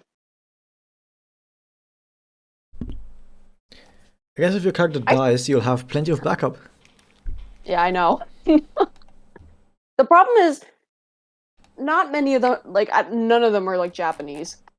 Like none of them or have any affiliation with Japan. So That's I'd have totally to shoehorn, you know. That's totally fine. Yeah, no problem.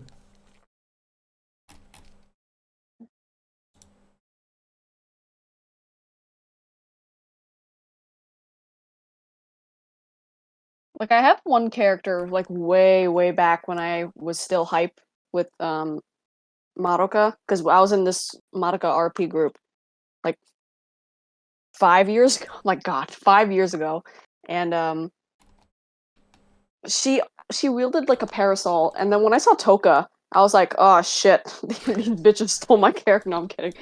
But yeah, I miss her so much.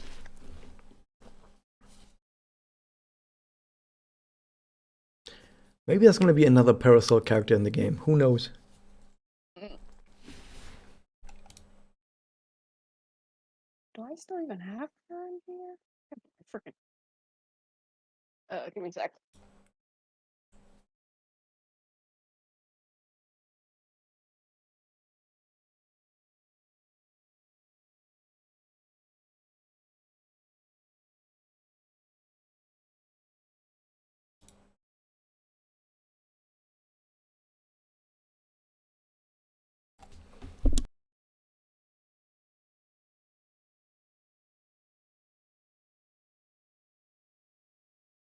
Honestly, if I just looked through my entire sketchbook, I could find like a lot of them. I think it was because we wanted to make a story.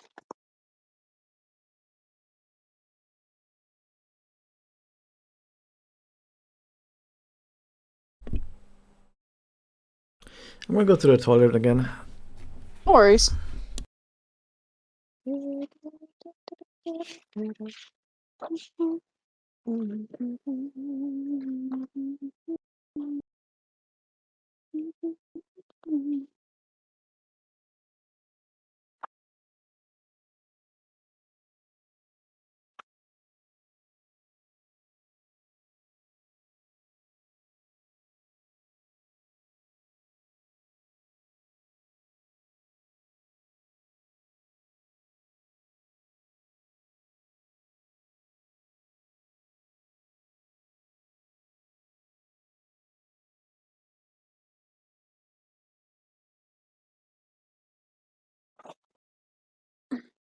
Oh wait, I have this character that I could possibly use if Hatsu dies.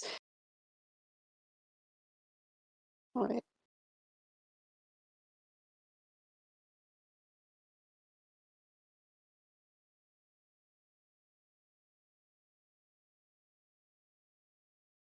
Oh my gosh, Discord like camera just refuses to let me take pictures and send it right there. I have to take it with my camera, and then I have to go to Discord, and it's very annoying.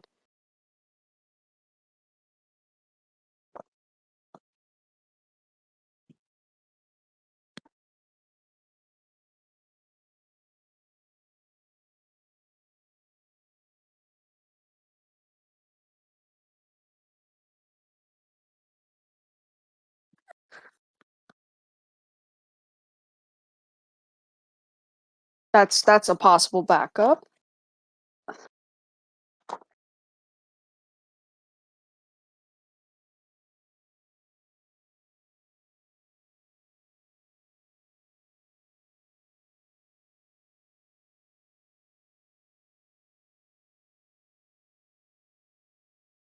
Wait, I drew her better. Wait.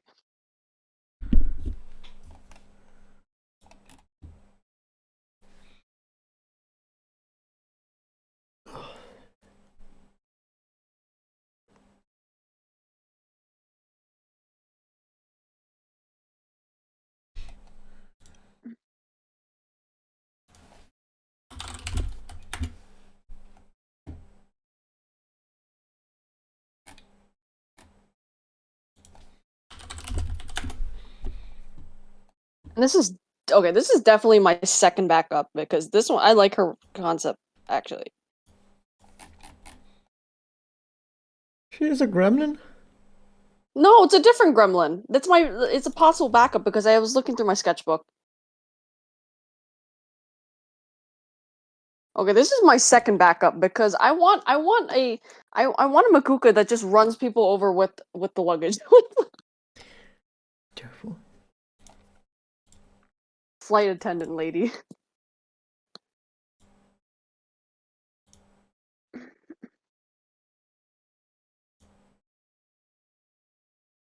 Like when we were doing like original Magi Reko character things, like she was defense type. Oh, so she's useless then. Yeah, exactly. But she's cute, so that's all that matters.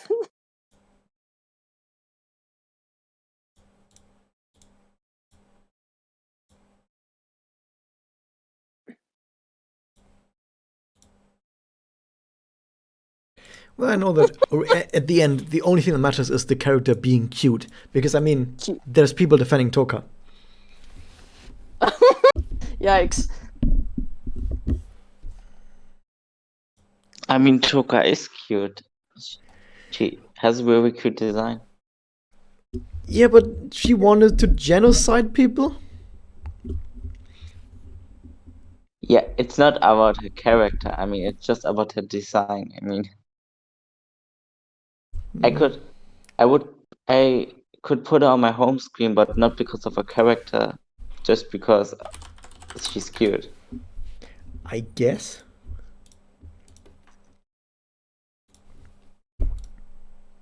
I mean, I don't think she's a great character. I don't think I know she's evil.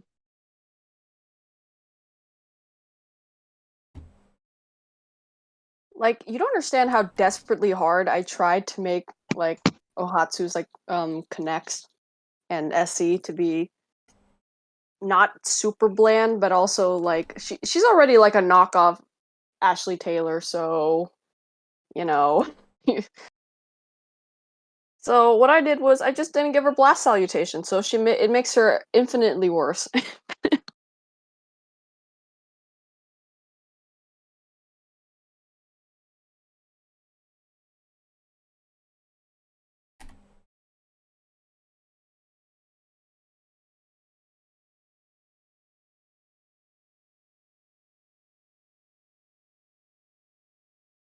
Oh my god, Annie. But when are you gonna use blast salutation? I don't. I think blast salutation is just for fun, like. It helps you get MP. Yes, but you never really use it.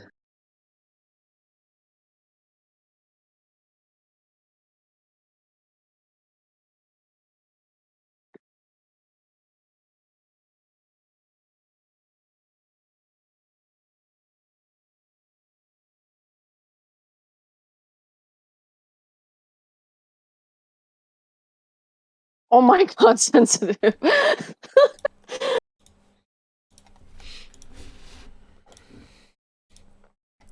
I mean, Toka wants to go into space. Why wait? Just kick her all the way up there. In this session, we yeet the old man and we yeet the lolly, so it's all in balance.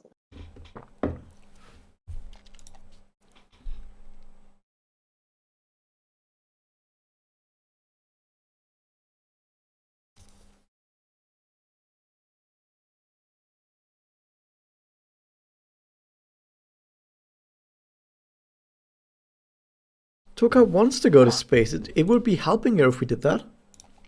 Hmm? Yeah, we would be helping Toka if you punted her into Yeah. space.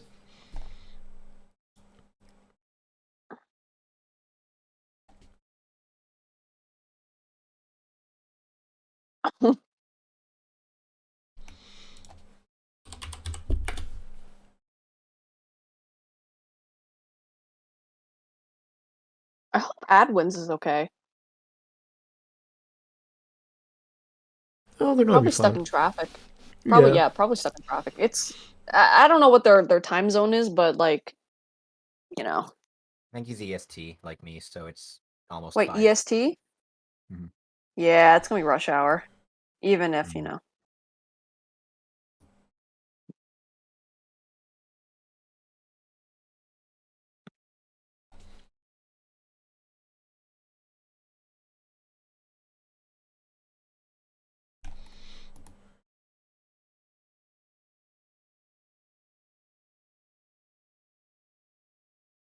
I swear, I'm gonna I'm gonna draw the bus tomorrow when I start drawing the memes as well.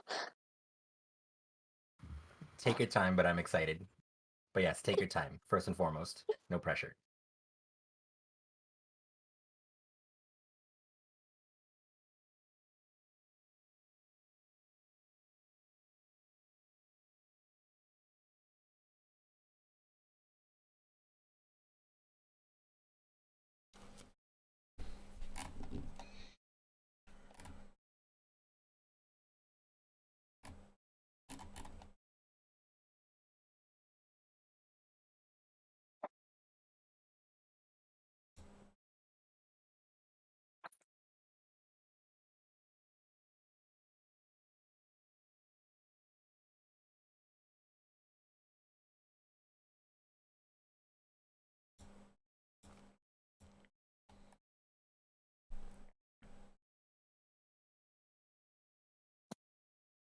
Oh my gosh. There's a lot of Toka animosity in stream chat right now. That's normal. Yeah, you're right.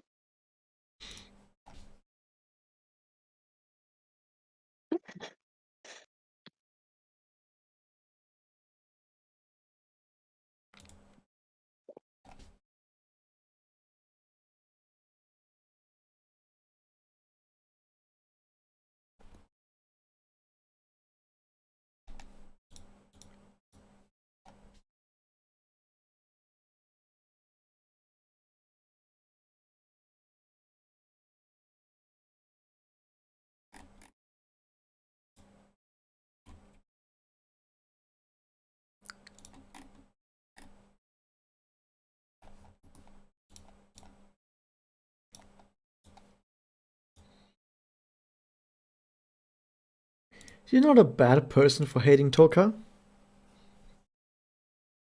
You're a sensible person. Yeah.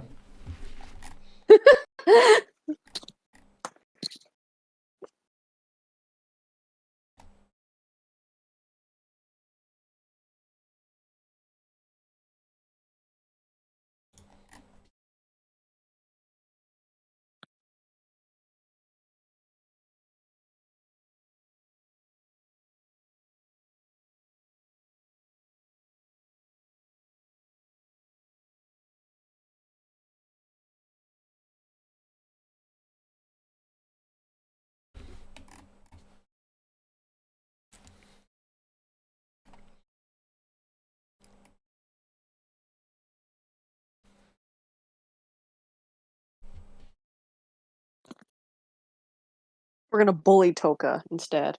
Yeah, you're right. I feel like if I put Toka into this Dungeons and Dragons sessions, she's gonna die. Yeah, because we're the anti-Magius, so you Yeah. know. Get her ass! It there are rivals.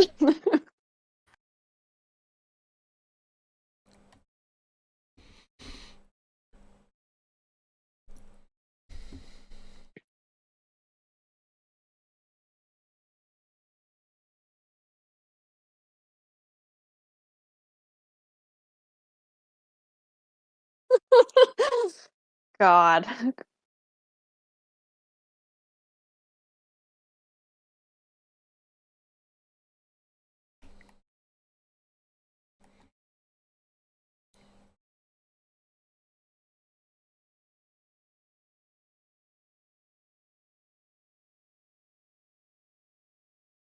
Not even the witch sensitive. It's just gonna be us.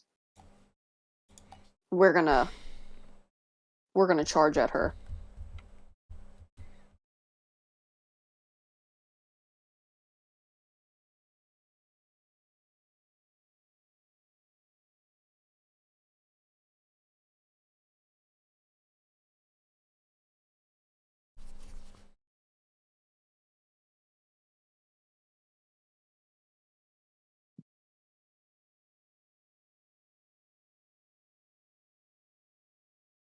Basically, she's just gonna shoot the child.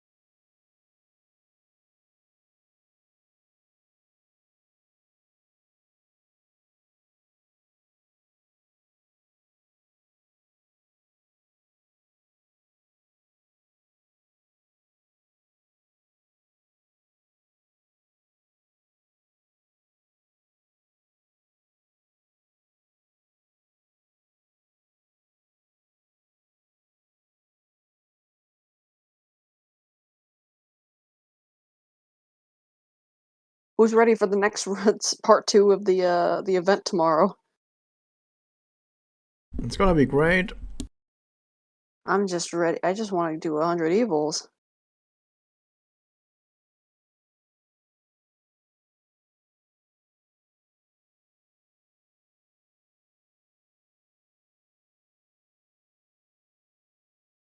I think it is tomorrow. Let me check the news.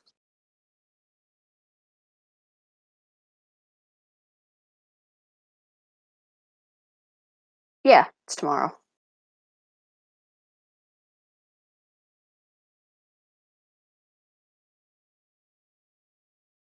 Same. Time is just like a construct, considering, everything.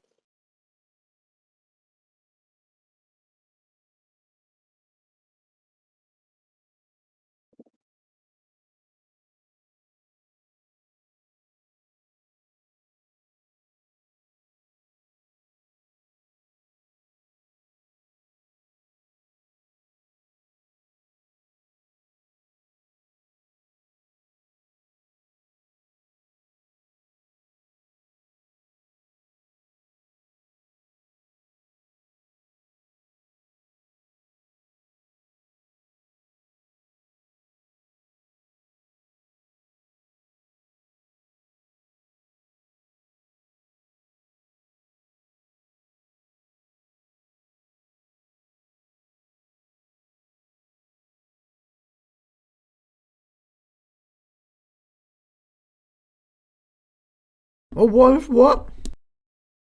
Huh? Someone just joined back? Joined? Like the stream or the... Oh! Is that Adwins?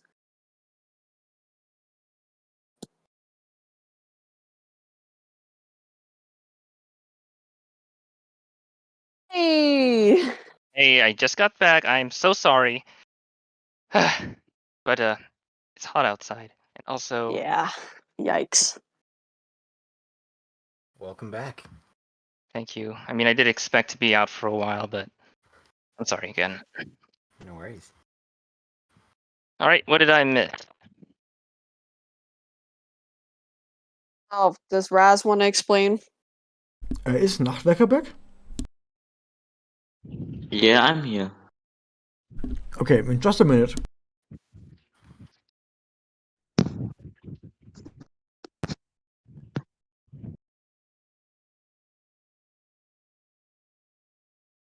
Oopsies. I was eating bread. Okay. Red. Is the bread good? It was good. That's good. Red's pretty good. Okay. Right now, I'm getting some ice cream. Ice cream. We have defeated the witch. After the Yay. witch was defeated, all the different familiars, they just disappeared. At the end of that, what happened is the grief seed, of course, dropped from the witch, but Aki noticed that there was another person that was in this area. And this other person then jumped out, dashed forward, and tried to grab the grief seed. Aki was trying to stop this person from doing that, but failed. And this person was able to grab the grief seed and jump to the side. You see them on the screen right now. And I haven't described this person yet, but you guys can tell this is a magical girl. What are your general thoughts at first? Ohatsu wants to shoot at them. Crap, he stole Ganked the the grief seed. Yeah, kind of same. It's just like, hey, that's ours. Well, if there was only one, then it would have been difficult. Anyway, I'm just gonna be like, hey, my first instinct is to chase after her as well. Okay, so this girl basically puts one of her hands out in front of you in like a protective gesture. It's like, hey, wait, guys, this might look bad, but By the way, I can't do a female voice, so don't even think about it. It's okay. It might look bad, but I'm here to give you guys something great, something amazing. But first, you gotta hear me out. And as she does, slowly moves around the side right here. He doesn't want to be up against the wall, because being up against the wall against 4 people is kind of scary. So moves over there, and I can describe to you this character now. And I've written down some text, but only a little bit. She introduces herself and says, "Hi, I'm a Chino. I'm Chino." And by the way, actually, she says her name. By the way, she's Chino. Which of you guys is the smartest? Intelligence. Not me. Oh, it's Mikaela. With a 15, okay, sure. What will you have me do? Can you roll a insight check? I will. 18. Okay, with this insight check, you notice that the way she was saying her name and the way she was talking, you're not quite sure how much you can trust her, but you don't feel like she's hostile, rather that she's a little bit scared and you want to be careful. So your first gut feeling is that maybe that wasn't her actual name, but she doesn't trust you guys. And yeah, that's basically what your gut feeling is, at least at first. So I'm gonna describe her a little bit now. So she has some bright green hair, she's got yellow eyes, she has a magical girl armor that is made of green and black shards and plates of metal that are tightly stacked on top of each other, like basically interlinked on top of each other, like scale mail basically. But you see that some of these metal plates are sometimes detaching themselves from the rest, and they sort of hover around her body and then reattach themselves in different places. And this goes on all over her armor, meaning that her entire body is, her entire armor has these metal plates shifting around all over the place the entire time, being in motion. And you also notice that her armor is slightly hovering above her body, so it doesn't actually completely cover her, but it is still a rather thick and strong armor that you can probably tell. And on her right arm, you see that she has multiple elongated and shiny black metal plates that are stuck together very closely to her arm, and at the end where her hand should be is instead a 2-foot long, what seems like a screwdriver head that is attached to her arm, and it is slowly rotating around its axis. And also you see that around her head are like these metal spikes that are pointing downwards. So yeah, they're like pointing downwards metal spikes that are like floating around her head in various orbits, and like planets basically. But they rotate around in such a perfectly harmonic place, such a perfectly harmonic way that her eyes are always able to see outwards, even though the rest of her head is always being covered by these rotating spikes. She looks at you, and she continues by saying that, by the way, the icon that I have right here, that's not the way she looks, but I just didn't have a different icon than that. But it's the closest I can get. And she keeps saying at you like, okay, guys, here's the thing. I really would have loved this grief seed, but I was a bit late. That was a bit late. I'm going to give you back this grief seed, okay? I'm going to give you back. But how about we make a little game out of it, right? We're here, we're new, we don't know each other yet, we want to get to know each other, and if we just said goodbye right now, that would be sad. So instead, what we do is, I'm going to give you this grief seed back, but you gotta beat me first, and if you do beat me, I'm going to give you a second grief seed on top of that. It's double or nothing. What do you guys say? I walk Ohatsu. forward. I walk should forward. we really? I'm not sure about Ohatsu's this game. basically had her bazooka ready this entire time because, well, when they noticed her after taking the seed, because she's like, holy shit, we fought that, we deserve it. So she's basically just like holding her freaking gun at her. Damn. Okay. Yeah, Leia's kind of. I'm kind of going around. I'm looking for an opportunity to snatch this seed back. Okay. I mean, it's 4 against 1. She must have a trick or something.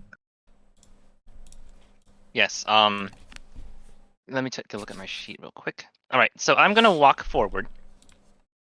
I have a very big scowl on my face. And I'm gonna say with a straight face, "Where's the second grief seed?" And she pulls it out and shows it in front of you and says, "Here it is." And you can see that it is a normal-looking grief seed. It doesn't seem to be used up at anything. It looks fresh, and yeah, that's what you see. Ohatsu's gonna ask, like, then why did you take the seed, our seed in the first place, if you had one in the first place? Yeah, because then you would have just left the labyrinth, and there wouldn't have been anything to do. Like I said, it would be sad if we just said goodbye to each other and all went our merry little ways.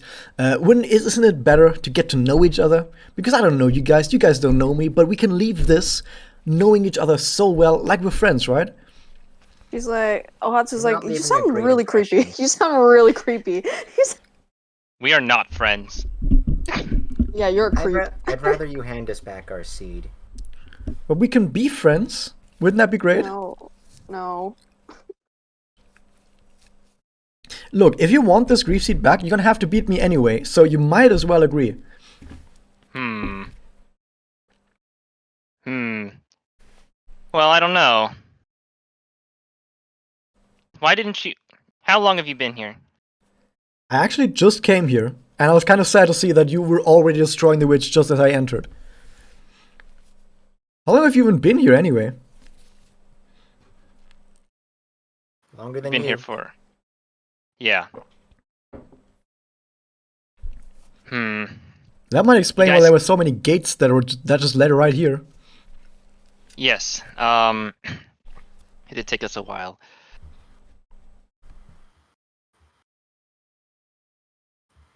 Okay, I'm not sure.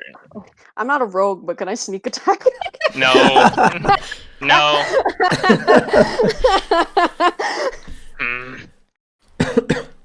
What would you say if we you know what?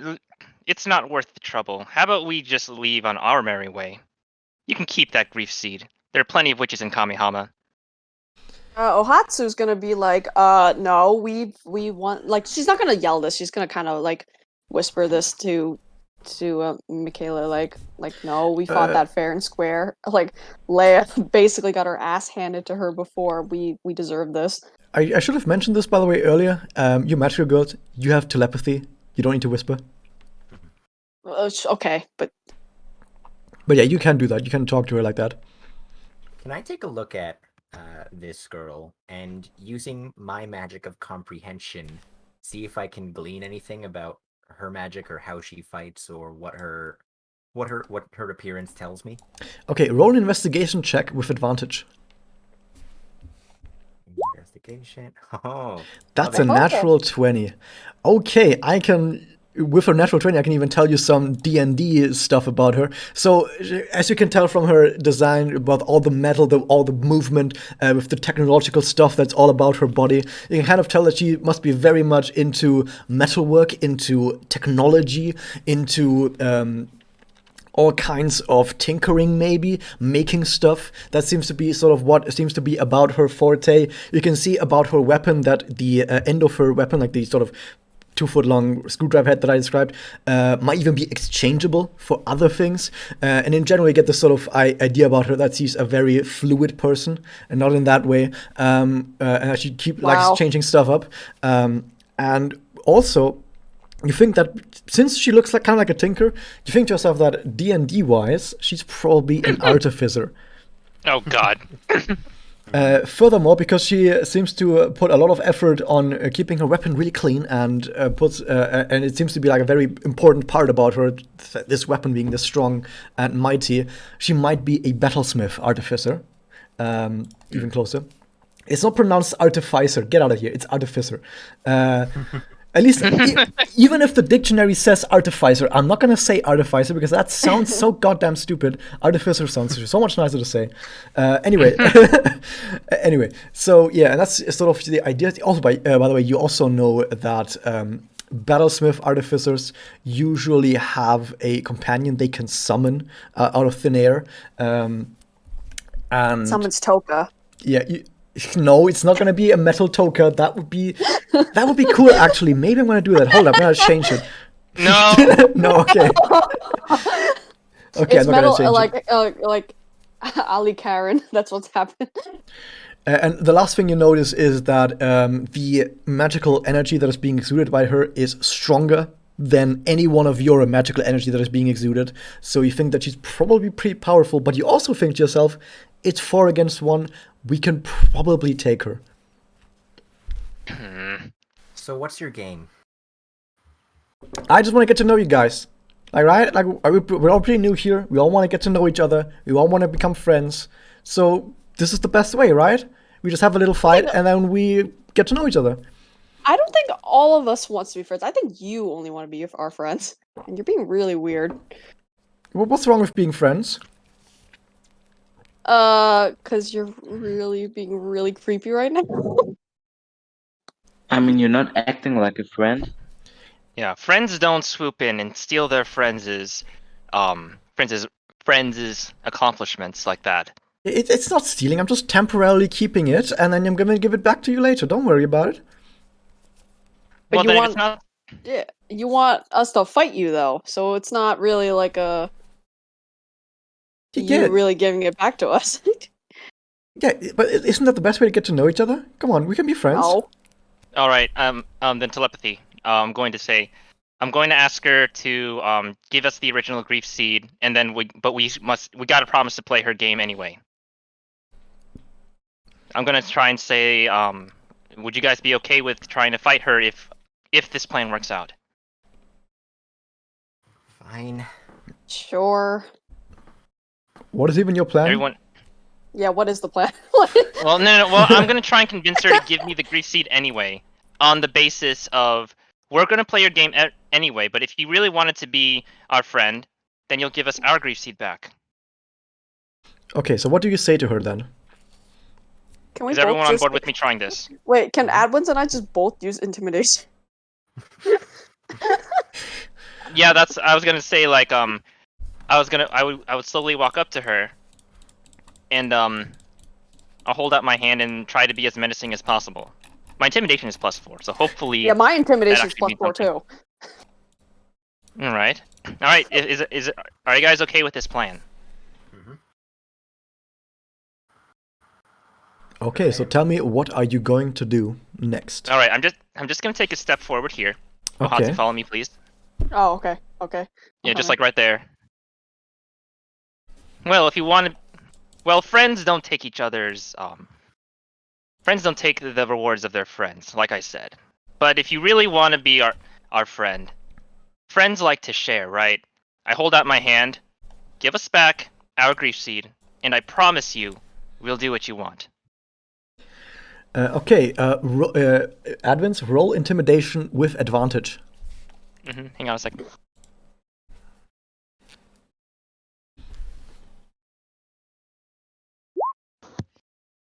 Yes. Good thing that it's advantage, because otherwise it would have been a 6. Yeah. So and give me just 1 second. But I still got my I got my headset in so I can hear what you're saying. But I got to do a thing real quick. okay. Okay. So, as you're approaching her like that, first off, she takes a little bit step back because she's scared. At least you think, looking at her face, that she seems scared. And as you talk to her like that, she goes, okay, if you're gonna fight me and we're gonna be able to become friends and get to meet each other, fine. You can have the grief seed, but keep in mind, here's a second grief seed. You can have this if you beat me. And she throws the original grief seed back to Michaela.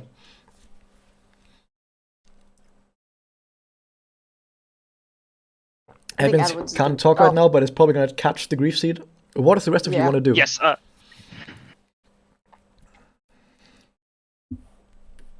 I think Ohatsu is just gonna like telepathically talk to them, being like, I don't think we really need the thing, especially if, like, she finds, this person, like, sketchy.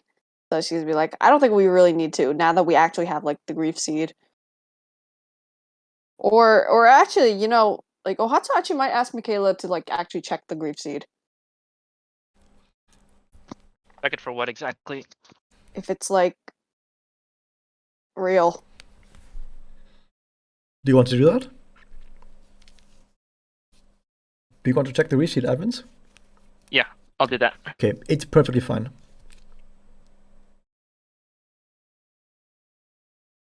Like, Ohatsu doesn't really want to fight, but if you guys want to fight.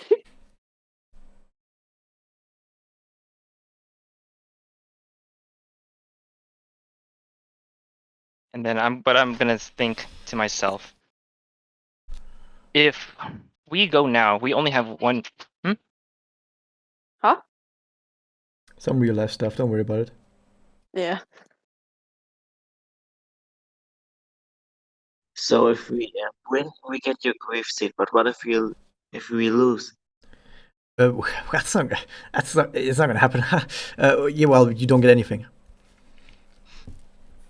So what's the deal? Why are you doing that with us? I just want to get to know you guys. Isn't this what people do? Is when they want to meet each other? Is they like figure out who the other person is, so they become friends after.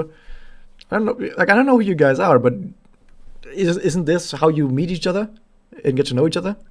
Ohatsu's just gonna be like, well, I have a lot of friends, and we don't, like, I've never had to actually, like, beat someone up or, like, fight someone to become their friends. I literally just go to, like, the mall or, an ice cream parlor.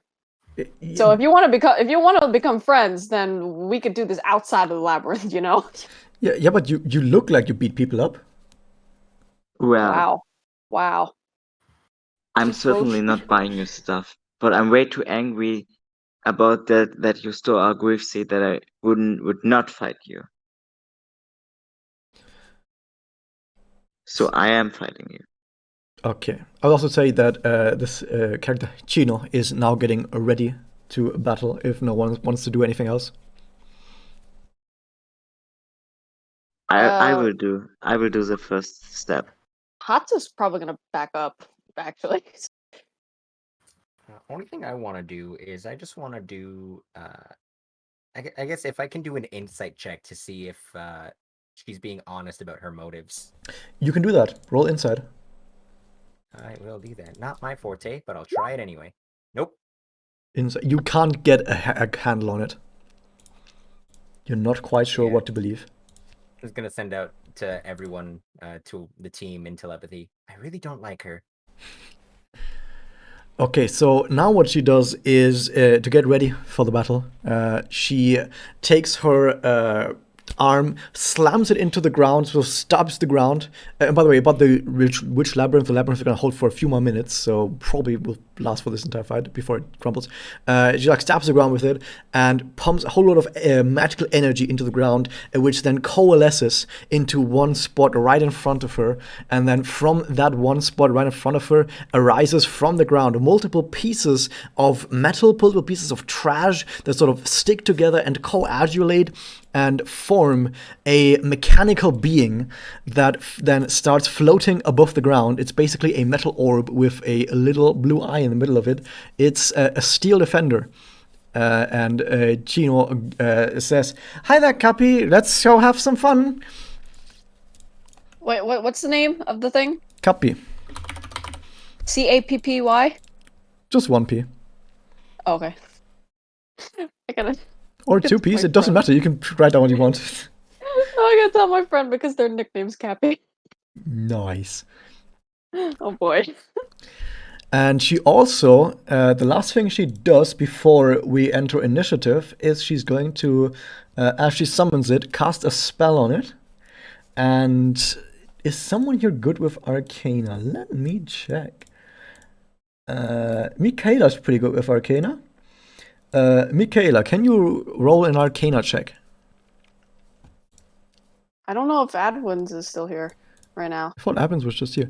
Okay, then in this case...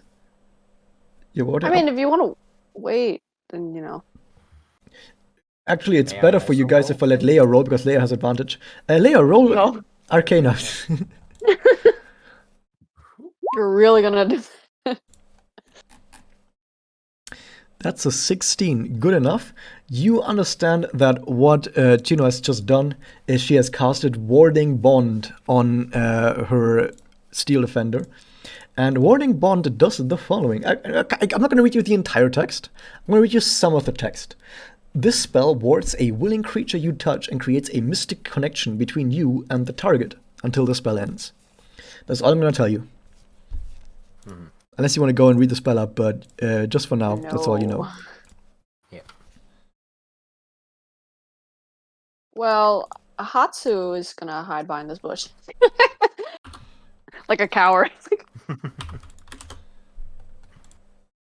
And with this, we would be entering into initiative. Everyone, it is time to roll initiative. Yay.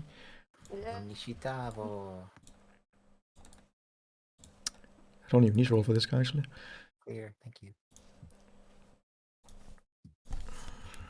I'm Alright, gonna I be right back, actually. Be right back.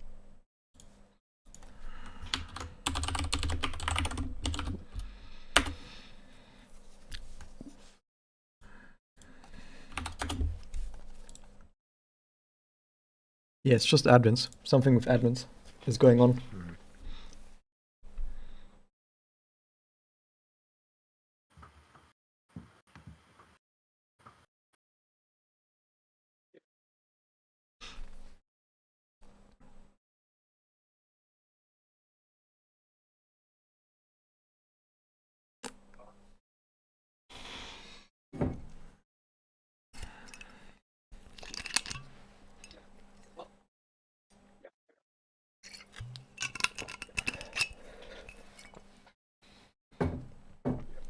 Did admin say anything?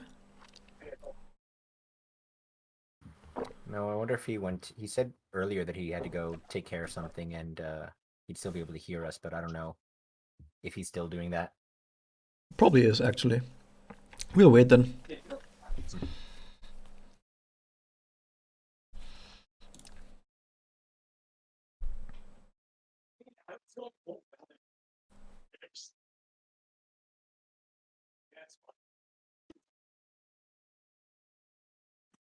Alright, guys, I'm sorry again. No worries. Alright, Alright, I'm back. I'm sorry. You came back at the right time. So, admins, you need to roll initiative. yes. Click my token and initiative. Cool. That's a 20. And I'm gonna decide. Okay, so the Chino has rolled not very well, and it is Ohatsu's turn. I'm just gonna chill over here by this bush, and I'm gonna shoot at the little Cappy from Mario Odyssey. Okay. Yeah. Yeah, roll for Let's hit. go. Yeah. Alright, any other dialogue pieces that I missed? Cause my Oh, mom yeah. saw me talking on the thing and told me to not be on it while I was helping with the groceries. Yeah, no problem. Yeah, but we basically just got ready to fight. You weren't able to find out anything else about her other than she just wants to fight you guys right now. So she summoned a Steel Defender, which is this little flying robot. It's like a little 2-foot diameter flying orb that is hovering next to her, and she cast a spell on it that connected her to the thing. And right now, Gull is attacking it. Yep. Yoki. Okay, 24. Yeah, that of course hits. Roll damage. Isn't that the damage? No, the damage below. Oh yeah, wait a second. You got 8 fire Yeah. damage, which means it takes some damage. Okay. So you fire your bear towards that. Michaela notices this bear suddenly whizzing past her, across her shoulder, going towards this floating orb that where it explodes right in front of it. But you don't see any visible damage that it takes, but you do notice that for just a split second, it seemed like Chino was flinching just a little bit. Next up, you have Michaela. So I noticed the flinching, and so can I surmise that she has literally connected to the steel offender you said? Steel Defender. You think that is possible? Okay. I think I can afford to have a little bit of experimentation here. So I'm going to leap in the air and attempt to land here with an axe blow. I mean, I'm going to forgo my shield to make it a two-handed attack. So basically, you're just attacking the Steel Defender with a 200 attack. Yes. Okay. Roll for hit. Yeah. All right. I need to just check something very quickly. Sure. No, but do roll. Yeah, I got it. Okay, that's a 16. That's a 200 damage. Yeah. Oh god, where the fuck is it? There it is. There's some really weird rules when it comes to Steel Defenders because artificers are fucking weird and I need to check something. Okay, interesting. Okay, never mind. I was looking up some special rules that doesn't apply here. Okay, so you have a 16 that is enough to hit the Steel Defender. The damage is indeed 6. So once again, you use your battle axe to slice through it. You notice that your battle axe kind of bounces off it a bit, but you still notice that you have done some damage to it, but you didn't quite hit as hard as you wanted to.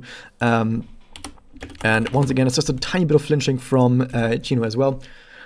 But for the most part, they still seem totally fine. Next up, we have Leia. What are you doing? Well, first things first, I'm going to 1, 2, 3, 4. How close do I want to get? What would you say is the range? Like, I've been using daggers as like the base of my boots. Would that be the same range for taking lightning as well? I would say it's about 15 feet for your lightning, but I will also say that if you want to get a sneak attack, you probably should be in melee range. Like, I'm not going to give you a sneak attack at ranges. That would be... I don't like that. But that is how it works, though. I know it is how it works, but you're shooting lightning from your feet, and I don't think that should be a sneak attack to shoot giant fucking lightning, to be honest. Alright.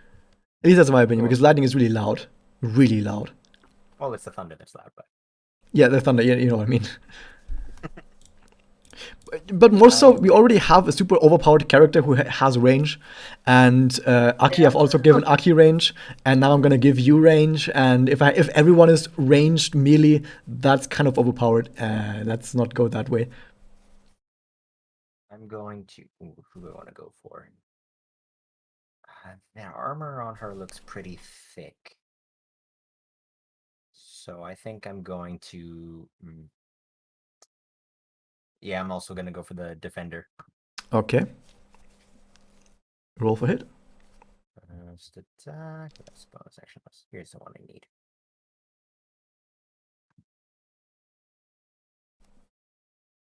There we go. Okay. That is a hit. 17 damage. 17 damage, yeah. Ouch. As you use your attack against the Steel Defender, you've done a bit of damage in your lifetime so far.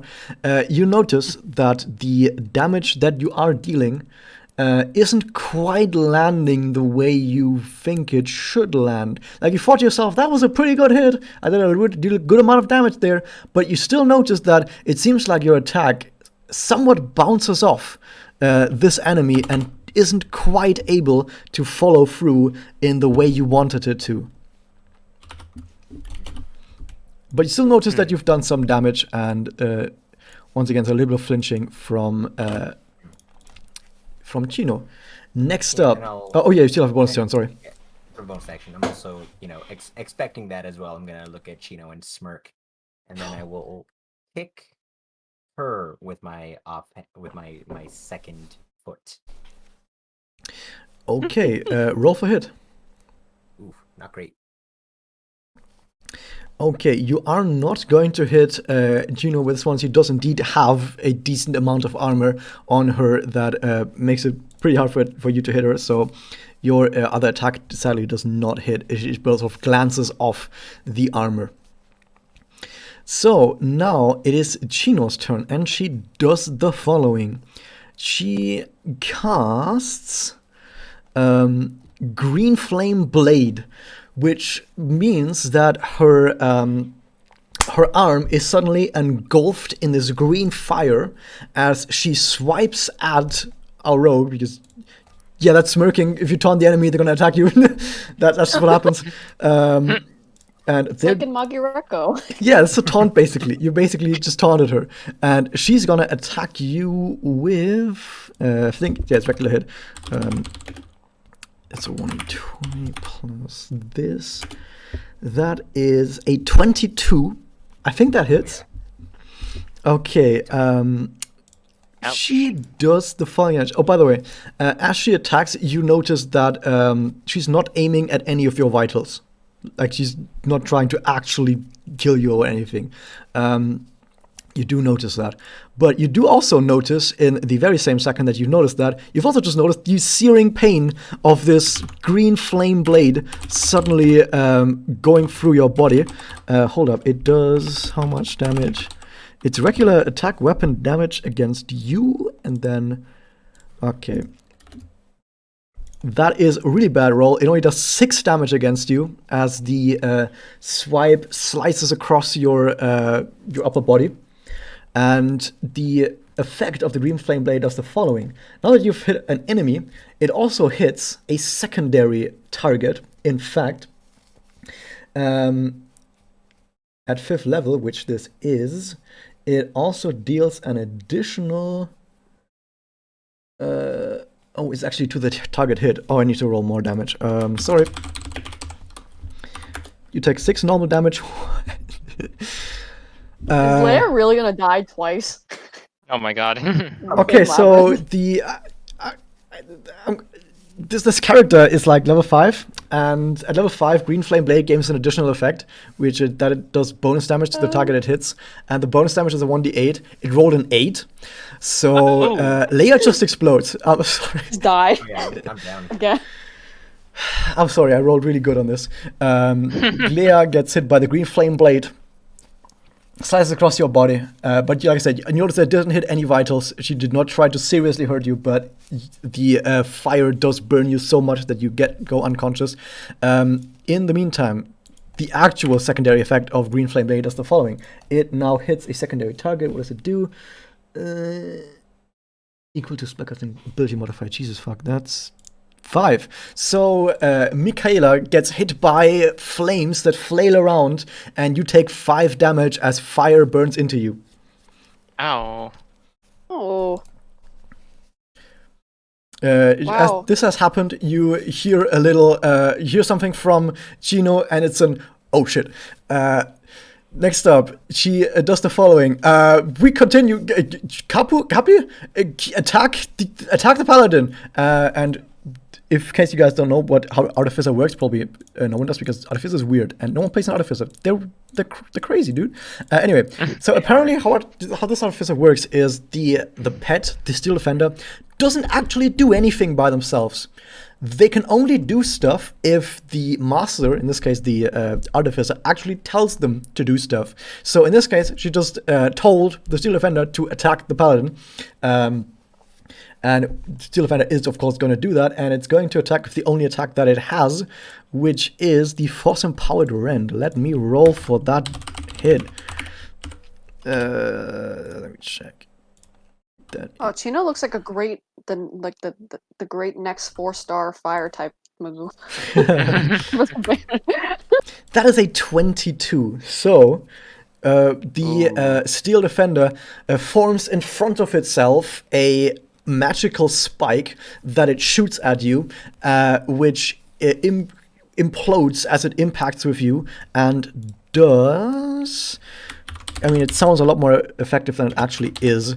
Does 5 force damage to you. Okay. And that is the end of its turn. Yeah, that was the end of both of their turns. Next up is Aki.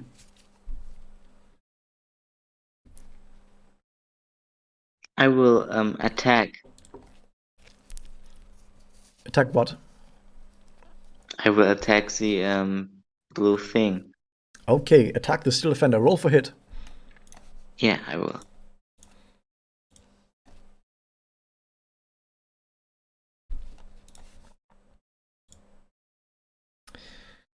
That is a 10. That is not enough to hit, but you still have a bonus action. Mm.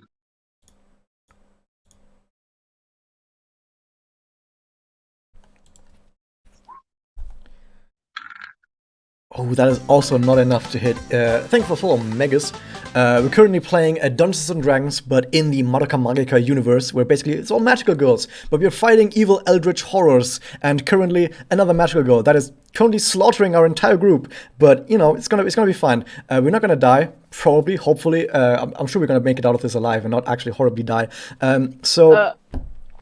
Yeah, Aki it swipes with the longsword, the magical longsword swipes across, misses the Steel Defender completely as it sort of flies around you, is almost taunting you. You take your chains, you try to wrap the chains around it and slice it with the chains, but once again, it sort of just dances around in front of you as if it was nothing to dodge all of your attacks. Next up is Ohatsu.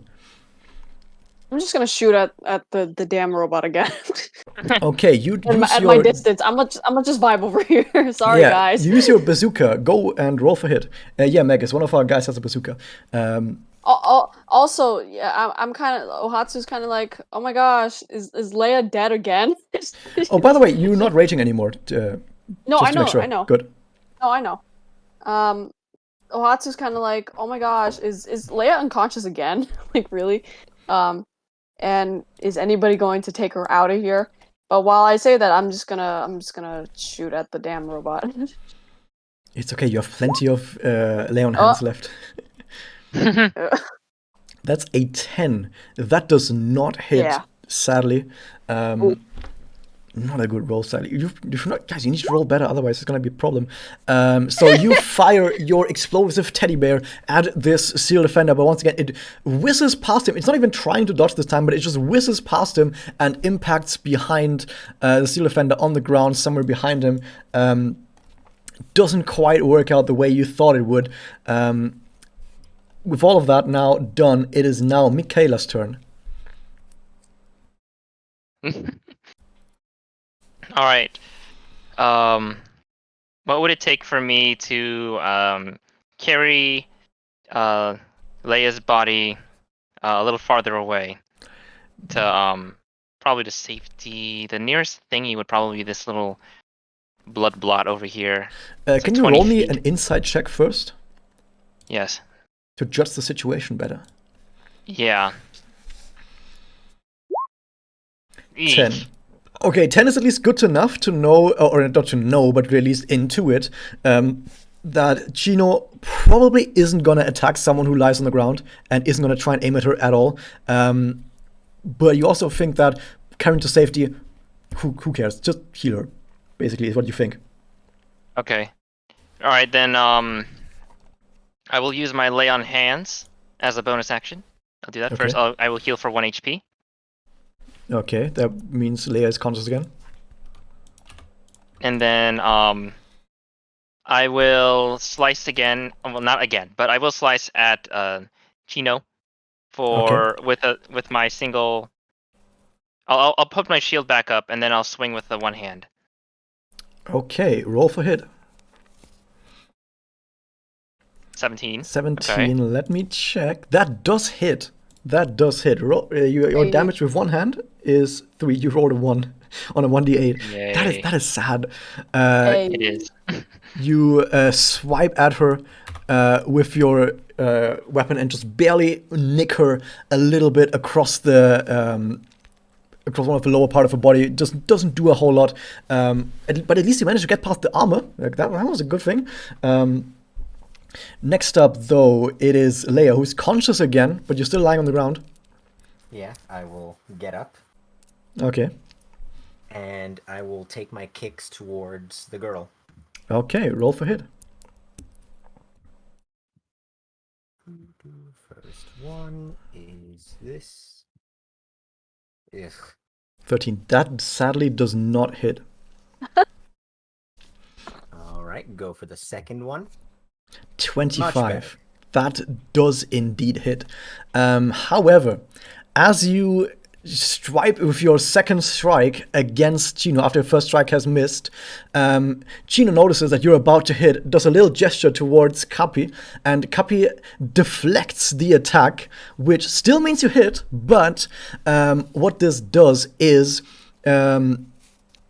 it would give you disadvantage. I'm not going to roll that again to give you disadvantage, but I will say that you're not getting the sneak attack. Okay. So with Kapi's interference, your sneak attack does not proc, but you still do at least the 4 piercing damage. The reason I'm giving you the 4 piercing damage is because otherwise I think you guys are gonna die. Sure, so your second swipe hits her, but it is weakened a little bit by Kapi's interference. That wasn't a reaction, but guess what? It's her turn again, so the reaction comes back. So it is Chino's turn now. Yeah. Chino looks at Leia and goes like, okay, can you like stay down for a little bit so we can like actually get somewhere? And as she says this, she morphs her right arm, which was the screwdriver. It now turns into a big metal ball, and she now tries to knock you out, which is not the same as unconscious. If you're knocked out, basically you're incapacitated, and even if you get healed, you're not gonna stand back up. So she's basically trying to donkey KO with that. Let's see how well she does that. With how low your HP is, you're definitely going to get knocked out if this hits.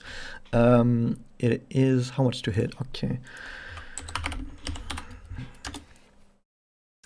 She does not hit with this attack. So she tries to knock you unconscious, but it just doesn't hit. She swipes past you with her hand, and then she says right afterwards in a sort of panic, Kapi, hit this! Hit the paladin! And Kapi takes this, okay, and doesn't actually say anything, but goes like, vroom, vroom, vroom, vroom, and tries to attack Michaela. Let's see if I got the to hit correctly. I keep having to look this up because it's buried in my notes. And how much what's your AC, Michaela? 19. Oh, just barely misses. So once again, the robot forms this force blade that it tries to fling at you, but this time you're ready. Like, I've seen that before, and you just watch it sail past over your shoulder, going like, no problem, and you take no damage. That was their turn. Next up, it's Aki.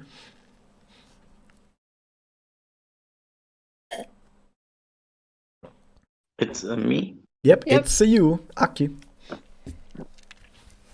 Yeah, time to attack again. Okay, roll for hit.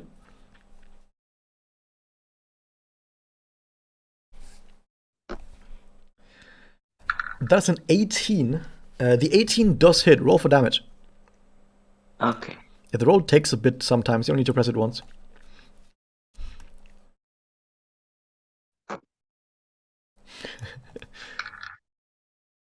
Somehow I always roll really badly unless I attack the rogue. Then I always roll so well. because you know that they're gonna just sneak attack the entire time. So so the rolls are on my side. Okay, you swipe this thing for 10 damage. Once again, you also notice that your attack is being severely weakened as you attack this bot in front of you. And this time you notice that as your attack hits the steel defender in front of you, for just a split second, there's this magical aura that sort of springs up around this defender for just a split second that then dissipates again afterwards, and you feel like you've seen something like this before, and it is exactly the spell that was casted at the beginning of this fight on the steel defender had the same amount of magical energy to it. So what you're intuiting right now is that this spell that was cast at the beginning of this fight probably linked the two of them together, such as not only does Chino take damage when Steel Defender take damage, but also the Steel Defender is resistant against all damage while this is active. So it's a double-edged sword of being more defensive but also taking more damage. And that is what you notice with after your longsword attack. But you still have your bonus action. Yeah. So, how about I attack the person behind? You can do that. Your chains have enough range for that.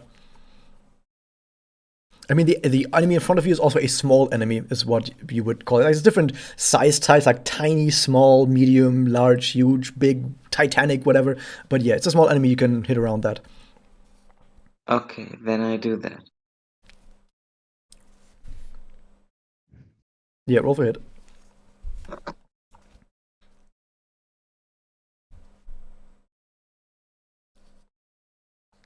That is a critical failure. As you try to swipe after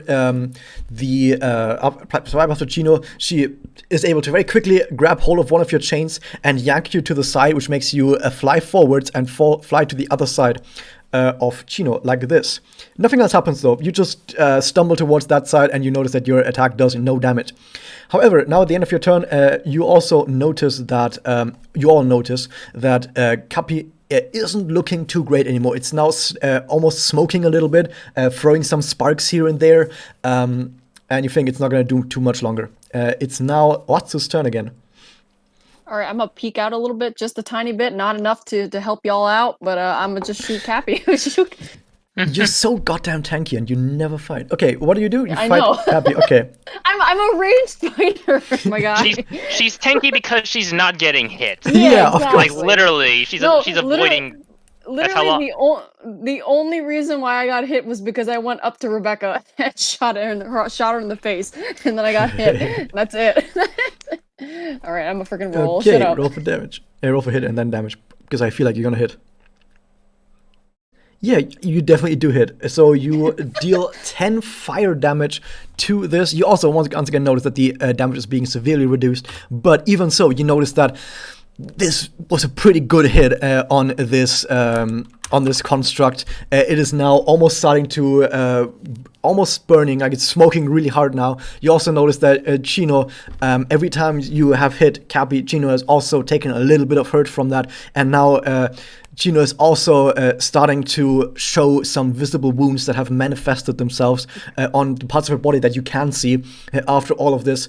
And yeah, it is indeed a Bearsuka Megas. It does shoot bears.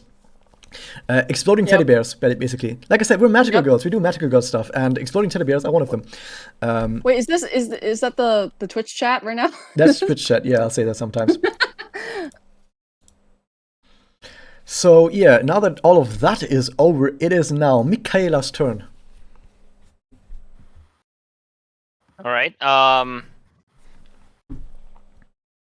just gonna swipe again. I'm gonna take a little sweep at Chino's legs. Basically, I'm still gonna do like a regular attack. Okay. Roll for hit. Cool. That seems decent enough to me.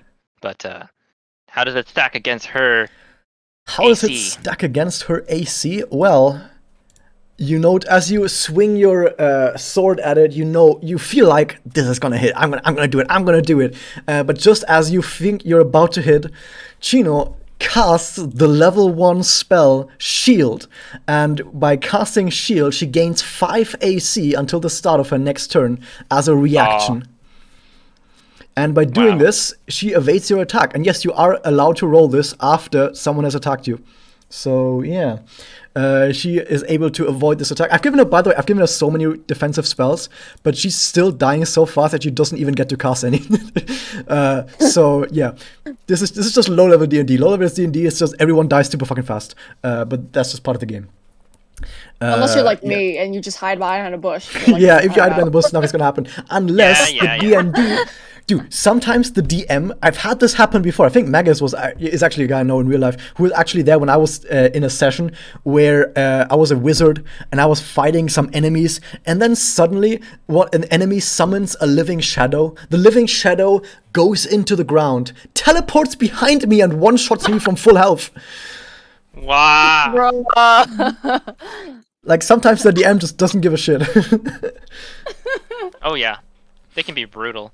Yeah, wizards are really fucking. But the thing is, you've a ranged barbarian. By the way, Vegas, we have a ranged barbarian. I've given them a special ability that they can still use their barbarian bonuses at a range. So yeah, that's pretty cool. But yeah, so your attack sadly does not hit, and you still have a bonus action theoretically if you wanted to lay on hands again. Or are you done?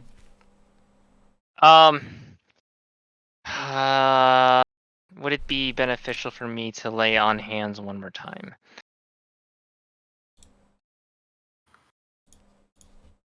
Fine. I'll restore 1 more HP to our friend, Leia. Should have kept it for your stuff, to be honest. I thought you were gonna heal yourself because that's more effective. But yeah, okay, you are Yep. seeing the Probably gonna power heal of myself friendship. on my turn if that affects anything. Okay. Yeah. In that case, I'll just lay on hands myself, because the Maguka heals are regular actions, right? Mm-hmm. Yeah, that's, Okay. that's a normal action. So in that case, I'm gonna lay my hands for 2 HP instead. Okay, you heal yourself for 2 HP. You can do that. How much HP did you have before this? 10. Okay, good. Yeah, I'm gonna Yeah, cool. Thank you. So that makes you Alright, at and then least that's it. a little bit more safe against getting randomly one-shot from enemies. Okay, now that is over, Leia. You've seen, by the way, that the enemy has activated the shield spell to protect themselves. Yeah, first I am going to heal myself. Okay, you heal yourself for 8 by using Maguka Heal, which costs 20 soul power to use. Oops. Man, I can't wait for Leia to doppel Right? against Chino. Okay, that still leaves you with a bonus action. Bonus action, I'm going to kick Cappy. Okay, kick Cappy. Roll for hit. Where is it? There it is. The deflect move, by the way, that was used earlier is not available if Cappy itself gets attacked. It can only protect the master. Yeah, so with an 18, that hits. And it does, this time you do get sneak attack, which is enough. Even with the reduced damage, you kick it with the lightning surges through its body. It's also got resistance to lightning, by the way, but that doesn't matter here. So you surge lightning through the smoking body of Cappy, and Cappy, I keep saying Cappy now as well, even though it's Cappy, explodes into a puff of smoke as she just goes, "No, Cappy!" So I'm going to, since she's already used her reaction, I'm gonna just get out of melee range, You can do that. That works. and that will be my turn. Okay, that was the end of your turn. It is now the turn of Chino again. And Chino, let me see what we can do. She has so many cool spells, but there's no way she can do it with so many Just people summons around her. Cappy again. She just resummons Cappy again. I would if I could, but it takes 1 hour of ritual, so no. He just says, "Hold on a second." just give me 1 hour, okay? I'll be right back. No, she's gonna use Green Flame Blade again, but she's gonna try and hit the rogue again because she's really sad that you killed her friend. However, you know what this means. She moves away from these two characters, which means you both get opportunity attacks. Yay. Both Aki and Michaela roll an attack with your main hand weapon. Ah. That does not hit. Aki still has an attack. 14. That also does not hit. So as she reaps her weapon in flame and tries to go after the rogue for destroying her friend, both of you try to swipe after her with your weapons, but she's able to swiftly dodge out of the way, and it makes her way over to the rogue. And she tries to attack you. She has no more. She has no more bonus action because her pet dies. This is all she has. This one attack. How much do we want to bet that this one last attack that she has is gonna crit or do like crazy damage? Let's find out. Let's not jinx it. Let's not jinx it. Let's not jinx it. Okay, at least it hits. So it does hit. Let's see how much damage it does. It does reduce damage this time without her friend. It does. Okay. This is survivable. The You could survive this attack, so Good. okay. Prayerful, maybe. That's Sadly, you important don't. It does 13 damage. Yeah, nuh-uh. I rolled a 13. I rolled a 7 on a 1d8 again, which is, that just happens. Because he goes It's after. time for my lay on hands. Yes, I will say at Leia. least, as you see her walk towards you, you see that she has a few tears in her eyes already, and says, "Chappie's my only friend," and walks over to you, and in that grief that she has, she swipes at you, and hits you across the head with this attack. Because she had currently the blunt ball weapon, you do go unconscious, but you're unconscious in a way that you're not gonna trigger the auto resurrection. Like, you're basically at 1 HP, unconscious on the ground, but you can't be woken up by other people by being healed. You're just KO basically on the ground right now. But yeah, that's that, and that's the end of their turn. It's now Aki's turn. I can't. I'm not healing you again. Can't heal him again. That's fair. Okay, let's attack. Yeah, put yourself at 1 HP, by the way. Like, you're not actually at 0 HP. It was like a specifically non-lethal attack. Should have mentioned this as well. You can, in D&D, say, I'm going to attack non-lethally. Depending on the attack, you can basically say, I don't want to kill this person. And in this way, I'm going to rule it that if a character in this setting tries to do a non-lethal attack, basically what they're trying to do is knock people unconscious. Because that way they can't resurrect themselves. With the auto resurrection thing. So basically that's what's happening here. But yeah, Aki, what are you doing? You attacking? Yeah, I'm attacking. But Okay. can I heal myself first? Healing is an action. So if you do that, you will only have your bonus action left. Then I will go offensive. Okay. 11 sadly does not hit.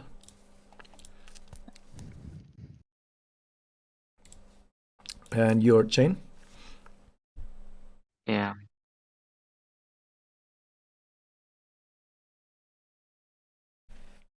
Also, sight does not hit. You swipe at her again, but she sort of twirls around as her armor shifts in such a way that it always has an armor plate between your attacks and her body, deflecting the attacks. Next up is Ohatsu. Okay, so Ohatsu is actually gonna move away from the bush. Yay! Wow. But still not close enough to be helpful to me. But I'm gonna shoot at Chino, basically. Okay. Just it's just her spiel. I mean, you could have shot at your friends too, Yeah, I could. Oh, I'm not even gonna hit her. And once again, your bear just flies past him. It actually hits the red blood globule behind it, where it explodes. But yeah, that's about that. It once again completely misses, and you think to yourself, man, maybe I need to adjust the aiming on this thing. It might be a little bit off. Next up is Michaela's turn. Need to recalibrate this.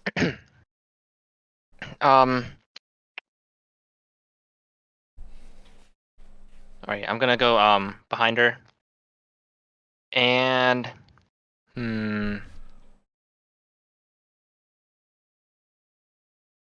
I'm just gonna go ahead and take another swing at her. Okay. Oh, come on! What are your rolls, guys? I have a +4, and it makes me very sad. No one has rolled above a 7 in multiple turns. Come on, guys. Yeah, that was your turn. Yes, it was. So Pink, you're lying on the ground. You don't need to do death saving throws. Your turn is just over. Next up is Chino's turn again, and Chino now turns to fighter, turns to Aki, and wants to attack Aki as well with another green flame blade. Let me see how well that goes.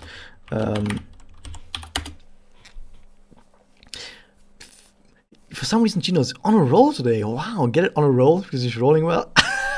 And she it does her green flame blade. It does hit, and it does the falling damage. You get bonked on the head by this heavy ball that is enwreathed in flames.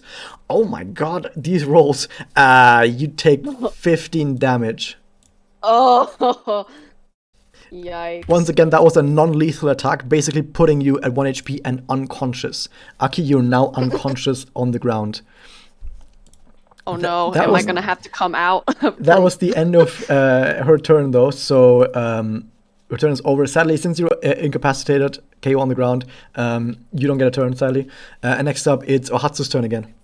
Alright, seeing that like everybody's just dropping onto the ground, she's just gonna stay put, be as useless as possible, and just do it Are again. you fucking serious? Yes. By the way, I've Hey, ignored hey, the hey. bonus effect of Green Flame Blade to deal area of effect damage, but yeah, just ignore Wait, that. what? Just usually Michaela would have taken like 5 more damage here, but you know what? Just ignore it. Keep moving. Alright, I'm gonna just shoot her. Okay. You can't Hey. roll worse. Okay, I was about to say, if you roll any worse than you've done the other few turns, I would have been really mad. Yep. Okay, so you load your Bearzuka. Are you rating, by the way? No. You're still not rating. Okay, then we need to just subtract 3 damage from that because I've baked that into the weapon. So okay. you fire a bear at the enemy. You've in between turns you've recalibrated your weapon basically because it was maybe pulling a little bit left to the left. Now you put a little bit to the right, no problem, and you're able to once again hit your target and fly. Have a bear fly into this character's face for 11 damage. That Hey. is the end of your turn. Is now Michaela's turn.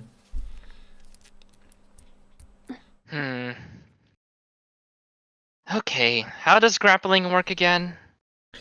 Usually you need a feat to be able to grapple. I've only given it to Aki because they have chains. Sure. Okay, never mind then. I'm going to move here now, just so I can be sure that if Ohatsu shoots, I don't accidentally get in the path, you know. And I will non-lethally attack. Okay, roll for hit. Just in case this happens to. No, it doesn't. Okay.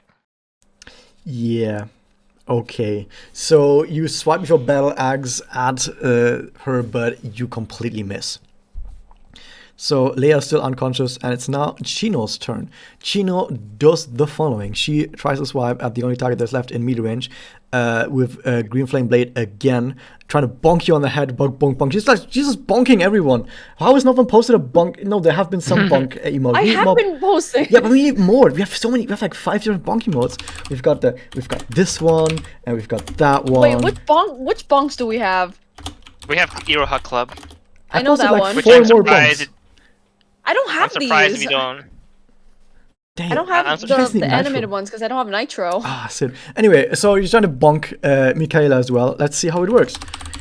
She's rolled so goddamn well the entire time. She can't keep rolling like a 15 on her d20 every single action. I think she's rolled like 15, 16 for like 4 turns in a row, right? And she rolls a 13, which is a 20 in total. And 20 does hit. Where is she getting the +7? Because she has a really strong weapon. The thing is, the artificers are pretty goddamn good, actually. They're fucking crazy. Wait, is Ohatsu the only one left on the field now? Well, we have to roll that depends. damage. Yeah, it Okay, depends. okay. So I've weakened the damage a little bit because her friend is down. But the thing is, she just keeps hitting really well. Okay, you are very lucky. You get bonked on the head, you go down to the ground, but you only fall to 1 knee and are able to keep yourself up. You drop to 1 health exactly because it did 11 damage. But you're Okay. still fine, you're still up.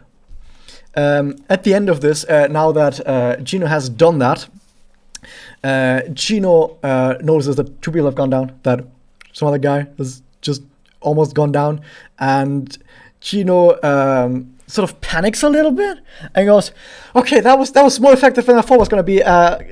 Guys, can we stop here? I think that was right. I think that was it.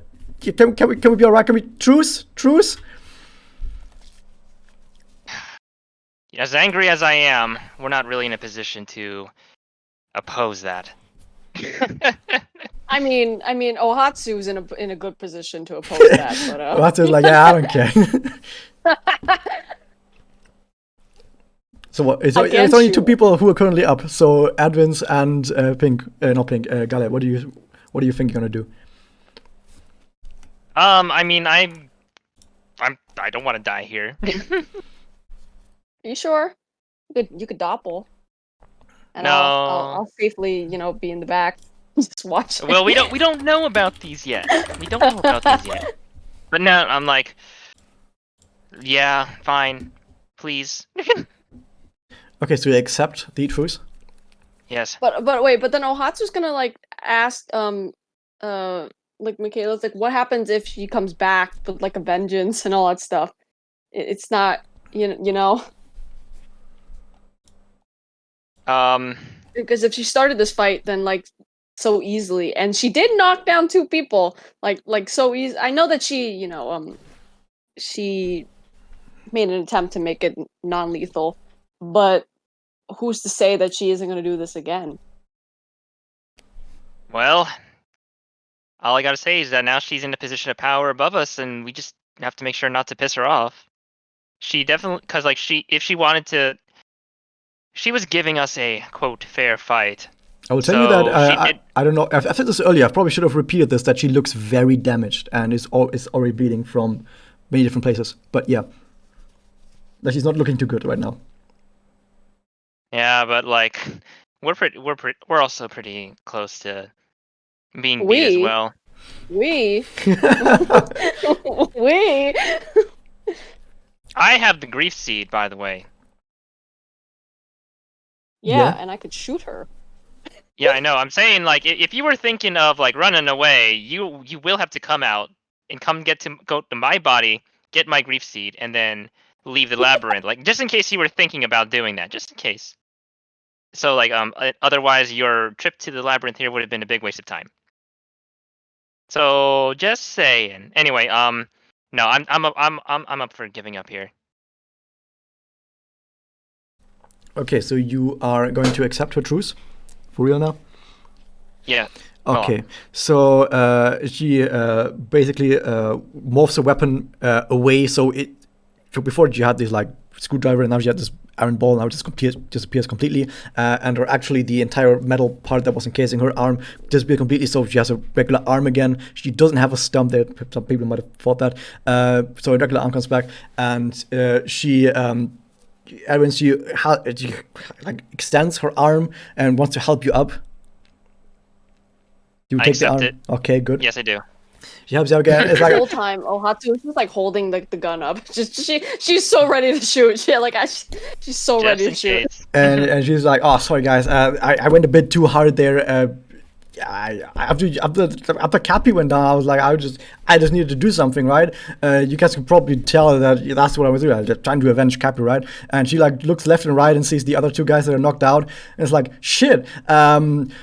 We gotta get these guys up again. And she tries to wake up Pink. She has to wake up Leia. And I'm gonna have her roll a medicine check if she can do that. Can I shoot her right now when she's unarmed? Theoretically you could, but let me do the medicine check first to see. Theoretically, you could. Medicine. I'm chaotic neutral here. 7. Okay, so she doesn't do a really good job at trying to wake up Pink again, but she doesn't. Yeah, she doesn't do any harm either. She's just like basically leaning over the body, sort of touching it a bit here and there, going, "Hey, wake up again!" And it doesn't do anything. She's like, "Hey, I'm sorry. Can you wake up again? Hey." She clearly did not go to medical school. Nah. What do you other guys do? I want to shoot her. You could still do it. It's up to you. I'm gonna remove the turn order, by the way. We're out of turn. Oh, I'm so tempted. I'm so tempted.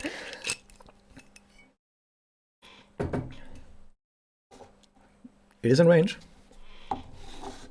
I'm so tempted.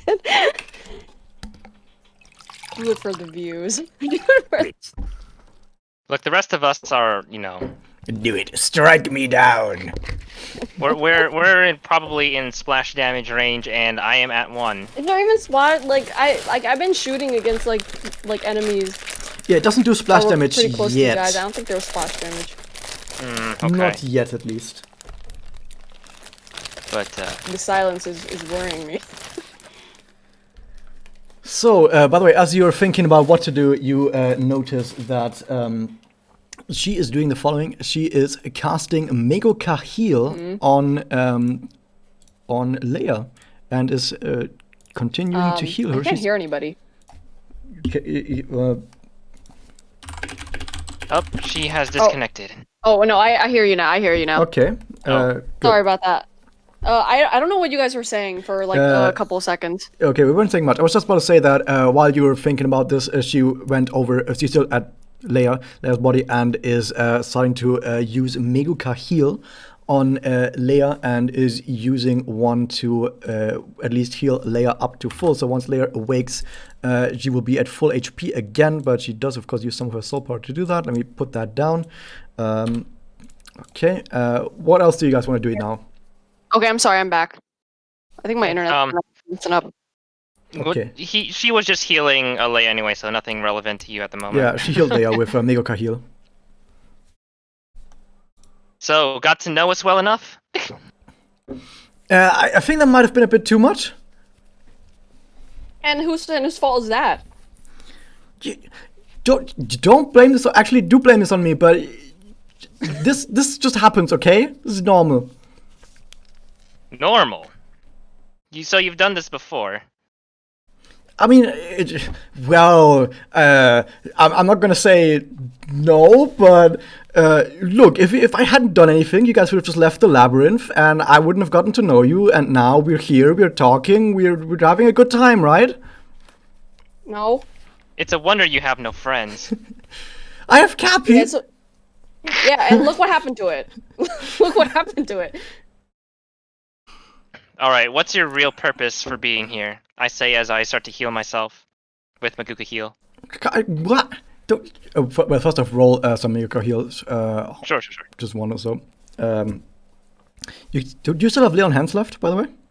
I have 1 HP worth of lay on hands left. That's enough to rest one rogue. Okay, so you use your Magoka Heal.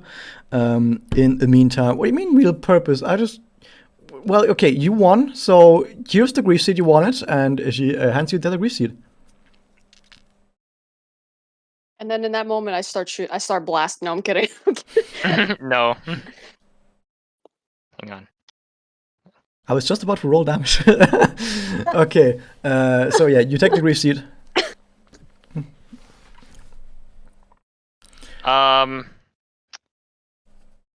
I'm gonna go ahead and use my last lay on hands on on I was gonna say Aki, but you said she was incapacitated, right? Yeah, she's at 1 HP and KO, just like Leia. Okay. So I can't. If I did, I couldn't do that basically. I mean, you can heal her, but she's not gonna become conscious again. You basically need like a medicine check against her if you want to wake her up. Let me check. I'm gonna give it a go. Casually, just menacingly, like just approaching from us. Yeah, just slowly walking up behind him. Yep. Okay, 22 medicine.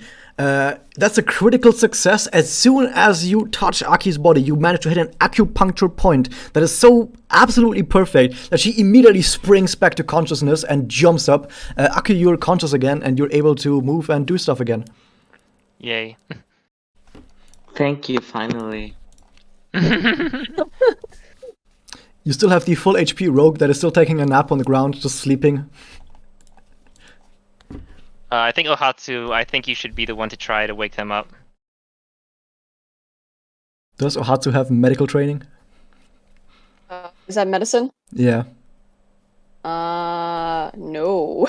Absolutely no. Do you want to try anyway? No. Okay. She has like a disadvantage. So everyone is sort of looking towards Leia, just standing there with arms on their hips, going, well, Yep, can't be like, helped. oh well. Yep, basically. Alright, I'll try. Okay, roll medicine again. By the way, why do you roll a natural 20 now, but you roll like a 5 earlier in battle? Jeez. Don't ask. I don't even know the answer to that.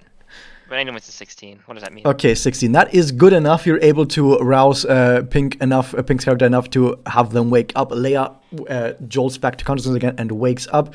And you see everyone just sort of standing around you going like, oh, Jesus, we've managed to do it. Yay. And Chino is looking very apologetic and basically, so he's giving you the grief seed now. And he's like, if this makes it up to you guys, I gotta give you guys something else, okay? And she pulls out a little purple gem with a few spikes on top of it, which fits nicely into her hand, and she gives this gem to you, and she says, just give this to Mitama. She knows what to do about this. It's gonna be great, and you're gonna get a reward probably. It's gonna be nice. I hope this sort of makes up for this. But hey, now that we're done fighting, we're friends, right? No. God damn it! In fact, I hope I never see you again. And she, as you say that, you sort of see a single tear roll down her cheek. What's your real name? I can't say. I'm sorry. I'm sure we'll meet again. And next time, I'm gonna help you. Next time, I'm gonna fight on your side. Is that okay? You're like, sure. Can we do that? No. This is like telepathically. I say this is weird. She was wiping the floor with us, and why is she apologetic? I don't trust her still, but there's something very odd about the way she's acting. Well, I mean, it was always odd, but but it's odd in a different way. But I can reveal to you guys that she had only a handful of HP left. She was just about to go down. Oh! Did you see the stream chat? Did you see this? What did they say? POV machine. Yeah. Wow. Wow. Bonk. And Kyle just left. No, I'm here. I'm still here. No, yeah, roll 20, I mean. Yeah, I'm sorry. Like, my internet's getting kind of iffy. I think it's the heat wave. So she gives you this gem and basically tells you to take it to Mitama. She knows what to do, and you're probably going to get a reward for it, and that's all she can do. She also uses another Megoka heal on Aki, and heals you to full as well. Aki, you're back to full HP. You're back to 18 HP. Now, after this is done, after she has healed both Leia and Aki back to full HP, and she's used a bunch of Megoka heals to do that, you guys are going to do the following. Which of you has good passive perception? Oh, Aki and Michaela, can you both roll perception? Okay. Yeah.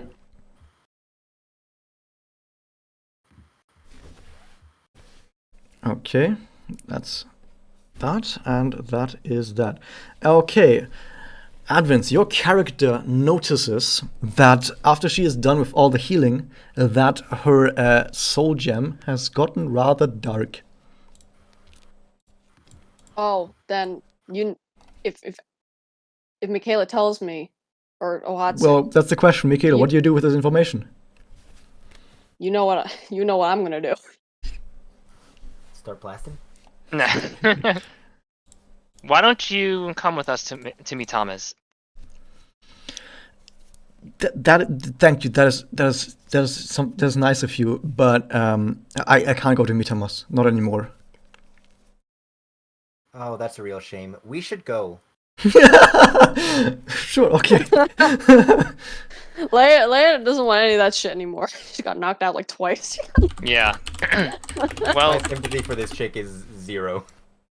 where did you get this weird gem from? It's obvious. It's not a soul gem. It's not a grief seed. Do you want What to is it? inspect it? Yes. Sure. Let me take a look at it. Roll investigation. Boop. Boop. Yeah, You have no idea what it could be. You can't even rule out things that it couldn't be. You have absolutely no idea. Okay. However, you do notice that there is magic coming from it. There is magic swirling within this gem. That's what you know. Okay. But Well, otherwise, then you don't know. I will still ask her. Where did you get this thing? Well, I found it. I wanted to give it to Mitama, Yeah. but I can't go to Mitama. So can you guys please do it?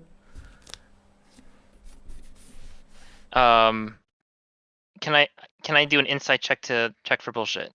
Yeah, you can. Roll inside. Oh, okay, fine. You think that she's absolutely telling the truth.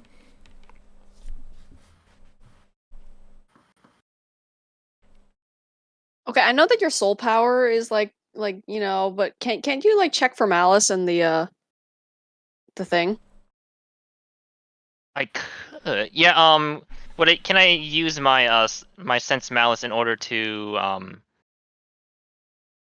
You could. to see if there's anything crazy about this thing? Yeah, you can do Also, that. how much? Soul Okay, yeah, power. that's fine. Yeah, that's only 5. I'm sorry, I switched the heal and the what's it called? Yeah. So I'm going to attempt to use sense malice on my thingy, on this gem thing, and I Okay. roll charisma, right? Yep, DC 10 charisma check.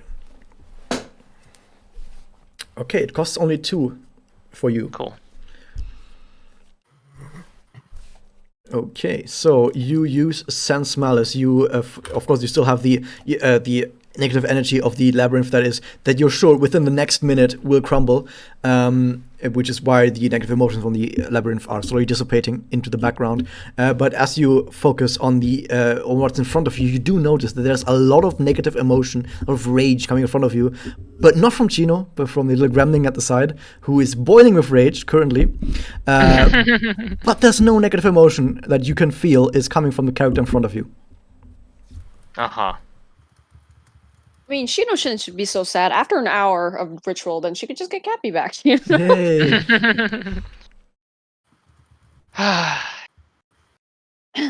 I think we should let bygones be bygones for now. Fine. Like I think we could all use a trip to Mitama's anyway. Maybe we can get some answers there. And she says, "Oh, thank you. That is so nice of you. I'm sure we meet again. And next time, I'm gonna make it up to you guys next time. Don't worry about it." And she sort of, It's a long time. yeah, she sort of wants to Ohatsu's wave like, goodbye now. Like you don't need to. Okay. No. So the labyrinth around you now fully dissipates. I don't have a map for outside. I'm just gonna put you back on this. The void. You're back on the void now. And yeah, the labyrinth disintegrates, and Gino, she sort of waves goodbye and sort of walks into the, not sunset, but she just walks into the, what time is it now? It's probably like 13 or something in the like noon or whatever. She just walks into the noon sun somewhere, and waves goodbye. Bye. Till next time. I give a nod. Just a nod. I do not.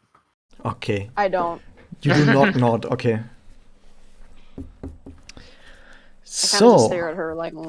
now that we're here, where do you want to go next? Where are we again? Where exactly You're now is, outside at the edge of Daito again, where you've entered the labyrinth.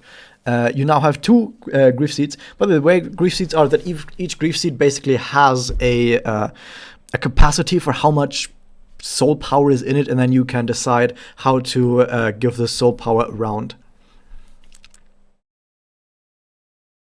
I use the most of it, but Yeah, I mean, I'm pretty good, considering bush. Yeah, I I'm think a bush Michaela hugger. and I are the lowest. So just for Yeah. now, remember your soul power, unless you tell me that you want to use the grief seed. So yeah, I ask around, hey, does anyone want to use one of these grief seeds to see how much we need, or who needs it? Because I look at my soul gem and it seems pretty it's not murky, but it's definitely not a tip top shape. Why don't you use it first? You spent a lot. Yeah, thank you. All right, so I shall use the first grief seed, the one we actually got from Rebecca. Okay, that grief seed has a total capacity of 200. How much do you want to use? Currently I have 53 soul power, so I will restore myself to full power. So that Okay. would be 47. One of you guys needs to write down the grief seeds that you have, which how much stuff is still in them, and the fact that you've already used 47 now. Yikes. Give me 1 second. So I'll do that. So grief seed. I have we have 2 grief seeds, and Yep. They're both 200, by the way, at full. sure. 200 minus 47 is 1. Let me pull up the calculator. I'm not in the mood to do mental math right now. I am. 200 minus It's 47. 153. Okay, thank you. So 153 out of 200, and then 200 out of 200. Right, and then let me save this document before I forget. Maguka RPG. Can we also put it in the group chat and we just pin it, which you can just Yeah. edit it? You can do that. Oh, we could. All right, I still have my own thing here, so we're good. Yeah, gotcha. As I absorb the power of the grief seed, I say, how far is Mitama's shop from here? It is about 4 kilometers. Oh, that's actually pretty close. What do you guys say? You wanna stick around for a little more, for a little longer? We have the time. Wait, are you gonna Or- give Yeah. are you gonna give Leia the grief seed? Oh yeah. Of course. I'm sorry. Go ahead. Well, I mean, Thank you. I'm saying all this while I'm absorbing the grief Okay. seed stuff anyway. All right, Leia, go ahead. Take the rest of your take the soul juice. All right, I will take 40 from it to top myself up. Cool. Yeah, are we still in Maguka form? If you want to be. Nah, she's gonna be out. Okay. Yeah, I'll untransform too. Yeah, she's gonna be in her nice summer, not summer. She's gonna be a cute little summer dress. Okay. So you can make your way over to Mitamas. What'd Do you say, want to do Aki? that? But real talk, I think Ohatsu's gonna ask if she could keep a grief seed for landing the kill on the wish. No joke. She's gonna ask. Oh, okay. I toss her the full grief seed. Thank you. She's like And all that's- smiley and very happy. She thanks him a Yeah. lot. Sure. All right, guys. Well, let's get going to Mitamers. Okay. Are you all going there together? Yeah. Okay, you're all heading over to Mitamas together, and as you do, you notice that with all the experience in fighting that you have committed today, that you have grown as people, and not just mentally, but physically. You all reach level 2! Yes! Nice. Yeah. Oh, okay, wait, to confirm, the grief seed that Adwins and Pink use, it has 13 charge? 13? 113. 113. Oh, 113. Okay, I'm just writing it down for Yeah. or yeah. So each grief seed has 200 soul power, or at least each of the 2 that we have. Okay. Sounds pretty good.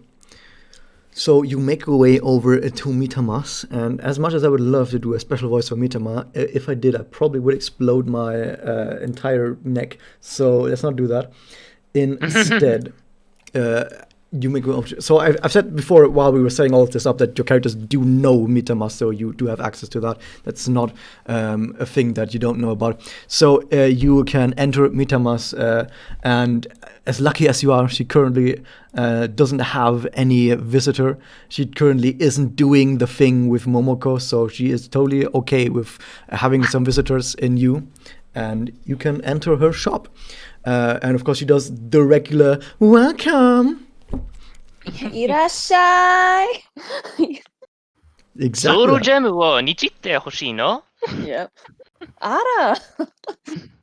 Ara. What do you do?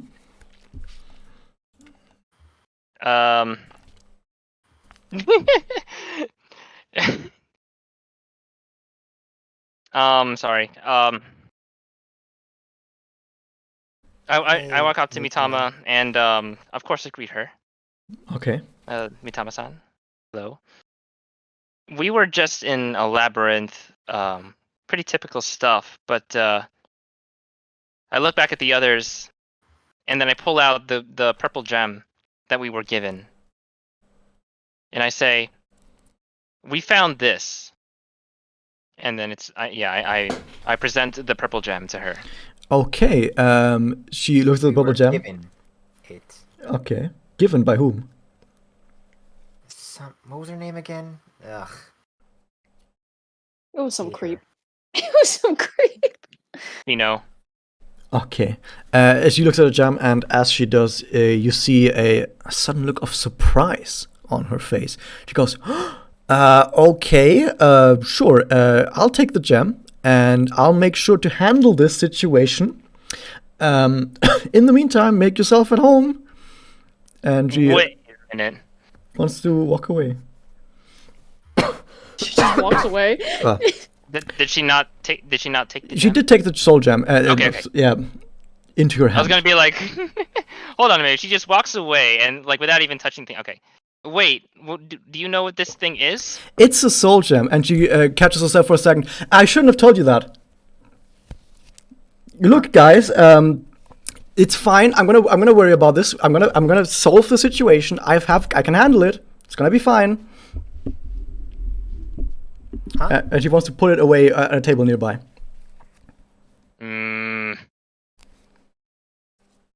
Like a soul gem, like a, you know. And he says, Yeah. "Look, it's gonna be fine. I can handle the situation. Yeah, I'm gonna bring this back to who it belongs to. You don't need to worry about anything, right? You come here for an adjustment. I can do that. Mitama, you know you can't leave this building without a great risk. Are you sure you can take this soul gem back to the girl it belongs to? Of course, I know them Can't- personally. Well, why don't you call her up and tell her to come over here? Well, it's kind of hard calling them up right now, but yeah, like I said, don't worry, it's gonna be fine. By the way, Edwin, since you're talking, can you roll insight? Yes, I can. For insight, bloop. Okay, 12.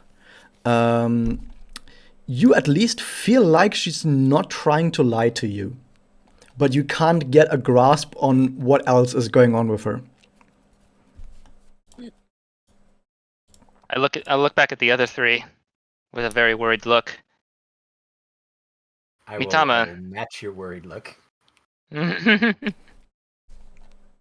Mitama, you're not acting like yourself. You're usually so calm and collected, and I'm sure you have the situation under control.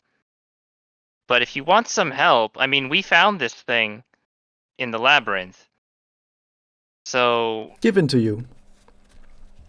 oh wait, did someone actually tell her that it was given to us? I thought You said didn't that. you tell? I think No, you I told her. Told her. Wait, who? I told her. Okay, Oh, okay, that's okay. fine. Okay, that's fine. I just want to make sure I'm consistent. But yeah, I like we could probably try and help if you'd like, because if it's worrying you that much, and again, you're not really equipped to leave the building without being attacked or without a great risk. So And she sort of goes, "That would be great if you were to help me. That would lift the weight off my shoulders. Sure, you can help me. If you help me, I'll even throw in some adjustments for you guys. Wouldn't that be great?" Ohatsu Sure. might just be like, why would someone like sure we'll help, but why would someone just be having like some random soul gem that clearly isn't theirs? yeah, that's true. Well, I don't really know about that myself, but what really matters right now is resolving the situation where we are right now. And if you want to help me with that, we can do that. You can help me, and you can totally help me with that. But you might not be in this way that you think you could help me. Do you want to What do hear you more? mean? Okay, so there is this rumor that I need your help with. A rumor? And if you help me with this rumor, okay, this might sound weird, but hear me out. There's these rumors that come to life, and they're being really dangerous to the people out there, and if you help me out with one of them that I really need help with, I can give you guys some adjustment. You want that? Oh, yeah, I suppose. Sure. Great, perfect. She claps her hands. Yay! Let's go then. I'm gonna tell you the rumor of the 1 in a million meeting. And she tells you the rumor is the following. It is a rumor that is about this park near the Kamihama Hospital, the Satomi Hospital, because I don't even know if there's any other hospital. And even if there was, the Satomi would probably try to drive that hospital out of business because you don't fuck with Satomi. Anyway, so near the Kamihama Hospital, the Satomi Hospital, there is a park. And in that park, the rumor goes the following. If you go to that park at a very specific time of day, it must be to the second the correct time each day, and you meet someone that you've never met before in your life, and your eyes meet with that person, your fates will be interlinked forever. And she says, well, I know this sounds like this is just some matchmaking rumor that some kids came up with, like, oh, isn't that romantic or whatever. But I know some people have told me that some people that have engaged with this rumor and try to follow it, they suddenly would fall asleep at random times. It seemed like they would suddenly hurt themselves when at times without anything happening. They would suddenly get sick and then be fine again. Like some really weird stuff would happen to people if they try to follow this rumor, and it has been around for quite a while. So I need you to go to that park and figure out what is going on there. What does this have to do with the soul gem we just gave you? Well, that is too complex. Just trust me. How is it too complex? You can trust your local charming adjuster to make this right. Just don't worry about it. If it's so complex, why don't you try us? We're not that stupid. The rumor will tell you how it connects. Connect. Shut up, Adwins. But okay, so like in telepathy or out of character, whatever. I don't like what I'm hearing right now. Like obviously there's something fishy going on, and I mean, you know, meta-wise, we know exactly what's wrong with a girl not having their soul gem, but otherwise, at the same time, pressing this lady isn't gonna do anything. So like as much as I hate giving into these bribes of crack, I mean adjustments, I think we really have no other choice. We do have other choices. We both can just intimidate. She probably has Momoko and Kanagi on speed dial, so I would be careful. Yeah, honestly. Yeah. I wouldn't mind being beat up by Momoko. Oh, no, I'm kidding. I would mind being beat up by those two. Especially if it would end in my death. So, where can we find the rumor?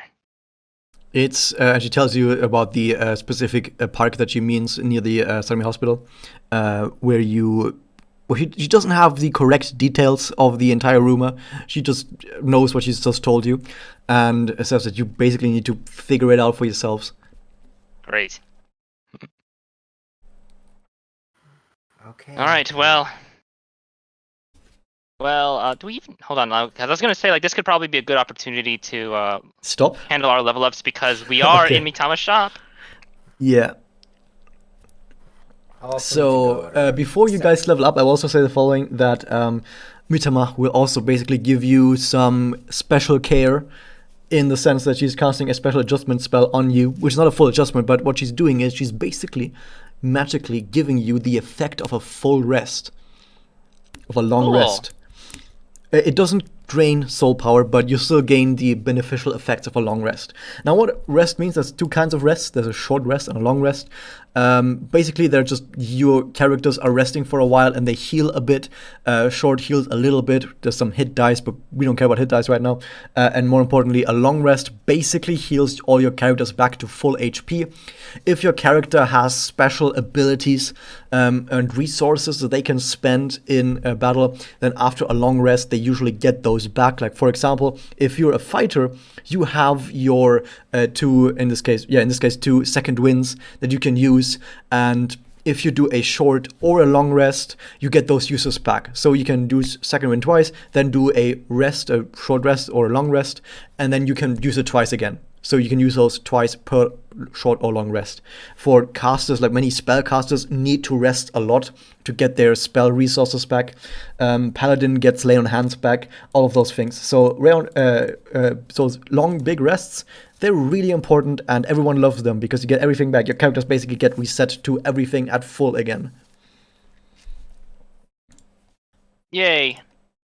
Yay! I already restored all my stuff except for So the only thing that doesn't get restored is soul power. Like, your soul power still stays the way it was, but apart from soul power, everything else got back to full again. Wait, HP too? Yeah, HP too. Okay. Everything but soul power comes back to full. Alright, then I'm gonna change my health. Right? Yep. Okay.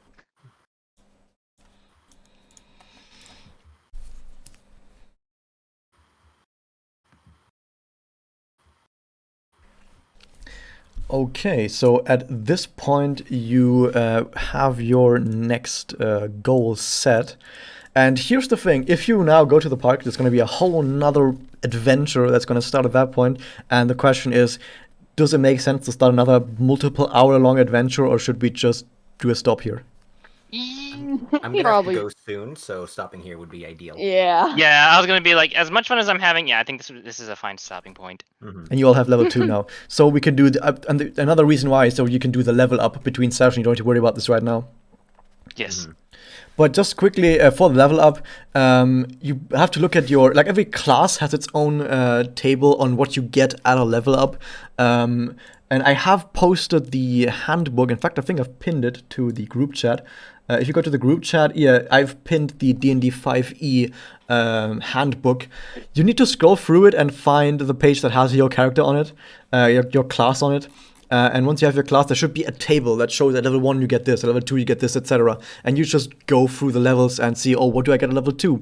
And I will say that apart from what it says on the table, at every level you also gain more maximum HP.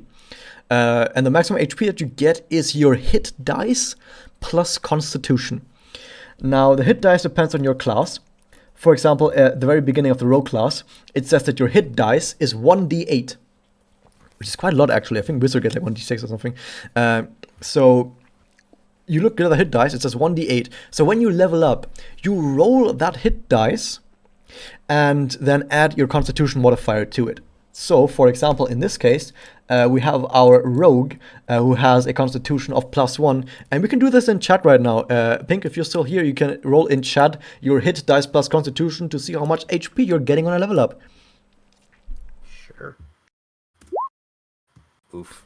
You get 3 more maximum HP from this. So you now have 18 maximum HP. And it's the same for everyone else. You all roll your hit dice plus your constitution. Hang on. Wait, it already it.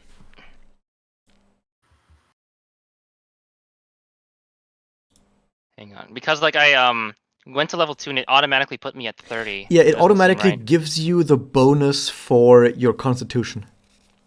Okay. It just automatically I writes the constitution in there. All right, so I'll still roll the. It says I have 2d10, so I'll go ahead and do that. Not quite sure why it set you to 30 though. Yeah, I don't know why, because like I was only at 20. 20. I don't know why it suddenly gave me 10. I think it gave me the average. Yeah, I think it gave you the average, yeah. Well, I'm gonna. So I have 13 plus my Constitution, which is. I already forgot my Constitution. 2d10? My const- That is not your hit dice. Your hit dice as a paladin is a 1d10, not a 2d10. Okay, just the one. So just the first Oh, of yeah, those, yeah. the 5. Okay, sure. So I'm going to be at 25 plus my Constitution modifier, which is 4. So we had 29. So that's a total. I'll be at 29. Cool. So if you click on your, I don't know if you can do it right now. If you click on your HP again, where it pops the HP management up, there's a button that says override max HP, and I think you can just write in 29. Yes. What is my hit dice?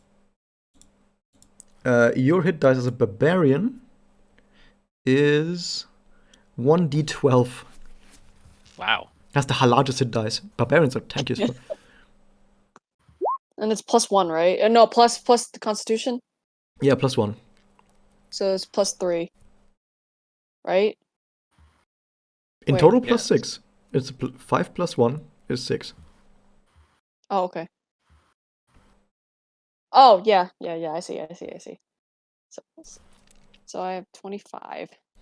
You need to be careful. Like I said, if you in D&D Beyond, if you say I've leveled up, the game automatically gives you some Yeah. HP, so you have to override that. Yeah, that's kind of annoying, actually. Yeah. All right, and then let me go back to So manage let me levels. check. So Leia is supposed to have 18. You do have 18. That is good. Mikaela is supposed to have 29. That is also good. Ohatsu is supposed to have 27. I have 25. Yeah, no, you're supposed to have 25, yeah. And then we still need to do Aki. So the hit dice for fighter is a 1d10. So Nacht, you need to roll a 1d10.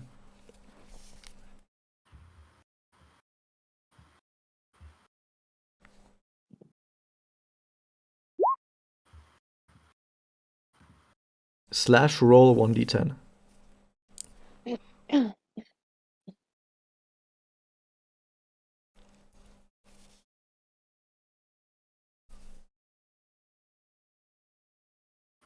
It's not quite doing it right now. It's way here. It's like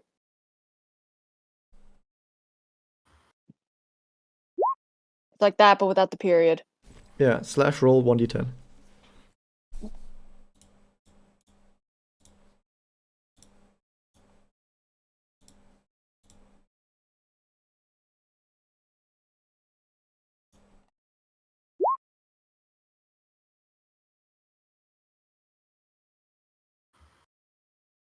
That is a 9. That is good. Your constitution is +2, so you get 11 HP bonus, meaning that at level 2 your max HP will be 29.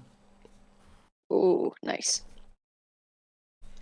So you Cool, need to cool. go to D&D Beyond. There's a button. I think you need to go into your. Oh yeah, you've already done it. You've given yourself level 2. You now need to click on the HP, and when you click on the HP on the bottom right, it says override max HP, and on override max HP you give yourself just 29.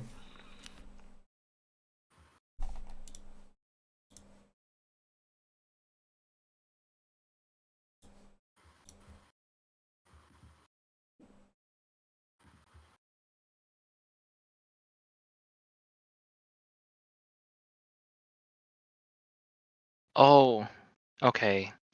Man, this is so different from because like the last spellcasting class I played was a sorcerer, and I'm so used to you have to choose spells that you can know equal to your spell slots. So, but apparently for the paladin, I can just cast any level 1 spell twice.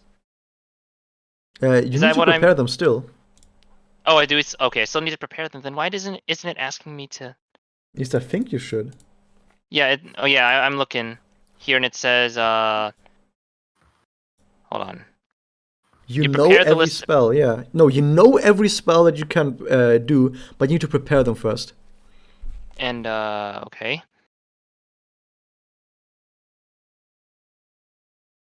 And I have to prepare them with each long rest, right? I think you can prepare them at a short rest too, but yeah, you can do it during rests. Okay. I think I'll decide that at some other time, since we are technically doing a long rest right now. Yeah, you can just do that whenever. until the next session. Sure. And then my fighting style.